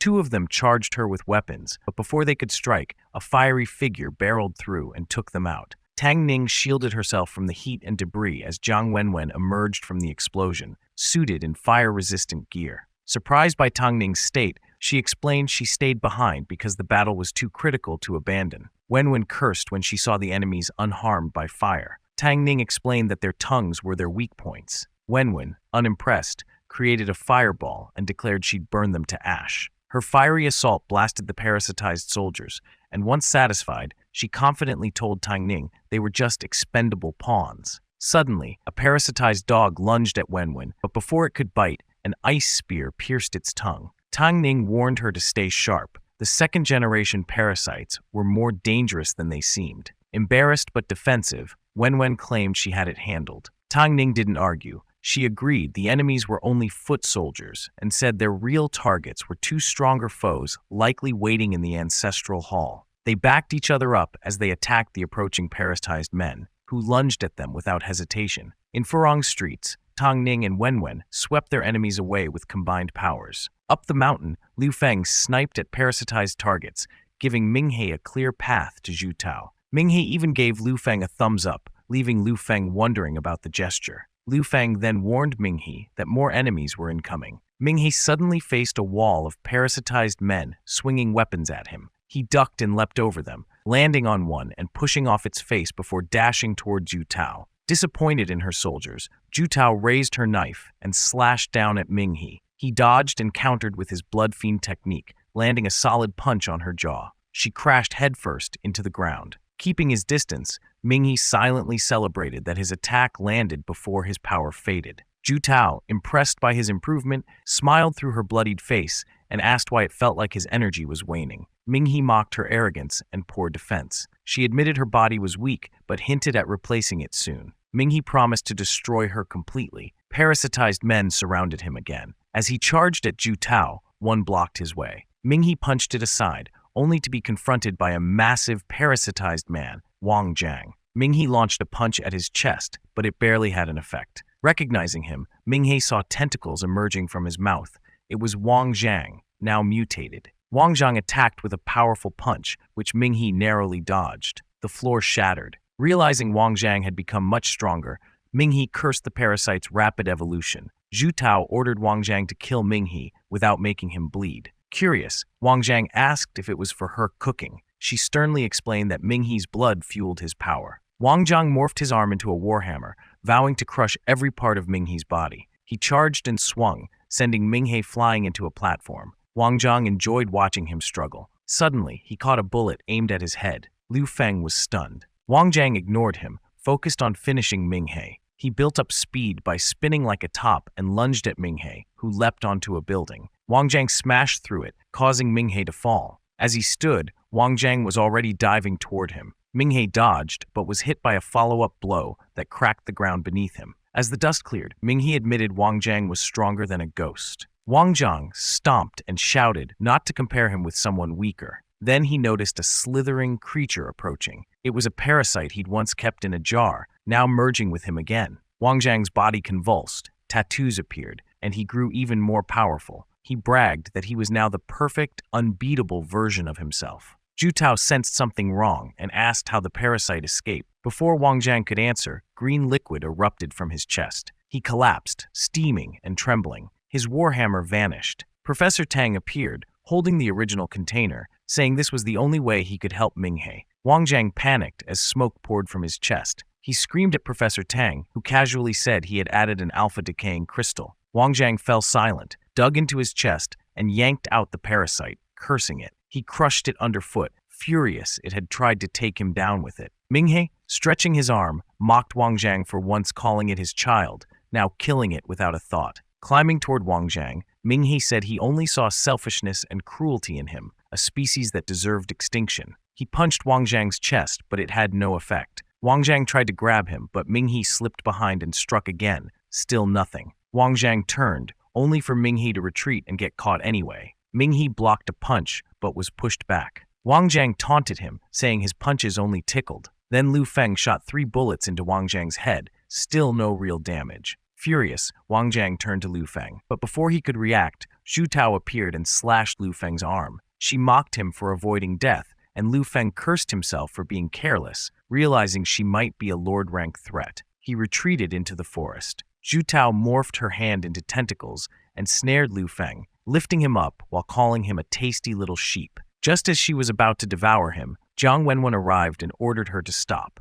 Landing nearby, she unleashed her flames, burning everything around her. Tang Ming quickly rescued Lu Feng from Zhu Tao's grasp. While Tang Ning was using ice to seal Lu Feng's injury, he warned her that Zhu Tao was a Lord-rank monster, and only she, as a Heaven Flare rank, could stand a chance against her. Tang Ning told Jiang Wenwen to stay away from Zhu Tao, but instead, Jiang Wenwen claimed her fire powers made her the perfect counter. Just then, something startled Tang Ning. As the smoke faded, Zhu Tao appeared, calmly fixing her hair. She taunted the group, saying their presence saved her the effort of hunting them. Spotting Jiang Wenwen, she commented on her tender flesh. Jiang Wenwen asked Tang Ning to take Lu Feng away while she dealt with Zhu Tao. She launched 3 fireballs, but Zhu Tao brushed them off with her tentacles and closed in. Jiang Wenwen leapt back but was still hit midair. She caught herself using her fire, cursed Zhu Tao, and prepared another attack. She gathered flames in her palms and unleashed her flame blast. It hit Zhu Tao square in the chest,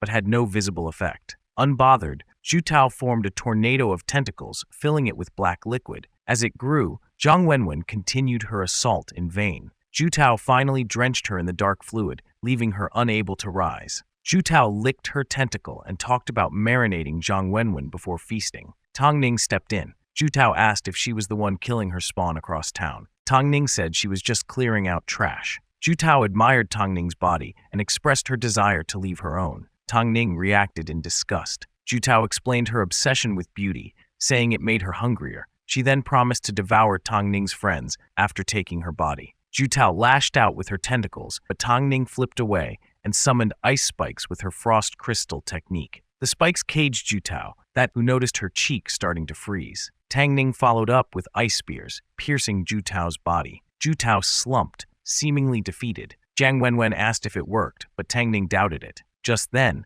Zhu Tao lifted her head, glowing eyes and dark aura melting the ice. A surge of energy exploded around them. When the dust settled, second-generation beasts surrounded Zhu Tao. She had summoned reinforcements. Her form had changed, upper half human, lower half resembling a pitcher plant. Zhu Tao declared her intention to keep Tang Ning's appearance and devour the rest. Tentacles from her lower body linked to the beasts, turning the parasitized humans into monsters. She ordered them to bring her Tang Ning. Meanwhile, Ming He and Wang Jiang fought near the ancestral hall. Ming He landed a solid punch, but Wang Jiang resisted with help from the Alpha Decay. Realizing he couldn't win, Wang Jiang fled toward Zhu Tao. Ming He gave chase. Upon reaching Zhu Tao, Wang Jiang knelt and asked for power. She granted it through a tentacle, transforming him with bone armor and a reformed warhammer. Tentacles emerged from his mouth as he celebrated. Ming He caught up, and Wang Jiang attacked with renewed strength. Ming He landed hits, but they had little effect. Worried, he realized his punches weren't enough. Zhu Tao ordered Wang Jiang to abandon the fight and target Tang Ning. Wang Jiang hesitated, but upon realizing Tang Ning's threat, complied. As Wang Jiang and the beasts attacked, Jiang Wenwen stepped forward and cast Scorching Tower, halting their advance. She warned that only a red sovereign art could save them, but Tang Ning disagreed, saying even that might not be enough. Ming He asked if she could use such an art. Tang Ning said yes, but Zhu Tao would likely sense the buildup and use the beasts as shields. Ming He offered to eliminate them all using a power-boosting crystal. Tang Ning doubted it would work, but Ming He insisted. Jiang Wenwen, near her limit, pressed them for a decision. Ming He suggested giving more of the crystal to Tang Ning. She said she could use it only if it matched her rank. As Wenwen's barrier broke, the beasts charged. Tang Ning acted. She pulled an ornate ice sword from her chest and activated her ultimate form, Wing Supreme of Ice. Black wings sprouted, ice armor formed, and a crown hovered above her. She struck down every beast she passed.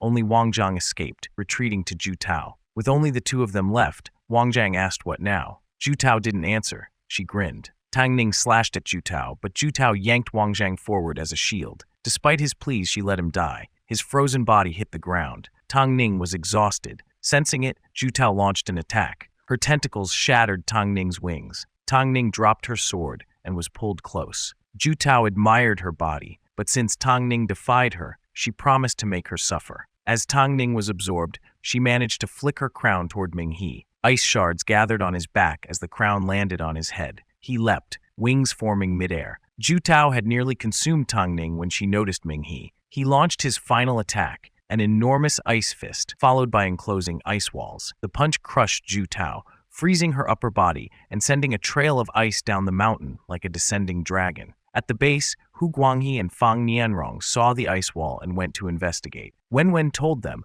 Ming He was responsible. Inside the wall, Ming He was ripping open Zhu Tao's body, calling out to Tang Ning. Eventually, he reached her. The goddess said her airways were blocked. Ming He wasted no time. He sucked the fluid out with his mouth, trying to save her. The goddess was horrified when she realized what Ming He was doing. She warned him the sticky liquid was corrosive and would damage his mouth and throat. Ming He quickly spat it out, but despite the warning, he resumed clearing Tang Ning's airways, unwilling to let her die. Soon, Jiang Wenwen, Fang Nianrong, and Hu Guanghe reached him. Just then, Tang Ning coughed out more of the fluid. She and Ming He tried to speak, but neither could talk. Their throats were burnt. Jiang Wenwen joked that they'd been poisoned mute. Professor Tang arrived and handed them a healing liquid, assuring them they'd recover soon. That night, back at the ancestral hall, everyone reflected on what had happened. While looking at Zhu Tao's frozen head, Hu Guanghe expressed disbelief that Ming He had defeated a Lord-rank beast. Professor Tang informed them the other second-generation beasts had been dealt with. Though Ming He couldn't speak yet, Professor Tang reassured him that he'd done all he could and that the front lines should be able to retreat safely. Meanwhile, 10 kilometers from the border, Fan Kai and his team discovered the river had turned to blood. A Finn appeared, raising alarms, but it turned out to be Louis, battered and riding a beast's corpse to safety. Luqian rushed to him. Louis explained that the Demon King had ruined their mission. His entire team had perished. He said they should retreat and not waste their sacrifice. Though he wished to die with his team, Louis said they made him survive to pass vital intel. Fan Kai comforted him and assured him they were ready for the retreat mission. Days later, 7 calamity meteors descended on Ming He's planet. At the astronomy team's base in the desert, machines charged purple energy. As the meteors approached, the machines fired, destroying the meteors mid-air. The staff at headquarters celebrated. At the Nandu Superhuman Institute, students disembarked from buses. Ming He overheard students discussing humanity's success in intercepting the meteors, thanks to Professor Wu Long's plan. They believed the future looked hopeful. Just then, Ming He heard someone call his name. It was Liu Qian. She ran to him and they hugged, relieved to see each other alive. Tang Ning waved, but Professor Tang stopped her, saying Ming He nearly sacrificed himself for Liu Qian. Tang Ning, offended, reminded him she played a big role too. Professor Tang acknowledged both of them saved many lives. She then recalled that he had abandoned the very interception plan that Wu Long perfected. Tang's regret showed he'd passed on a chance to be a hero. That night, in the desert, high-ranking leaders congratulated Professor Wu Long for the interception victory. Wu Long credited them and humbly left the celebration, wanting to rest. As he returned to the astronomy tower, he bumped into Ming He's sister, who was working late. Some papers blew away, and Wu Long helped her pick them up. After exchanging brief words, he thanked her for her efforts and walked away, waving without looking back. Back in Nandu City, Ming He walked Liu Qian home. She revealed the house belonged to her brother, Louis, whom she was caring for. Ming He was surprised to learn she had a brother. Just then, Louis stepped outside with his injured arm. Liu Qian introduced them. Louis said he'd heard of Ming He's efforts in Furong Town and thanked him for helping ensure their safety. Ming He tried to brush it off as luck. Louis, though grateful, couldn't invite him in due to his condition. Ming He took his leave, saying he needed to let his sister know he was safe. Liu Qian reminded him that her birthday was the day after tomorrow. Ming He promised to remember. As he walked home through the quiet streets, he realized he'd misjudged Louis, thinking he was Liu Qian's boyfriend. Then, he blushed, recalling the moments he shared with her. The walk, the movie, her kiss. He remembered the letter she had supposedly ignored. When he got home, his sister told him a girl had called asking if he was back. Realizing his phone had died, he quickly called back and reassured her. After a short conversation, he said goodnight. His sister asked if that was his girlfriend. He denied it, saying she was just a classmate. She found it odd that a mere classmate would check up on him like that. She guessed it was Liu Qian, someone she remembered visiting frequently when Ming He was unconscious. She mentioned Liu Qian had even left a letter. Ming He was shocked. He asked if Liu Qian had replied. His sister explained she had, but the letter was likely lost by hospital staff. He reached for the phone to call Liu Qian, but hesitated, deciding to wait until her birthday. Sensing his mood change, his sister asked if the letter had meant something to him. He brushed it off. She changed the topic, asking him to guess who she ran into earlier. Ming He didn't respond. Ming He asked his sister who she'd run into, and she revealed it was Professor Wu Long. She was stunned by how young he was and amazed to see a living legend in person. Ming-He reminded her they'd met him before during her interview and that he even gave Wulong a magazine, but his sister brushed it off, saying a hero like Wulong wouldn't read those kinds of magazines and accused Ming-He of slandering her idol. Ming-He admitted Wulong was indeed amazing, though he couldn't help but feel defeated. Despite all their efforts, their operation had ended in failure. Wulong's triumph made their losses feel insignificant. His sister reassured him that there was still time, they were young, and he would achieve more in the future.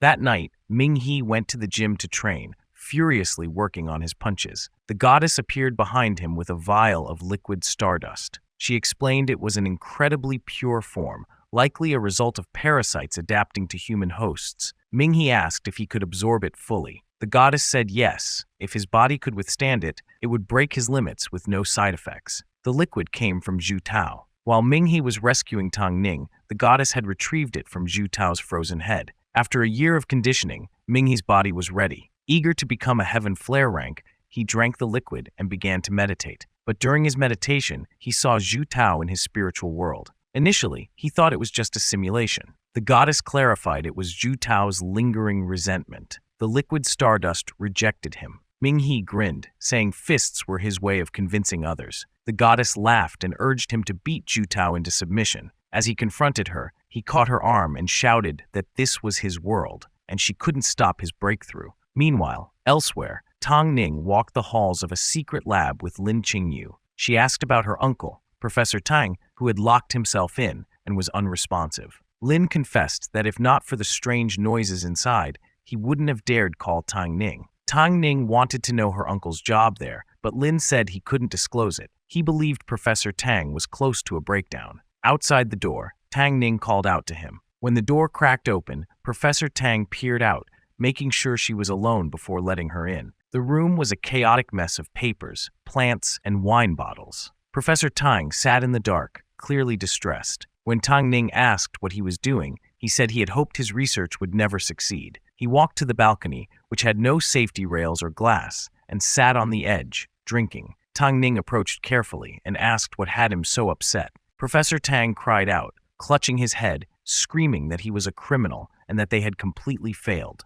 Tang Ning tried to calm him and asked him to explain. Before he could, shadowy figures entered the room. Tang Ning demanded to know who they were. They ignored her. It was the Dragon Tooth Group. Their leader informed Professor Tang that the remedy plan had begun and that all members awaited his orders. Professor Tang snapped out of his daze. He declared their mission suicidal, but necessary to ignite hope. The Dragon Tooth members saluted, ready to sacrifice everything. Moved, Professor Tang declared that even if they failed, they must live without regret. On Lu Qian's birthday, Ming-He dressed up in a suit, his sister tying his tie. She told him he looked handsome and joked that he better bring home a girl. Ming-He reminded her it was just a class reunion. She got emotional, happy to see him grown and independent. Before heading to work, she told him to choose Lu Qian's gift himself. In Nandu, Ming-He walked with 2 gift bags. As he crossed the street, a violent car crash unfolded before him. The sight triggered memories, an old accident, a child crying in a wrecked car. Snapped back to reality by 2 men yelling at each other, Ming-He walked away from the scene. He arrived at Louis's mansion,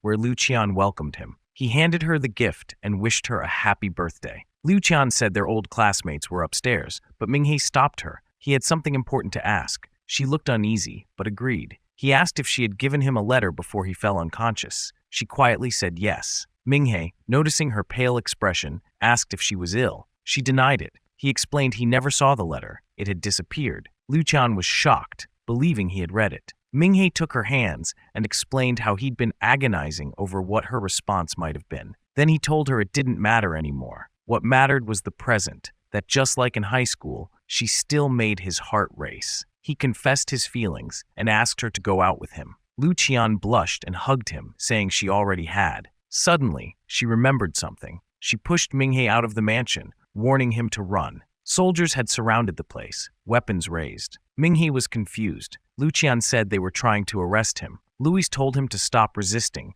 revealing that they believed Ming-He was part of the Dragon Tooth Group and acting under secret orders. Ming-He was stunned. He turned to Lu Qian, who protested that he wasn't a traitor. Louis said that's why they had to investigate. Ming-He demanded a reason. Louis pointed to the TV, where a reporter announced that the North City's Professor Tang Hang and Dragon Tooth's Lai Huang had attacked Heavenly Scripture Mountain. Dragon Tooth was now considered a treasonous organization. They were branded the Heavenly Sovereignty. Tang Heng was named their mastermind, and their target was Professor Wu Long. Superhuman forces had locked down the mountain. The battle had grown intense, with heavy casualties. Ming He was in disbelief, unable to grasp how Professor Tang had become the enemy. Louis clarified that although Ming He showing up at the mansion meant he probably wasn't involved in the betrayal, records showed he had joined Dragon Tooth a year ago and had been quietly carrying out missions for them. Louis told Ming He not to resist and ordered the soldiers to detain him. He warned that Ming He's group had betrayed humanity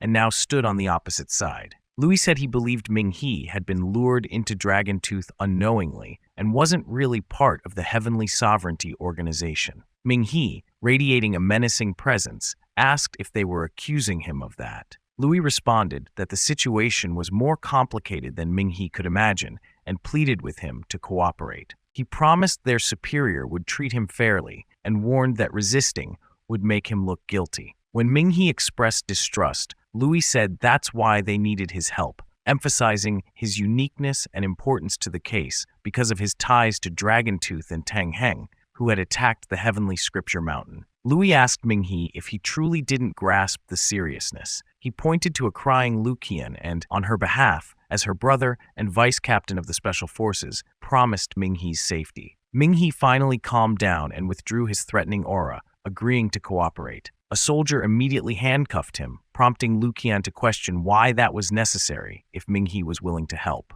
Louis explained that things were too sensitive at the moment to take chances. Despite his reassurance, Lu Qian insisted on accompanying Ming He, and Louis agreed, noting that she also had information to provide. Meanwhile, outside the astronomy team's building, drones hovered as soldiers hid behind sandbags, preparing a weapon. A machine aimed a beam at the building. One soldier called Lu Lin a traitor and warned her not to harm Professor Wu Long or they'd retaliate. Inside, Lu Qian urged Dragon Tooth members to hold on for more time. The group blocked the entrance, knowing their lives were on the line. In the underground interrogation room at the Special Forces base, Ming He sat alone, restrained and silent. A mysterious goddess asked if the group he joined might not be Dragon Tooth. Ming He thought to himself that he knew he hadn't done anything wrong, regardless of which side he was on. The goddess agreed, suggesting the issue lay with Dragon Tooth's leadership or inner human conflict. Then the interrogation room door opened and Special Forces Vice Captain Hong Xiao walked in with Louis. Ming He quickly asked where Lu Qian was, and Louis gestured to her. Hong Xiao didn't waste time and began questioning Ming He. He requested that Lu Qian be brought in, and with Lu Yi's nod of approval, she was allowed to join and sat beside him. As Hong Xiao interrogated Ming He, Lu Yi glared, causing Lu Qian to avert her eyes. Hong Xiao told Ming He that based on what they knew, things looked relatively good for him, but Ming He said he still didn't understand what had happened. Hong Xiao admitted they were confused too. They had once trusted Dragon Tooth completely. But now, she explained, Dragon Tooth had occupied the astronomy team and attempted to assassinate Professor Wu Long. Ming He was stunned. While reviewing documents, Hong Xiao said Ming He's records were clean and they believed he'd been used. Ming He denied being manipulated and insisted he wasn't confused. Hong Xiao admitted that everyone was still trying to make sense of things. She revealed that all 5 Dragon Tooth teams were now armed and guarding the astronomy mountain, refusing outside contact and ignoring negotiators. Ming He asked if it was really Professor Tang Heng involved, and Hong Xiao confirmed it. She told him that Luo Lin, who used to give Ming He his missions, was now the current commander. Ming He was shocked to hear that. Hong Xiao said they believed there were still innocent people inside Dragon Tooth and hoped Ming He could act as a bridge to them, helping resolve the conflict. Ming He questioned why he was chosen. Hong Xiao explained that after waking up from the hospital, he'd had no contact with those people for over a year and a half and had shown dedication to humanity during that time. Louis added that they trusted him. Hong Xiao then revealed their plan. Ming He would infiltrate Dragon Tooth Mountain, pretend to be one of them, and rescue Professor Wu Long. Louis showed him a map pointing to the last known signal from Wu Long before communications went dark. They believed Wu Long and his team were hiding in the 6-star venue. Concerned, Ming He asked about the astronomy team's staff. Hong Xiao said most of them were hidden in the venue's shelters. She warned they didn't have much time. While the special forces launched an assault, Ming He was to use the distraction to find and extract Wu Long. A soldier entered, and whispered something to Hongxiao. She and Louis stood up. She gave Minghe 5 minutes to decide, help them and clear his name, or sit and wait for trial. Once alone with Lu Qian, she apologized for not warning him. Minghe brushed it off and said he planned to enter the mountain. He needed to understand what had happened. He silently thought about his sister, but didn't say anything. Then he asked Lu Qian if she trusted him. She said she did, and admitted she didn't understand why he wouldn't confess. Minghe leaned in and asked her something in a whisper, making her blush. Someone outside the room joked about wanting to know what they were whispering, then decided against it. After 5 minutes, Hongxiao returned and asked for Minghe's decision. He said he would cooperate. Pleased, she explained how they'd sneak him in from the mountain's rear. While removing his cuffs, she told him to pretend to be part of Dragon Tooth if caught, so they'd go easy on him. She also mentioned he'd be tracked at all times and that Lu Yi would go with him, with permission to kill him if he turned traitor. Minghe asked if they were really going that far. Hongxiao apologized, and Lu Yi reassured him they shared the same mission, rescue Wulong. Hongxiao, now confident, told them to prepare. Suddenly, Lu Qian said she wanted to go too. Minghe and Lu Yi immediately told her it was too dangerous, but she insisted and formally requested to join the team. Lu Qian explained that Minghe didn't completely trust Hongxiao's version of events, and similarly, Lu Lai didn't fully trust Minghe because of his background. This mistrust would lead to conflicts during their mission. Lu Qian wanted Hongxiao to see that if the two didn't trust each other, they wouldn't be able to rescue Wulong. Noticing that Hongxiao was beginning to consider Lu Qian's involvement, Minghe and Lu Yi insisted she shouldn't join. To prove her point, Lu Qian told Hongxiao that their reaction showed they still saw her the same way. Eventually, Hongxiao agreed to include Lu Qian in the rescue team. All three, Lu Qian, Minghe, and Lu Yi, acknowledged Hongxiao's decision. Lu Qian playfully stuck her tongue out at Lu Yi. Later, while Dragon Tooth was engaged with the special forces, the rescue team used a hidden path behind the mountain to reach the Astronomy Mountain's dorms. Once there, Lu Yi briefed them. They had to pass through the dorms, use the mountain tunnel, reach the square, and then get to where Wulong was being held. In the dorms, Minghe noticed signs of a rushed evacuation by the astronomy team. As they advanced, a Dragon Tooth member spotted them and demanded identification. Minghe introduced himself and showed his ID plaque. Once verified, the member apologized for the misunderstanding. Minghe claimed their group was sent by Luo Lin to patrol the mountain's rear to prevent intrusions. Lu Yi then suggested they move toward the tunnel. As they entered, Lu Qian praised Minghe's convincing act. Minghe admitted he felt uneasy about lying. Suddenly, they encountered 3 more Dragon Tooth members. When one asked for identification, Minghe remained composed, showed his plaque again, and claimed Lu Qian and Lu Yi were part of his team. The member then asked them for their IDs. As Minghe hesitated, Lu Yi stepped forward and offered to show the team plaque. Getting close, his eyes flashed ominously, and he delivered a powerful punch to the man's stomach before knocking him out. The woman with them tried to flee, but Lu Yi activated his soul power and captured her with a giant hand. As she tried to report the intrusion, Lu Yi crushed her phone and urged the group to move fast, suspecting their cover had been blown. Minghe was stunned by Lu Yi's strength, while Lu Qian felt reassured seeing her brother back to form. As they stepped over the unconscious enemies, they commented on how easily Lu Yi had taken out Corona rank opponents. Lu Qian warned Minghe that Lu Yi might be capable of stopping him too if needed. Minghe said it was better than being stuck in interrogation. When Lu Kai asked what Minghe was mumbling about, he simply replied he was planning their next move. He warned that the square might be heavily guarded. Lu Yi agreed, saying that if they ran into any of the Dragon Tooth leaders, they'd be in trouble. Minghe suggested using a shortcut through the workers' canteen. His sister had once told him it was used to distribute food quickly across departments.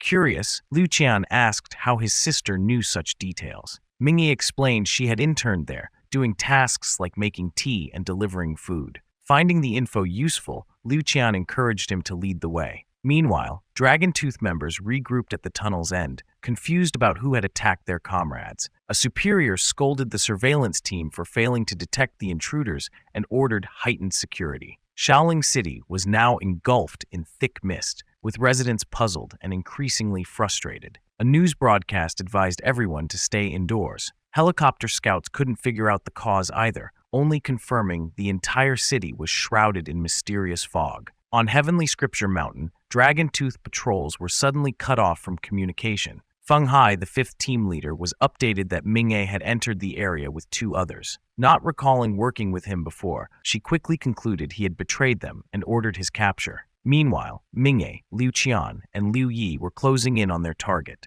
Feng Hai, waiting in the square, confirmed her hunch. They'd come to her. Ming-A asked if she was with Dragon Tooth, and after introducing herself, Feng Hai said she'd heard of him and was disappointed he'd defected. Ming-A was upset by the accusation and challenged her moral stance. Liu Yi then accused her of clinging to corrupt ideals, calling her a lost cause. Liu Yi told the others to move ahead while he stayed back to handle Feng Hai's team. When she recognized him as the famed Special Forces vice captain, Liu Yi confirmed his identity. Despite knowing his reputation, she challenged his strength. Liu Yi appeared beside her in a flash and attacked, but she dodged and blocked his strikes using her unique eye powers, which slowed her perception of time. Despite this, Liu Yi kept up the pressure. Feng Hai ordered her team to stop Ming-A and Liu Qian. A fierce exchange followed. Ming-A's punch sent his opponent reeling. Liu Qian charged up lightning in her palm, and Liu Yi finished his opponent with a brutal slam. Even with help, Feng Hai's team couldn't hold them back. She insulted Liu Yi,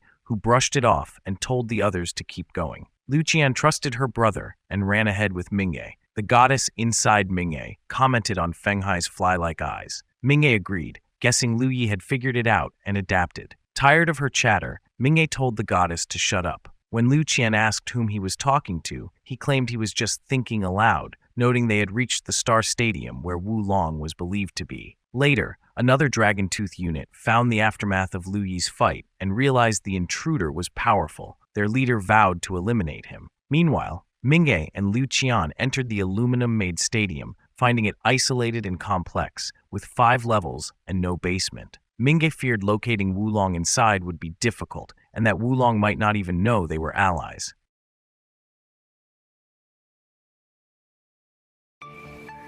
Liu Qian then shared her unease. She felt like they were being watched. When Ming-A asked if she was mistaken, she revealed her sixth sense ability, gained after reaching Heaven Flare rank.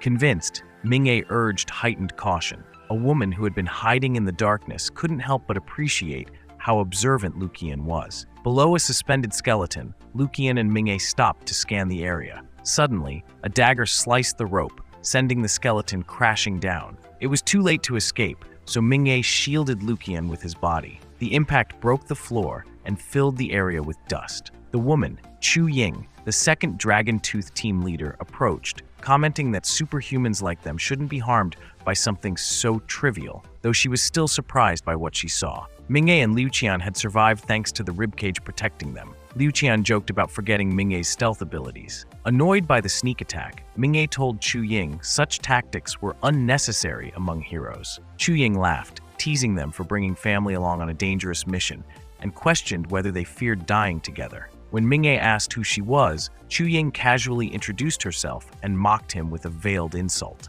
Upon hearing his name, she realized he was a newly promoted junior member and mentioned that Instructor Luo had spoken about him. Ming-A asked if Luo was present, and Chu Ying confirmed he was. Ming-A then questioned Dragon Tooth's motives. Chu Ying dismissed the inquiry, saying they didn't need to know. Liu Qian pushed further, citing their attack on the astronomy team and the kidnapping of Wu Long. Chu Ying replied that Dragon Tooth had always worked in secrecy. When Liu Qian accused them of betraying humanity, Chu Ying revealed they followed orders without question and hinted that Ming-A wasn't included due to his brief time with the group. Ming-A asked about Instructor Luo and Tang Hong's location. Chu Ying said they were upstairs, but that she'd been ordered to kill anyone who tried going there. Apologizing, she retrieved her dagger and hurled it at Ming-A, who dodged. Controlling several daggers, she taunted him, testing his agility. As the daggers locked onto his vital points, Ming-A realized he couldn't avoid them. Liu Qian intervened, her lightning deflecting the blades and pinning them to the wall. One blade barely missed Ming-A. With Chu Ying momentarily unarmed, Ming-A charged. She blocked his punch but was knocked back into a wall. As she looked up, he attacked again, but she dodged. Ming-A unleashed a series of wind punches, but Chu Ying evaded them all, eventually vanishing. Then, like a snake, she wrapped around his waist, ready to strike. Liu Qian reacted fast, sending a thunderbird at them. Chu Ying escaped in time, leaving Ming-A to absorb the hit. Though injured, he stood his ground. Chu Ying praised Liu Qian's quick decision, saying hesitation would have cost Ming-A his life. Liu Qian rushed over, relieved he was okay. She recalled someone once describing Dragon Tooth members as battle-hungry monsters, and now she believed it. Minghe felt they could win, but worried they'd use too much energy and fail to save the astronomy team. Lu Qian suggested staying behind while he went ahead, but Minghe had another plan. As Chu Ying waited, they both launched an attack. Chu Ying noted Minghe's power, but criticized his speed, and said Lu Qian was fast but weak. Exploiting an opening, she struck Lu Qian's abdomen and kicked Minghe.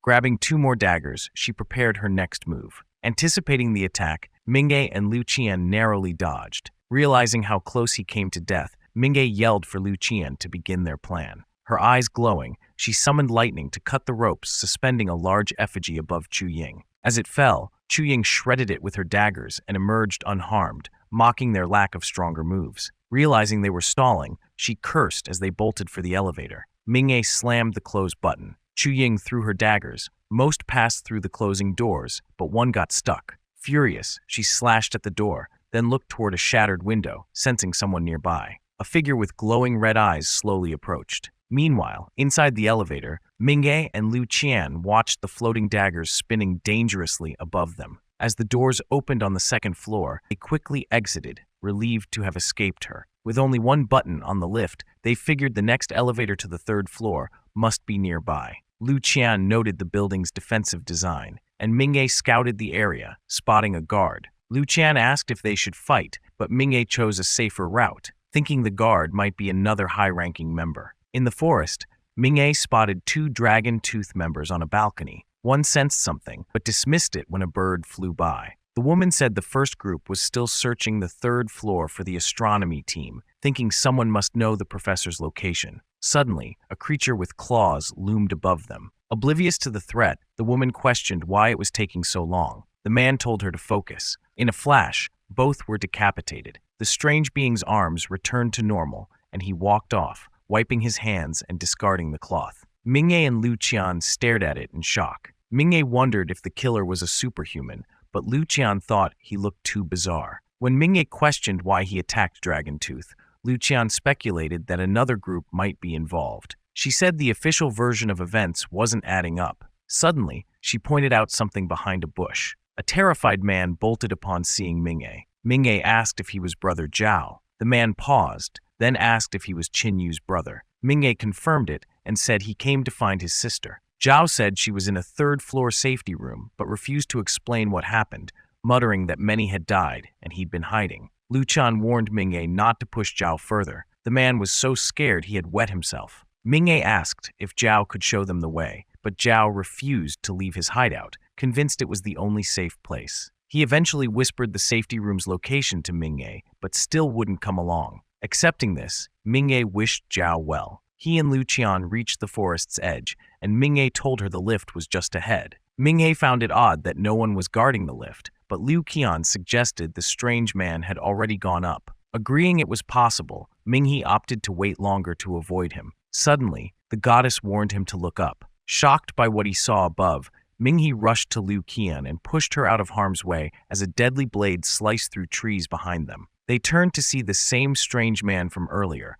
wielding an odd sickle. The man, curious about how Minghe detected him, asked him directly. Minghe instead questioned his identity. The man threatened him, claiming he had never failed to kill a target, but Minghe stood his ground and demanded to know who he was. Smirking, the stranger decided to kill him. Realizing he couldn't dodge, Minghe absorbed earth energy and blocked the attack with a punch, though he was overpowered and knocked back. He recognized that the man was a white swan rank and considered using his hidden power to survive. Lu Qian stepped in and struck the attacker with lightning, demanding he leave Minghe alone. The strange man mocked her for getting flustered, then released an aura that paralyzed Lu Qian. As he aimed at her, she closed her eyes in fear. When she opened them, Louis was already shielding her. The stranger retreated, impressed by Louis's strength. Louis warned that if he harmed Lu Qian, he'd kill him regardless of who he worked for. Laughing, the man called Louis cannon fodder and left. Louis watched him go before more. Minghe shared that the man wasn't part of Dragon Tooth but had infiltrated like them. Louis wasn't surprised, noting that many hidden groups were after Wu Long. Minghe said the killer felt both eerie and oddly familiar. Louis dismissed it and asked if they'd found anything. When Minghe revealed his sister was in a 3rd-floor shelter, Louis reminded him their goal was Wu Long. Ming-hee argued that his sister could help them navigate, and Liu Qian added that the presence of guards and other groups made things harder. Louis agreed to look for her first and told them to follow closely. Reaching the lift, they found the safety lock broken. With no other option, they decided to climb. Louis, leading the way in case of an ambush, explained that the third floor was full of secret rooms, and to reach the fourth, they'd need to find a hidden metal chamber with an access lift, like cracking a high-security vault. On the third floor, they were horrified by the sight of scattered corpses. Ming-hee then claimed he knew where the secret room was, leading them down a path Zhao had told him about. Suddenly, the goddess told Ming-hee to stop. There was something valuable behind a wall. He asked the others to wait and unlocked a hidden door. When Liu Qian asked how he knew, he didn't answer. Inside were more bodies, but also a cache of brilliant rank isomorphic crystals. The goddess was amazed, certain they'd boost his power. Louis accused Ming-hee of stealing from the astronomy team, but Ming-hee said it was necessary to grow stronger. When asked how he found the room, Ming-hee claimed he had a special sense of smell that detected the crystals. After some walking, they reached a dead end. Louis doubted the intel, but Ming-hee told him to wait, then found and triggered a mechanism that made the wall collapse inward. As they entered the vault, they were sprayed with disinfectant. Ming-hee opened the vault, revealing a spacious room filled with frightened people. Juju, recognizing Ming-hee as Qinyu's brother, informed the others. Ming-hee immediately asked about his sister. Before anyone answered, Qinyu rushed into his arms. Liu Qian, too late to stop her, looked on jealously. A flashback revealed a car crash that killed both children's parents. On hearing that his father caused the crash, the boy was stunned, and the girl told him he must pay for what happened. Back in the present, Ming-hee held his sister tightly. She asked why he came. He said it was because she was his only family, and he was relieved she was safe. To reassure her, he claimed he was strong now. Qinyu then asked if he'd encountered anything strange. He asked what she meant, and she described mysterious, possibly monster-like beings, noting some teammates had started acting bewitched. Louis broke in, asking her to take them to Wulong. When a man questioned Louis's identity, Louis showed his badge and explained they were there to rescue Wulong. The man was expecting him and reported that their enemies might already be heading to the fourth floor. Louis asked if Wulong could have been captured, and the man said it was possible. Kai Ting urged Juju to share what she knew. Reluctantly, Juju told Louis she had knowledge of the fourth floor's layout, having been responsible for safety protocols. She revealed there was a bionic helicopter on the fifth floor. Juju explained to Liu Yi that if anything happened to the astronomy team, their protocol required all vital documents to be taken to the helicopter and evacuated. Liu Yi realized Wulong and his team were stuck on the fourth floor because they were trying to escape using the helicopter on the fifth. Juju revealed that the fourth floor housed the team's top-secret library, containing a decade's worth of research and actual samples collected from various calamities. She speculated that the attackers weren't just after Wulong, but were also intent on destroying that critical archive. When Liu Yi questioned why there weren't any backups, Juju replied that what they had weren't just documents or images. They included physical calamity samples, making duplication impossible. Liu Yu began to suspect this was why the Heavenly Sovereignty Organization was so desperate to breach their defenses. Liu Qian reminded everyone their top priority was still to find Wulong. Juju recalled that Wulong and his team had responded first during the attack, aiming to take the samples, but had underestimated how far the enemy would go to destroy everything. Their attempt to retrieve more samples had led to their entrapment. When Ming-hee asked if she could take them to the fourth floor,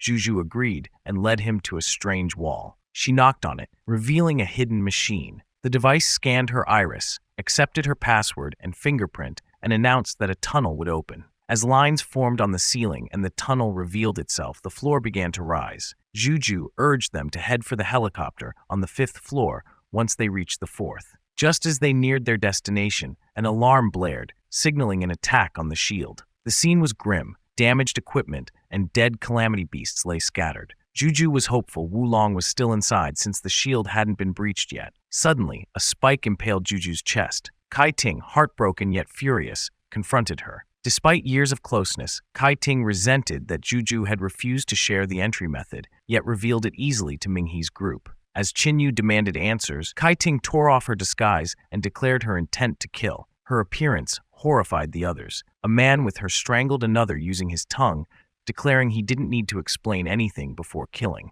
The situation spiraled. People panicked. One man shouted not to come near, refusing to trust anyone. Kai Ting and her ally glared at everyone. Qin Yu asked what had happened to Kai Ting, and Ming He stated that what stood before them was no longer her. The mutated man told Kai Ting to help him first before they attacked. He used his tongue to break open the floor, and Kai Ting pulled him up through the hole. He revealed himself to Ming He's group and taunted Lu Yu, saying he had considered killing him earlier. As tension mounted, the red shield finally fell, and the strange man dashed toward it, leaving Louis visibly relieved. Louis admitted he could have handled the man alone, but not with his subordinates. When asked about the creatures, Ming He confirmed they were parasitic demon beasts capable of fusing with humans. Lucian was horrified that such creatures existed. Lu Yi interrupted, stressing the urgency. They faced powerful enemies, and Wulong still needed rescuing. When Ming He asked if they should help, Lu Yi told him his mission was done and tasked him with ensuring Lucian's safety. Lu Qian objected, reminding him they were supposed to save Wulong.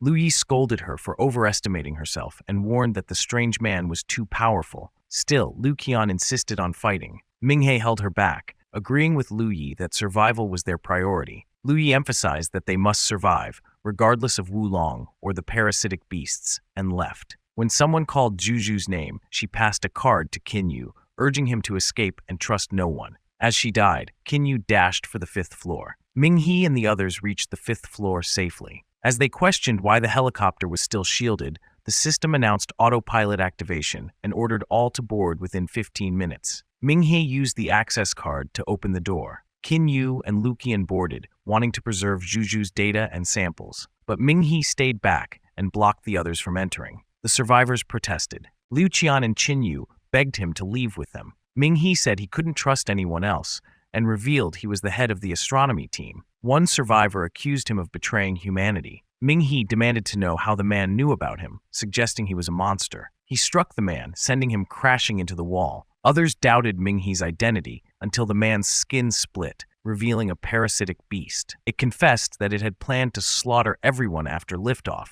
but couldn't resist the urge any longer. Ming He warned everyone to back off, and the beast challenged him directly. The goddess warned that the beast was at peak corona rank. Ming He dodged its bites, fire, and poison, eventually landing a critical hit that severed a snakehead. Blood pooled beneath him, and the beast, surprised by his strength, realized he was Heaven Flare rank. Ming He crushed the severed head, prompting the beast to taunt him about Hui Jiao. Ming He retorted mockingly, determined to extract power from the beast's 5 snakeheads. The battle resumed, and Ming He used wind techniques to deflect poison and land clean hits. He immobilized the snakeheads, and after a fierce exchange, brought down a massive spiritual attack on the creature's lower half. As dust settled, he stabbed the final snakehead with one of its own fangs. The goddess explained that parasitic beasts had to alter their essence to mimic humans, making their stardust usable. She urged Ming He to drink it. He swallowed all 5 sets, and his body ignited with power as he absorbed the stardust's essence.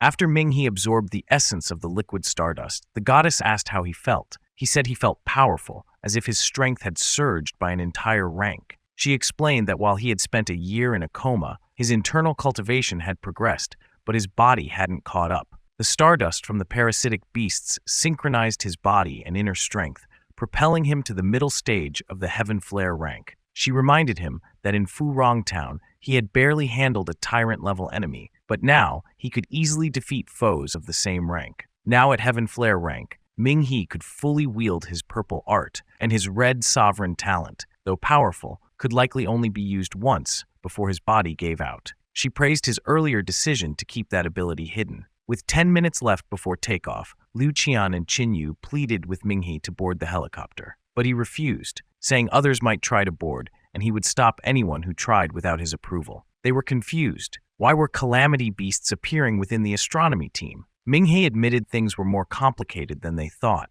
and the official version of events might have been misleading. When asked who they could trust, Ming He said no one. Suddenly, the floor burst open and Lu Yi and Wulong appeared. Ming He questioned Wulong's identity, but Wulong confirmed it and recognized Ming He as Qin Yu's brother. Lu Yi urged Ming He to let Wulong board. He was humanity's final hope. Liu Qian and Qin Yu echoed the plea. Still, Ming He refused, apologizing to Wulong. Shocked, everyone tried to convince him otherwise. Lu Yi reminded him that their entire Special Forces unit was sacrificing everything to rescue Wulong. He accused Minghe of siding with the Dragon Tooth organization and betraying humanity. Minghe insisted he was the one who had to decide who boarded. Lu Yi, growing impatient, reminded Minghe of his authority and threatened to discipline him. Minghe dared him to try. When Lu Yi attacked, using his blink skill, Minghe countered, slammed him to the ground, and launched a fierce strike. Despite this, Lu Yi rebounded and nearly landed a kick. Minghe blocked it, and the goddess warned that his arm would have been shattered if Lu Yi wasn't injured.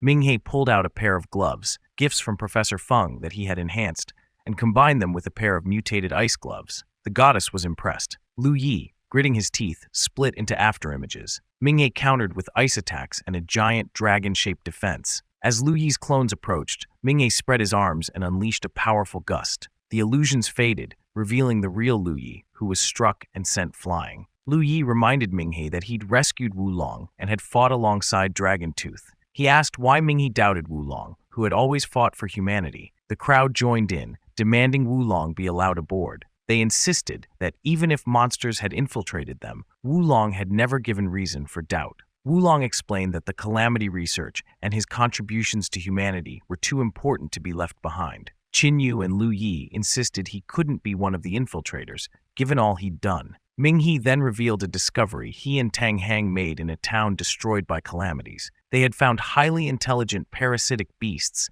that had embedded themselves in human hosts. Minghe couldn't understand why Tang Hang never told the world. Soon after, Tang led Dragontooth to attack the astronomy tower and slaughter the disguised parasites. At the time, Minghe thought Dragontooth had betrayed humanity, until he saw the parasites erupt from within the team members. He realized these parasites had been hiding among humans for decades, silently replacing key figures. Now, he saw Dragontooth not as traitors, but as humanity's hidden protectors. He pledged to continue fighting with them. Just then, someone clapped. A man praised Minghe for figuring things out, though he claimed it was already too late. Dragging someone behind him, he revealed it was Instructor Lu from Dragontooth's first team. Minghe called out in alarm, only to watch the man stab Lu through the chest with a sharp limb. The figure, revealing himself as a spider-like being, said he was tired of pretending to be human. He mocked Minghe, asking Lu Yi why he hadn't already killed him. He accused Lu Yi of still caring for Liu Qian,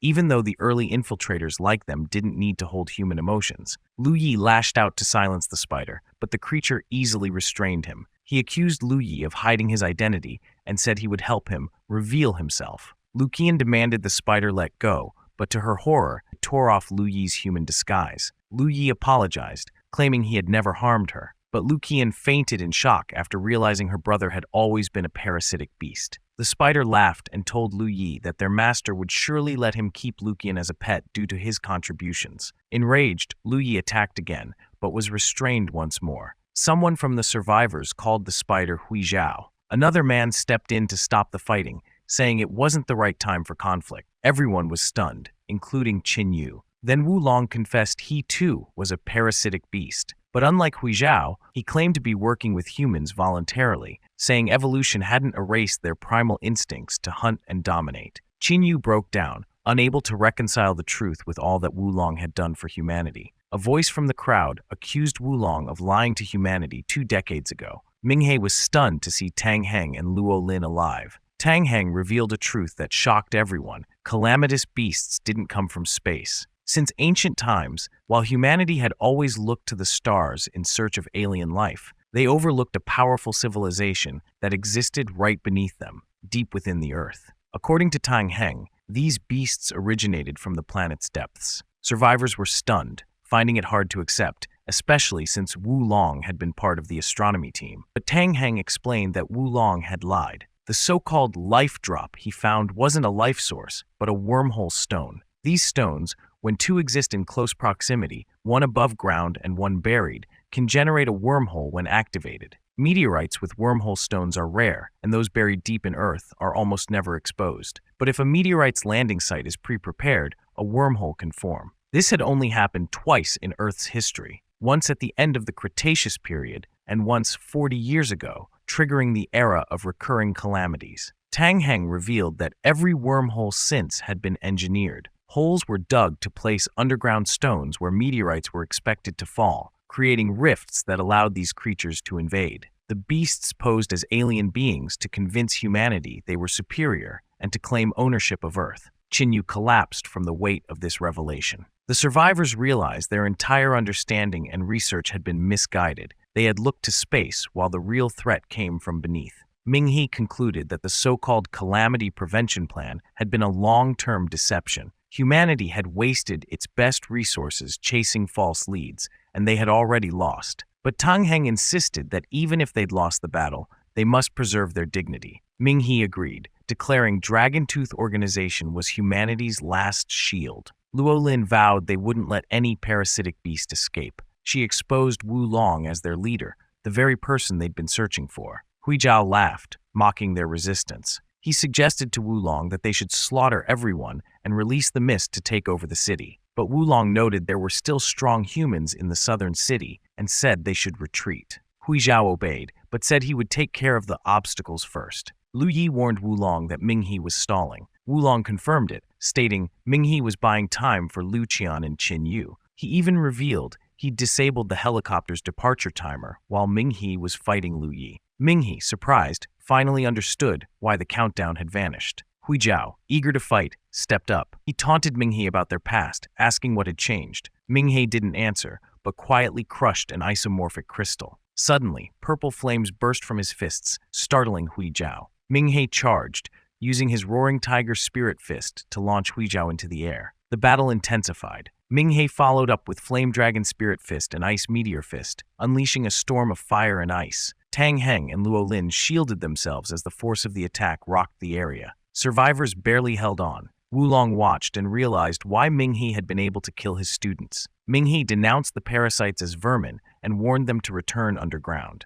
Hui Zhao laughed, saying Dragon Tooth had strong warriors, but Ming-He was likely exhausted. Luo Lin warned Ming-He that Hui Zhao had rapid regeneration, so he needed to end the fight quickly. Ming-He struck again, launching ice spikes and purple fire. Hui Zhao dodged skillfully. When his cheeks puffed up, Luo Lin shouted for Ming-He to dodge. Hui Zhao was about to shoot unburnable webbing that could rip flesh from bone. Hui Zhao spat a huge web, but Ming-He broke another crystal and melted it with acidic punches. Hui Zhao, stunned, was hit multiple times and fell. Writhing in pain, Hui Zhao asked what Ming-He used. Insecticide, Ming-He said coldly, before delivering a devastating blow to Hui Zhao's chest. As Hui Zhao's body melted, Ming-He kicked his head away and told Wu Long and Lu Yi to return underground. He confronted Wu Long, confirming that Zhao Shuhua was once his student, that Professor Feng was made a scapegoat, and that Wu Long's disciple caused the mist tragedy. Wu Long admitted it all. Many of the beasts in Furong Town had been his subordinates, still developing. Ming-He asked how many monsters had infiltrated the astronomy team. Wu Long replied that nearly half were beasts, and most had already been wiped out by Dragon Tooth. It enraged Ming-He to know his sister had worked so hard to join what turned out to be a nest of monsters. Wu Long casually mentioned they'd even planned to replace Qin Yu with a parasite. Stunned, Ming-He demanded to know why they couldn't just stay underground. Wu Long claimed the Earth itself had summoned them for help. Mother Earth was sick and dying. Despite being her children, humanity had done nothing to heal her. Their extreme methods, Wu Long said, were born from failed negotiations and ignored warnings. He believed that instead of humans turning on each other in more wars, letting calamitous beasts act as villains would solve overpopulation and environmental collapse. Ming-He told him to leave, that humanity would handle its own problems. Wu Long replied that if more people were like Ming-He, they might have avoided this conflict. He revealed the beasts didn't strike first. They only used the name of heavenly sovereignty to justify retaliating.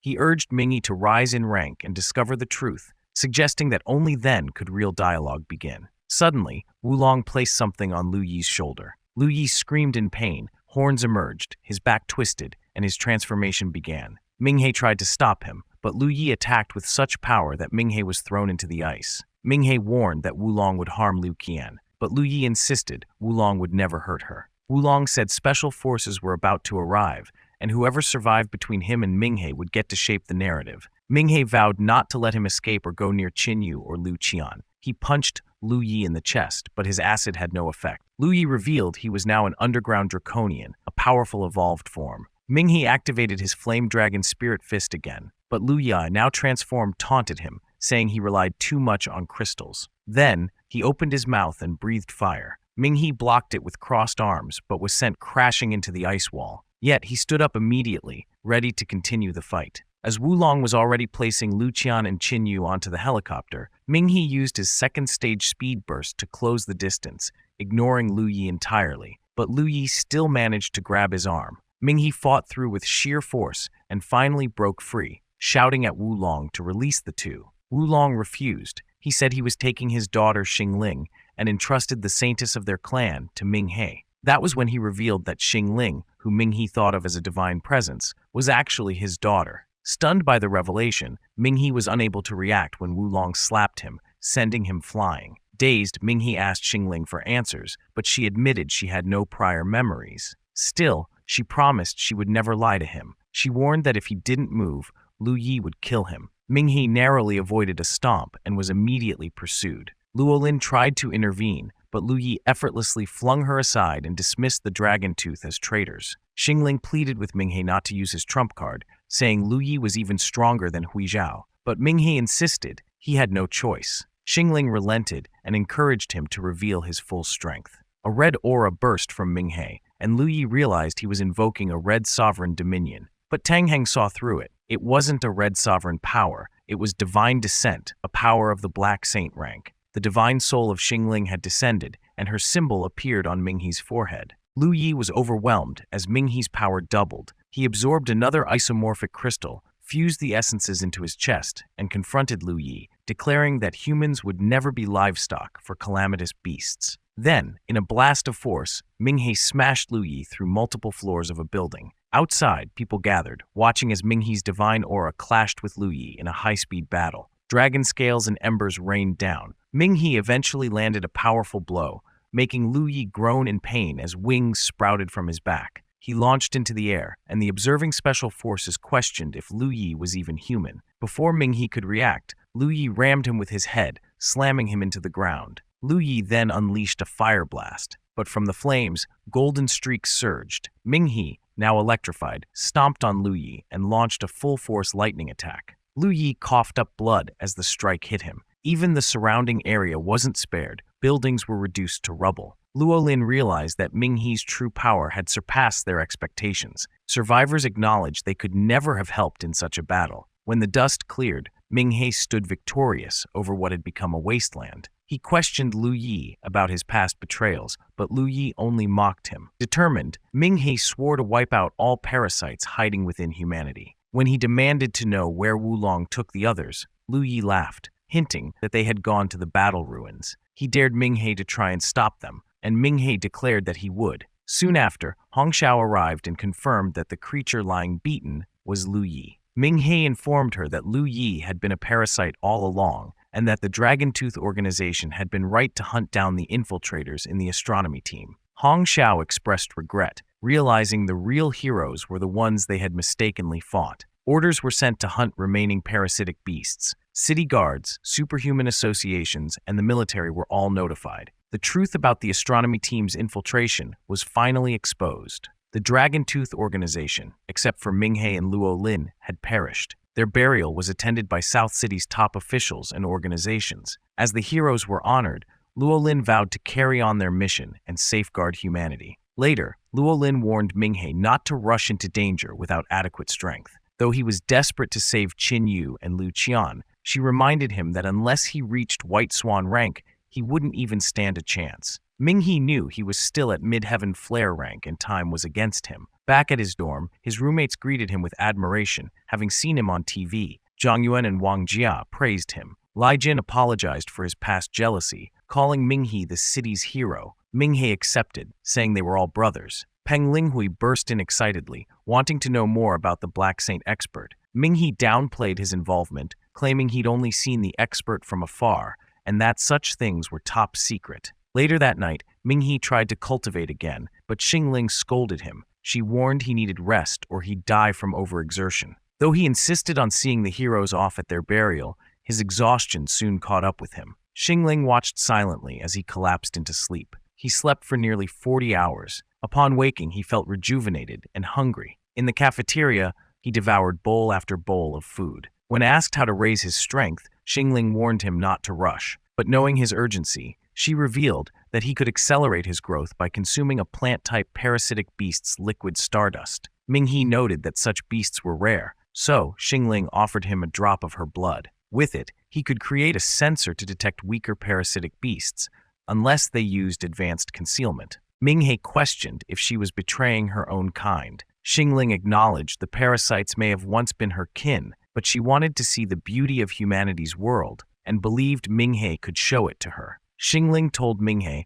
she could sense a shared belief among him and the Dragon Tooth members who died, and that perhaps it was this kind of faith that made human civilization strong. She admitted she didn't understand Wulong, but had an instinctive dislike for him. After Wulong's plot was exposed, Tang Heng took over Nandu's calamity research. Minghe immediately visited Tang Heng, hoping he could build a sensor to detect calamitous beasts. Tang Heng welcomed him, but said he needed time to finish his experiment. Minghe waited until an explosion interrupted them, which Minghe shielded him from. Tang Heng was grateful, though frustrated the experiment failed. When asked, Tang Heng explained they were under martial law, but the parasitic beasts were hard to identify. He was trying to create a device to spot them using beast flesh samples, but had no success. Minghe then handed over Xingling's blood essence, explaining it was extracted from his own Black Saint-ranked blood. Tang Heng was shocked by the power it held, but agreed to try. After testing it, he realized it worked perfectly. An hour later, he handed Minghe a finished detector. It could sense calamitous beasts within 100 meters,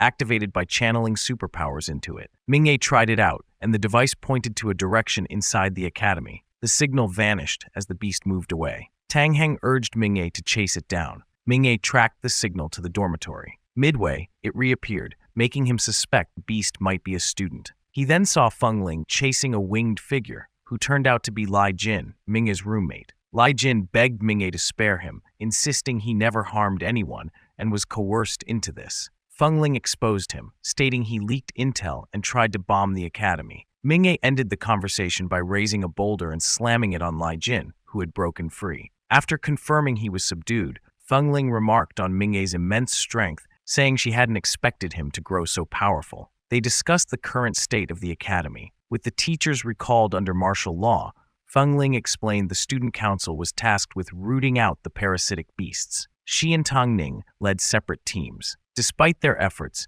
they'd only found Lai Jin thanks to earlier clues. Minghe assured her not to worry, as he would handle it. Later, a lecture at the academy was interrupted when Minghe and Feng Ling stormed in. The students were thrilled to see them and speculated Minghe was the mysterious fighter who beat Feng Ling. Without warning, Minghe and Feng Ling struck Professor Lin, sending her flying into the wall. The class was shocked. Professor Lin insisted they were wrong, but Minghe declared she was a parasitic beast. Two students tried to defend her. Feng Ling asked if they were infected too, but Minghe said they were just caught in the crossfire. She decided to capture them anyway, in case they could be saved. As chaos broke out, Professor Lin summoned a shield, but Minghe smashed her into the wall. Feng Ling dealt with the students with a swift kick. Professor Lin begged for mercy, claiming she had never harmed anyone. But when her disguise faded, the students were stunned. One student realized the two defending her must have been parasitized during a tutoring session. Furious,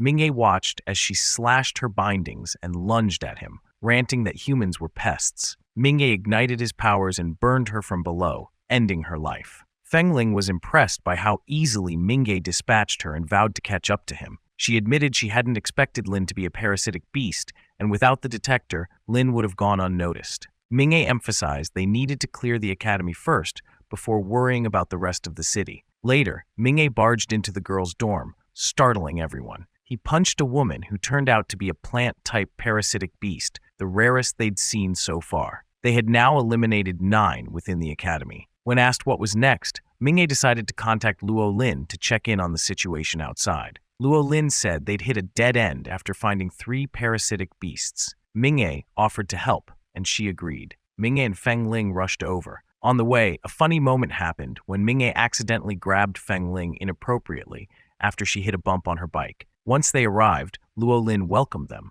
She complimented Feng Ling, but also remarked that Minghe was on another level entirely. Minghe was surprised to learn Feng Ling was the heir to Tanfang Biology Corp., a major biomedicine manufacturer. Luo Lin asked how they found the beasts, and Minghe showed her Tang Heng's device. While powerful, it was limited in range and difficult to mass produce. They started searching, but after 3 hours and much walking, the sensor finally signaled. The trail led them to a mall where Ming-ye brutally attacked a woman, revealing her true form. Luo Lin and Feng Ling then took their turns attacking. Though inefficient, the women were happy to get results. Luo Lin commented that if the Dragon Tooth organization still existed, their intel teams would have made things easier. She mourned the loss of their leader during the astronomy battle. Ming-ye teased her for missing the organization, but she stayed focused on their mission. They soon found another parasitic beast, disguised as a man in a car. He recognized them as remnants of Dragon Tooth. Feng Ling fought him, but they were evenly matched. Before the fight could escalate, Ming-ye killed him in one blow, to Feng Ling's frustration. He joked that he had to step in because they were blocking traffic. Later, Luo Lin talked with Ming-ye and Feng Ling, noting that despite using the sensor all afternoon, they had only found 2 parasitic beasts. The other special forces teams had no results either. Feng Ling said that eliminating the beasts was a slow, difficult task, especially since they had only recovered 1 liquid stardust all day. Ming-ye began to worry about how long it would take him to reach White Swan rank. When Feng Ling asked what was on his mind, he brushed it off and said they should keep looking. Feng Ling then suggested they grab a meal and continue the search at night. She offered to pay. Ming-ye and Luo Lin agreed, and Luo Lin commented that being with Feng Ling really made a difference. When Feng Ling proposed French food, Luo Lin hesitated, feeling like it sounded like a date, but agreed anyway, since it was a crowded place and possibly good for detecting parasitic beasts. They arrived at a fancy restaurant with artistic food presentation and beautiful architecture. Feng Ling urged Ming-ye to try the steak, while Luo Lin, feeling like a third wheel, silently watched the two interact, thinking they were a good match. She reminded herself that Ming-ye liked Liu Qian, another extraordinary woman. During the meal, Ming-ye received a call from Tang Heng. Hearing they only found 2 beasts all day, Tang Heng told him not to worry and mentioned that he had been summoned to an emergency meeting. The topic: planning a full assault on the battle ruins to rescue Qin Yu and Liu Qian. Ming-ye was stunned and immediately asked when the operation would happen. Tang Heng said the date wasn't finalized, but it would be soon. Ming-ye, however, thought the plan was risky. If it failed, the rescue would be impossible. If it succeeded, Wulong might kill the captives out of spite. Ming-ye resolved to speed up his efforts to save them before the assault began. He noticed Luo Lin looking troubled and asked what was wrong. Luo Lin pointed out Tang Heng's rising status and proposed asking him to bring up the idea of rebuilding the Dragon Tooth organization during the meeting. Ming-ye found the idea compelling. Rebuilding it would boost their efficiency in tracking beasts and collecting stardust. Fired up, he said they should go talk to Tang Heng right away, leaving Feng Ling behind. She called after them to at least finish eating first, but quickly chased after them. She suggested bringing Tang Ning along to help persuade Tang Heng, since Tang Ning was close to him. Ming-ye and Luo Lin agreed and asked her to talk to Tang Ning. Outside Tang Heng's office, Tang Ning apologized for being late, explaining she'd been helping the Hunters Association. Ming-ye told her she was just on time, and they all entered. Tang Heng was surprised to see the group, but listened as Luo Lin explained their request to propose the reformation of Dragon Tooth at the meeting. Ming-ye supported the idea, pointing out that even with the censor, they needed the intelligence network to work efficiently. Tang Heng admitted he also wished to rebuild the organization, feeling guilty for its downfall. However, he worried that with the city focused on the battle ruins, it wouldn't be feasible. Tang Ning pushed back, saying if not for him and Ming-ye, Nandu wouldn't have survived. She said letting their sacrifices be forgotten would be wrong. Though Tang Heng hinted there was more to the story, he promised to try. He said he'd first speak to the academy's headmaster, who had influence. Ming-ye and Luo Lin were grateful. That night, the high-level meeting began. Nandu's chief of defense detailed recent calamity-related disasters, concluding they had no choice but to launch a full-scale assault on the battle ruins. 2 hours later, they finalized the plan. The attack would happen in a week. Before the meeting ended, Tang Heng asked to speak. He warned that with parasitic beasts still hidden throughout the city, their plans were at risk of being leaked. He proposed re-establishing the Dragon Tooth organization to handle that. The chief of defense agreed to discuss it. An elderly woman voiced support, praising Dragon Tooth's past contributions, but others were hesitant. Some criticized its independence and past mistakes, arguing that rebuilding it could divert superhuman resources from the battlefront. Others blamed the group's disobedience during the astronomy incident. Lao Chu defended the organization, saying without them, humanity wouldn't have uncovered the astronomy group's true identity. He insisted their sacrifices should be honored. Despite this, the chief of defense concluded that while the parasite threat was real,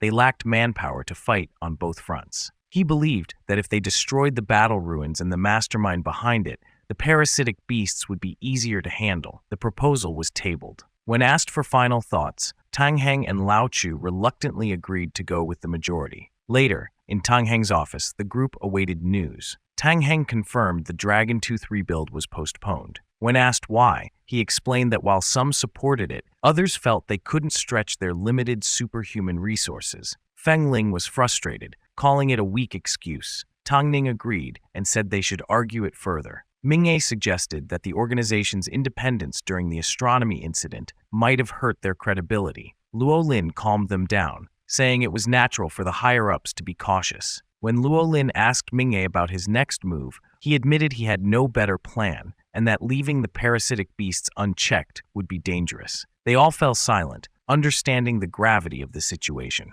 Ming-Ye then said he would return to hunting the parasites, even if it was a slow process. He'd protect the people and gather stardust the only way he could. Tang Heng and Luo Lin tried to stop him, saying it was too late and he was pushing himself too hard. But Ming-Ye refused. He said he could wait, but Qin Yu and Liu Qian couldn't. Feng Ling, not wanting to be left behind, followed him. Tang Ning was stunned by how driven the two were. 3 days later, while Feng Ling fought a parasitic beast, a special forces soldier kept bystanders away, announcing that Dragon Tooth was carrying out a mission. With a fiery kick, Feng Ling landed a hit, knocking the beast out briefly. As it tried to escape, Ming-Yi absorbed her flame and blasted the beast with a punch. It couldn't defend itself and was taken out. Feng Ling scolded Ming-Yi again for stealing her kill. He joked that his hand slipped and promised she could take the next one, though he pointed out that plant-type parasitic beasts were rare. Despite 3 days of effort, they hadn't even found 10 beasts, and only 1 liquid stardust was retrieved. With the citywide assault drawing near, time was running out. Suddenly, one of the tallest buildings exploded. Ming-Ye and Feng Ling watched in horror as more buildings followed. Panic erupted as people tried to escape collapsing structures. Feng Ling believed it was retaliation from the parasitic beasts, and Ming-Ye agreed it couldn't have been an accident. Setting aside their confusion, they focused on rescuing civilians. Soon, they found a woman pinned under a car. Ming-Ye punched the vehicle away safely. It turned out the woman had been shielding a child in her arms. Realizing the woman was unresponsive, Feng Ling took the child, ensuring they were safe. Without saying a word, Feng Ling gently wiped the child's tears, silently swearing to wipe out every last parasitic beast. Soon after, a rescue team arrived. Their leader asked if Ming-Ye and Feng Ling were superhumans. When Ming-Ye said they were students from Nandu Academy, the leader informed them another building had just collapsed nearby. With too few personnel, he asked for their help, assuring them the child would be taken care of. Ming-Ye quickly agreed, urging Feng Ling to join the rescue. She told the leader to look after the child, as the mother hadn't survived. At the new collapse site,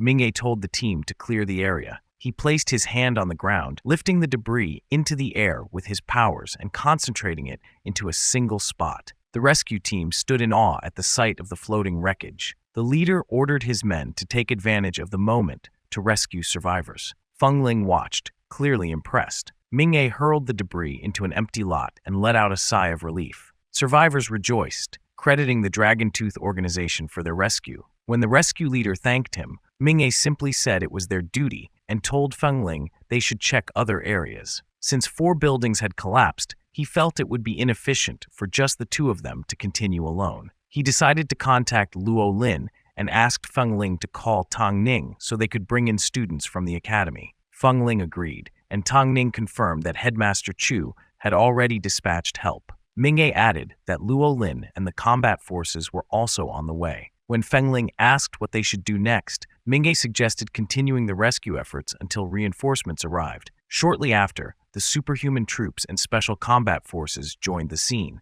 Luo Lin quickly found Ming-Ye and asked about the situation. Ming-Ye reported he was uninjured, but mentioned heavy casualties. Feng Ling flagged down Tang Ning, who arrived with the Nandu students and immediately began aiding survivors. Luo Lin questioned why the parasitic beasts had chosen this moment to strike, despite not having time to secure hiding places after the astronomy battle. Ming-Ye found it suspicious too. He believed the synchronized explosions across 4 buildings indicated it was a well-planned operation by an organization. At least 10 parasitic beasts were likely involved. He also noted that his sensor hadn't picked up anything, which led him to suspect they had an underground escape route, likely through the sewers. Minghe theorized that since the sewers near the collapse sites were damaged, the beasts must have headed for more distant exits. He said they needed a small team, a map, and an experienced commander. Luo Lin said Minghe was starting to act like one himself. When he said she was the most qualified leader,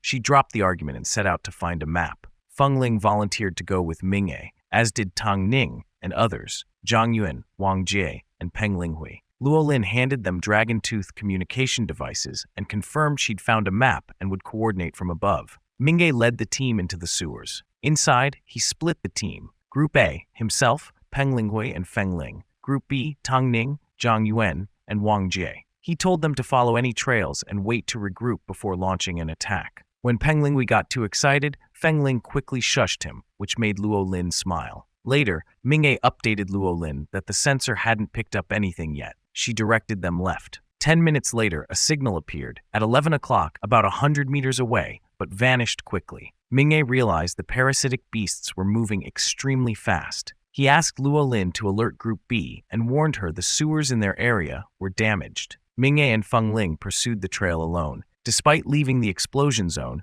the beasts weren't leaving the sewers, which raised suspicion. They speculated the beasts might be heading to a destination, not escaping. Peng Linghui suggested they might be returning to a base, but Minghe dismissed that idea. Feng Ling added that their coordinated actions didn't make sense if they had already achieved their objective. Then, Minghe had a realization. He suspected the bombings were just a diversion and the real mission wasn't over. When Peng Linghui asked why they would do that, Minghe said the distraction must serve a bigger plan. He asked Luo Lin to analyze their direction. She replied with 3 potential destinations: Yangqing Mall, the clock tower, and an old water plant. Minghe considered whether they might poison the water, but thought it was unlikely. Luo Lin checked the map again, while Minghe kept his suspicions to himself. Peng Linghui proposed intercepting the beasts, but Minghe warned it was risky without regrouping. Feng Ling supported him, surprising Peng Linghui. Then, Luo Lin made a critical discovery. Just beyond the water plant was a nuclear power plant.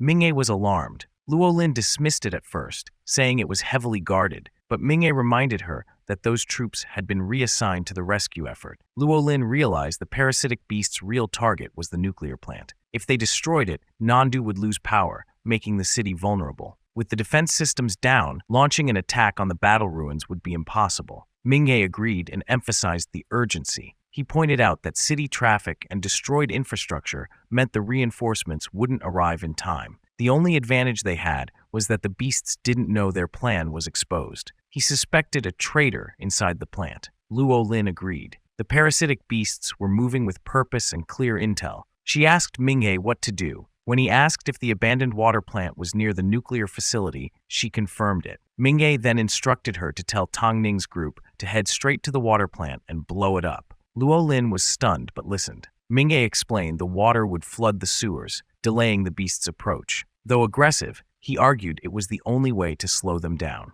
He and Feng Ling would go topside and race to the plant to locate the spy among the staff. Luo Lin accepted the plan and briefed Tang Ning. Feng Ling expressed concern that Tang Ning's small group might not handle the dozen parasitic beasts, but Minghe insisted they had no time to dwell on that. They needed to move now. Peng Linghui, realizing the gravity of being in Dragon Tooth, steeled himself alongside Feng Ling. Later, on the city streets, a robbery blocked their path. Minghe leapt over a car and told Feng Ling to drive. Peng Linghui stumbled getting into the vehicle, while the car's owner worried about her reckless driving. As they sped toward their destination, Minghe instructed Feng Ling to pass the water plant. At that moment, Peng Linghui spotted Tang Ning's group nearby. Wang Jie and Tang Ning recognized Minghe's group inside the car ahead. Tang Ning reminded her teammates that their mission was to destroy the water plant and hold that position. Minghe watched Tang Ning head into the plant without hesitation and silently hoped she'd make it out alive. Feng Ling voiced her concern for Tang Ning as well. Moments later, explosions erupted as Tang Ning began her task. Determined to help, Feng Ling floored the gas,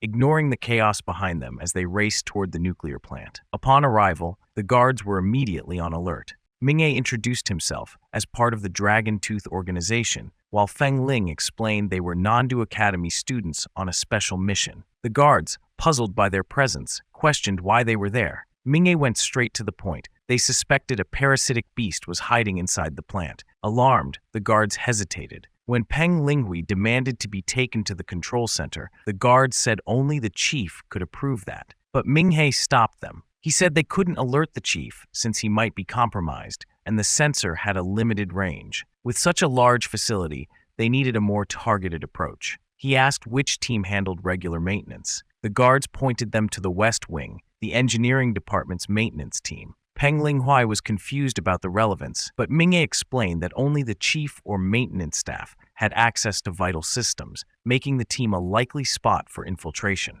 The group headed there immediately. In the office, Minghe scanned the area, no parasitic presence. The maintenance lead said that half an hour ago, Leia and Anon had gone to the generator room. Minghe's expression hardened. He asked to be led to them at once. When they found Leia and Anon, Minghe's sensor finally picked up a reading. Anon was the beast. Despite Peng Linghui mistakenly punching Leia, Minghe clarified that Anon was the true threat. Anon transformed and attacked, revealing he was of pinnacle Heaven Flare rank. Feng Ling launched an aggressive assault but struggled to break through. Minghe stepped forward, surrounded by a red aura. Feng Ling identified it as a red sovereign talent. Minghe condemned Anon for murdering innocent civilians through the city bombings. Activating his vacuum realm, he broke an isomorphic crystal and bombarded Anon with absolute zero frozen strikes. Anon's defenses shattered under the intense cold. Even his counterattacks froze before landing. Minghe's overwhelming power caused Anon to panic and plead for his life. But Minghe, furious over the lives lost, offered no mercy and froze him solid. Peng Linghui was astounded by Minghe's sheer power. Feng Ling noted that the vacuum made the ice infinitely colder, beyond even her phoenix flame. They were both shocked that Minghe wasn't even a full red sovereign yet. Meanwhile, Nandu's chief of defense and Hong Zhao received a call from Tang Heng, who relayed Luo Lin's update. Minghe had correctly identified the nuclear plant as the parasitic beast's target. Alarmed, the chief recognized the gravity of the situation. He told Hong Zhao to go assist immediately, hoping she'd make it in time. Back at the water plant, Tang Ning and her team braced themselves. When parasitic beasts burst through the floor, they fought back with all their might. Though overwhelmed and terrified, Tang Ning reminded her team of the stakes. Failure meant the destruction of Nandu's defenses and mass civilian casualties. Inspired, Zhang Yuan and Wang Ji resolved to protect the city at any cost. They unleashed their abilities, ice spikes, super strength, and geo-manipulation, fighting back with unrelenting resolve. Tang Ning used her ice powers to freeze waves of enemies, but stronger parasitic beasts quickly broke free. Surrounded, they fought to buy time. At one point, Tang Ning was swallowed whole, only to rip through the beast from inside with ice spikes. She pushed her powers to the limit, vowing not to fall before Minghe and Feng Ling completed their mission. In a brief, oddly lighthearted exchange amid the chaos, Zhang Yuan and Wang Ji argued over who the prettiest girl in Nandu Academy was. They both ultimately agreed Tang Ning was beautiful and worth dying for, before charging forward to defend her. The two created a massive wall to block the beasts, but it was eventually destroyed. Weakened, they still leapt in front of Tang Ning to shield her. Just as they were about to be overwhelmed, Feng Ling arrived and froze everything in her glacial winged form, though Zhang Yuan and Wang Jie were caught in the freeze as well. Tang Ning, exhausted and defenseless, faced the remaining beasts, but before they could reach her, a truck rammed into them. Minghe had arrived. He unleashed frost punches and cleared the field. Wang Jie and Zhang Yuan were amazed and relieved. Minghe explained that after killing the parasite inside the nuclear plant, he rushed to help. Tang Ning, still panting, asked about the situation. Minghe confirmed the beast was dead,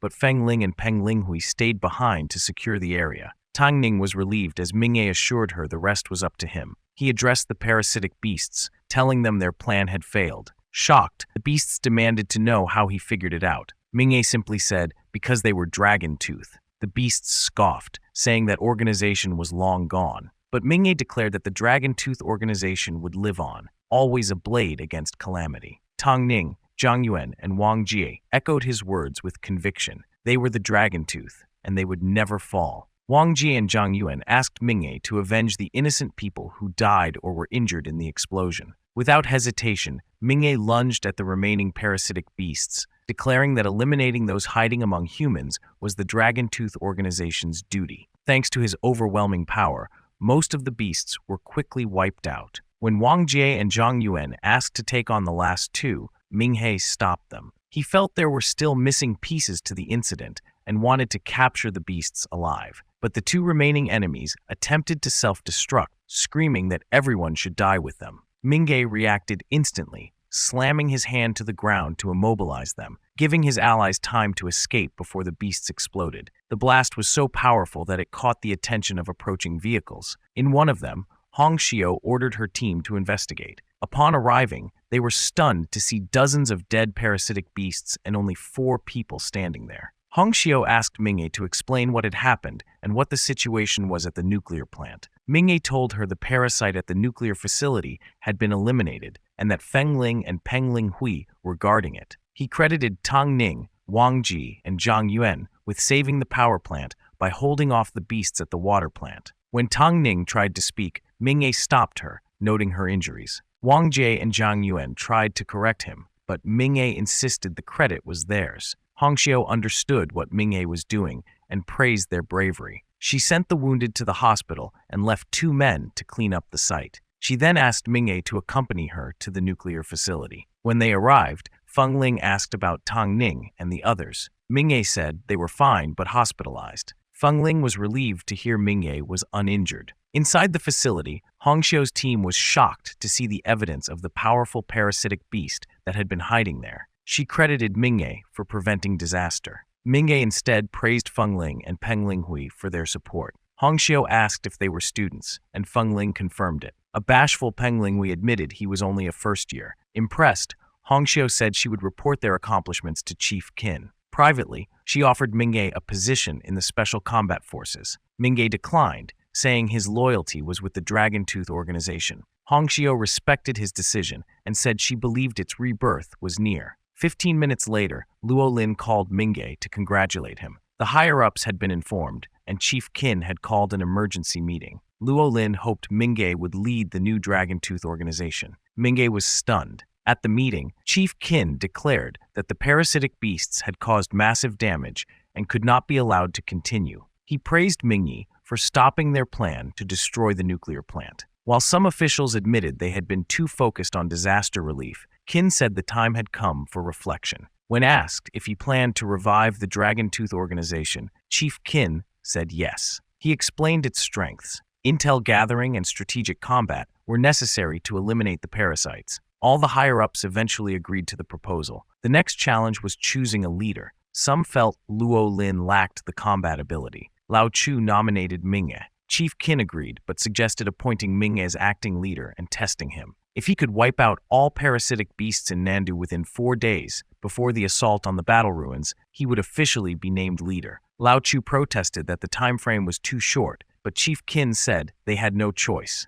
The city would be left unguarded during the operation, and any lingering beasts could cause chaos. Back at Nandu Academy, Peng Ling Hui was happy to be back. He told Minghe he hoped to join his future missions. Minghe advised him to rest so they could stay sharp. Peng Ling Hui complained about his father's neglect, saying a man had to rely on himself. Later, Minghe got a call from Tang Heng confirming the outcome of the meeting. Minghe was now the acting leader and had 2 days to eliminate the parasitic beasts and gather enough liquid stardust to save Qin Yu and Liu Qian. He then called Feng Ling and informed her of his new role. He asked her to lead a combat squad. Though unsure of herself, Minghe reassured her she was qualified. After the call, Uncle Yuan encouraged her, reminding her not to fall too far behind Minghe. With renewed confidence, Feng Ling agreed. The next day at Dragon Tooth HQ, Luo Lin presented the new recruits. Superhuman troops, special combat forces, and Nandu Academy had all contributed elite members. Feng Ling recognized Lin Nan, a firearms expert,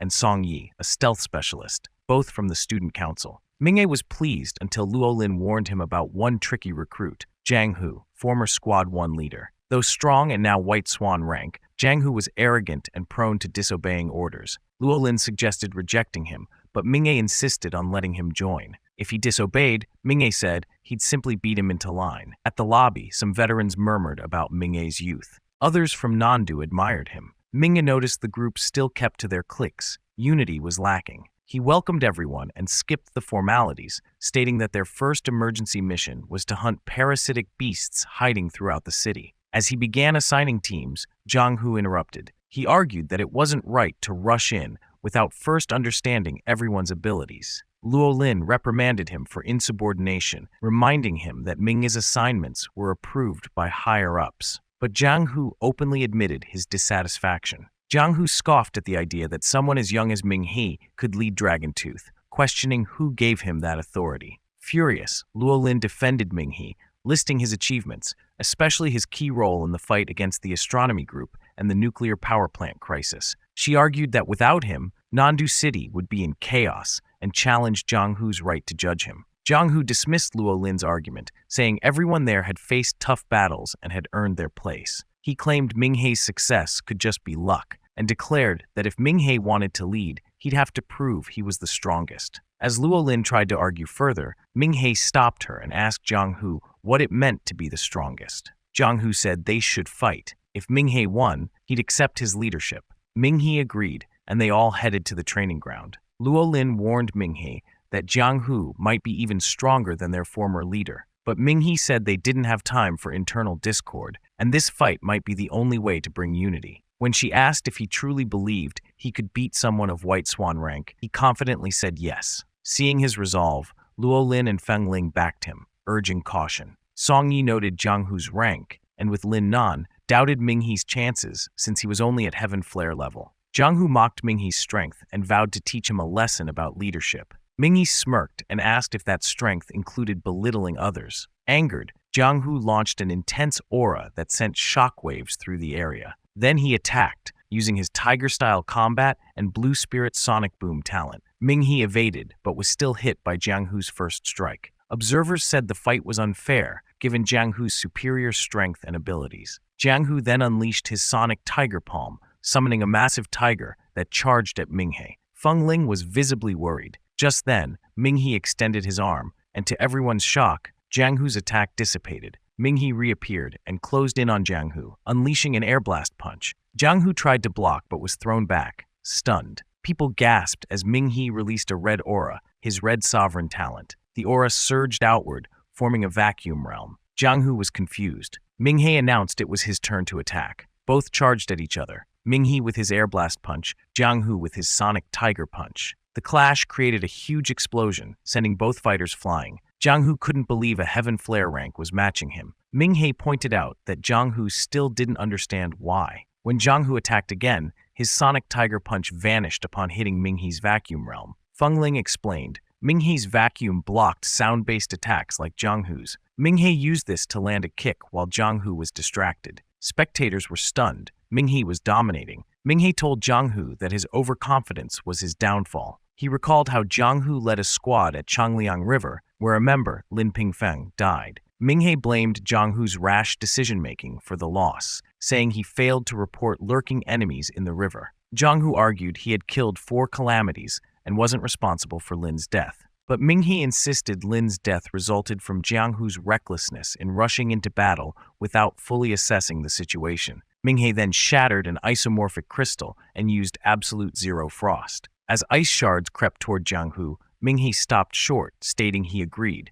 Only strength mattered. But in this case, Jang Hu had lost. Stunned, Jang Hu couldn't grasp how he'd been beaten. The old Dragon Tooth members were in disbelief, while Nandu Academy students cheered. Feng Ling was so thrilled she jumped in joy, something uncharacteristic of her. Minghe let the ice melt and looked at Jang Hu, who accused him of provoking him intentionally. Minghe admitted it. He explained that while the vacuum could suppress Jang Hu's punch, he needed Jang Hu to overcommit. Jang Hu could have switched tactics, but pride blinded him. Minghe added he wasn't desperate to lead. He'd step aside if Jang Hu could handle the mission. He asked if Jang Hu could lead the team to eliminate all the parasitic beasts in Nandu City in 4 days. Jang Hu was skeptical, asking if Minghe really believed it was possible. Minghe confidently said it was, and that they wouldn't even need 4 days. Jang Hu laughed at the idea. He said Nandu City was too big and the beasts too scattered for that goal to be realistic. Even the new recruits doubted it, curious if Minghe had a plan. Minghe clarified, if the beasts were scattered, it'd be impossible, but if they were linked, it could be done. He theorized that the beasts had a network, like intelligence operatives, and a convergence point, something he suspected after the organized nuclear plant incident. Members of the superhuman troops supported Ming-He's theory. One of them mentioned that if the parasitic beasts were capable of acting together, they must be connected somehow. Luo Lin and the students of Nandu Academy, filled with pride, also agreed with Ming-He. He told everyone that if they could identify the convergence point, the temporary leader of the remaining parasitic beasts in Nandu City, then none of the beasts would be able to escape. When asked how they'd locate this leader, Ming-He said they'd start by analyzing the parasitic beasts involved in the nuclear power plant attack. He believed traces of their fake identities would reveal clues. A former Dragon Tooth member agreed, saying it was impossible for the attackers to have erased every trace. They noticed Jiang Hu was quiet and not fully convinced. When someone tried to reason with him, Jiang Hu suddenly punched the floor in frustration. Then, to everyone's surprise, he admitted defeat and agreed to follow Ming-He's lead, though he warned he wouldn't tolerate mistakes. Ming accepted the condition with a confident smile. With Jiang Hu on board, Luo Lin asked Ming-He to assign the operation roles. Ming-He first reorganized the teams into Operation Alpha, Operation Beta, and the intelligence team due to limited manpower. He appointed Jiang Hu as leader of Alpha, Feng Ling of Beta, and named Luo Lin temporary head of intelligence. He instructed everyone to line up behind their designated leaders. Once everyone was in place, Ming-He briefed them on the mission details. Luo Lin was amazed. Ming-He had truly come up with a plan to exterminate the parasitic beasts. She felt that under his leadership, Dragon Tooth had a strong future. Ming-He then launched the operation. Lin Nan and Song Yi began analyzing communication records of a parasitic beast named Wu Yu. At the same time, former Dragon Tooth members gathered information on locations recently visited by parasitic beasts. All data was immediately organized and cross-checked for patterns. Meanwhile, in a bar in Nandu City, a fat man trembled as he faced a woman, actually a parasitic beast. Luo Lin guessed she had supplied explosives for a city attack, using seduction to bypass security. The fat man, likely one of the complicit officers, panicked when Ming-He approached. He insisted he was innocent, but Ming-He struck him in the face, sending him crashing into a wall. The man begged for his life, but Ming-He, disgusted, called him scum. Luo Lin tried to calm Ming-He down, but he declared that anyone who colluded with parasitic beasts deserved death. He told Luo Lin to send the man and all related evidence to Chief Qin, saying they needed to make them pay so the dead could rest in peace. Soon after, a Dragon Tooth member arrived and took the fat man away, confirming that the evidence had already been forwarded to Chief Qin. Luo Lin reminded Ming-He to stay focused on their main mission. She tried to lift his spirits, pointing out they'd found 7 parasitic beasts in just 5 hours. But Ming-He wasn't satisfied. He warned that if they didn't move faster, the enemy would catch on and hide again, making them even harder to find. Luo Lin reassured him that with the steady stream of intel, the enemy wouldn't escape. When Ming-He asked about progress on Feng Ling and Jiang Hu's ends, Luo Lin confirmed that both were performing well and hitting their targets accurately. Relieved, Ming-He said it was time to move on to the next location. 10 hours later, the Dragon Tooth team gathered in front of Nandu City Hall. Chief Qin arrived and immediately approached Ming-He and Luo Lin. He asked if they were certain about their target. He warned them that if they were wrong, it could jeopardize the entire counterattack strategy. He requested confirmation using the calamity sensor, but Ming-He explained that the device only worked on threats below his level. It wouldn't detect a stronger calamity. Luo Lin backed Ming-He, saying all evidence pointed to the administrative officer being a parasitic beast and likely their temporary leader. Ming-He promised to take full responsibility if the plan failed, adding that someone in such a high position posed too much of a threat to ignore. Even if there was only a tiny chance, they had to act. Convinced, Chief Qin gave the go-ahead. Immediately, Ming-He, Feng Ling, Jiang Hu, and Luo Lin charged towards City Hall to begin the mission. Inside the City Hall, Ming-He, Jiang Hu, Luo Lin, and Feng Ling halted before a massive door. The administrative officer, startled by their sudden intrusion, accused them of rebelling and questioned if they even realized where they were. Ming-He told her that her identity as a parasitic beast had been exposed and asked if she preferred surrendering or being beaten down. Feigning ignorance, the administrative officer denied any knowledge of what Ming-He was talking about. Without waiting, Jiang Hu charged at her, claiming words were useless with someone like her. She grunted in pain, blocking his strike, but Jiang Hu intensified the assault, sending her flying. Relentlessly, He chased after her with deadly intent. The administrative officer dodged and blocked as best she could. Jiang Hu mocked her, surprised that someone in an administrative position could possess White Swan rank strength and had been hiding it so well. Trying to bluff her way out, she offered them one last chance to stop the attack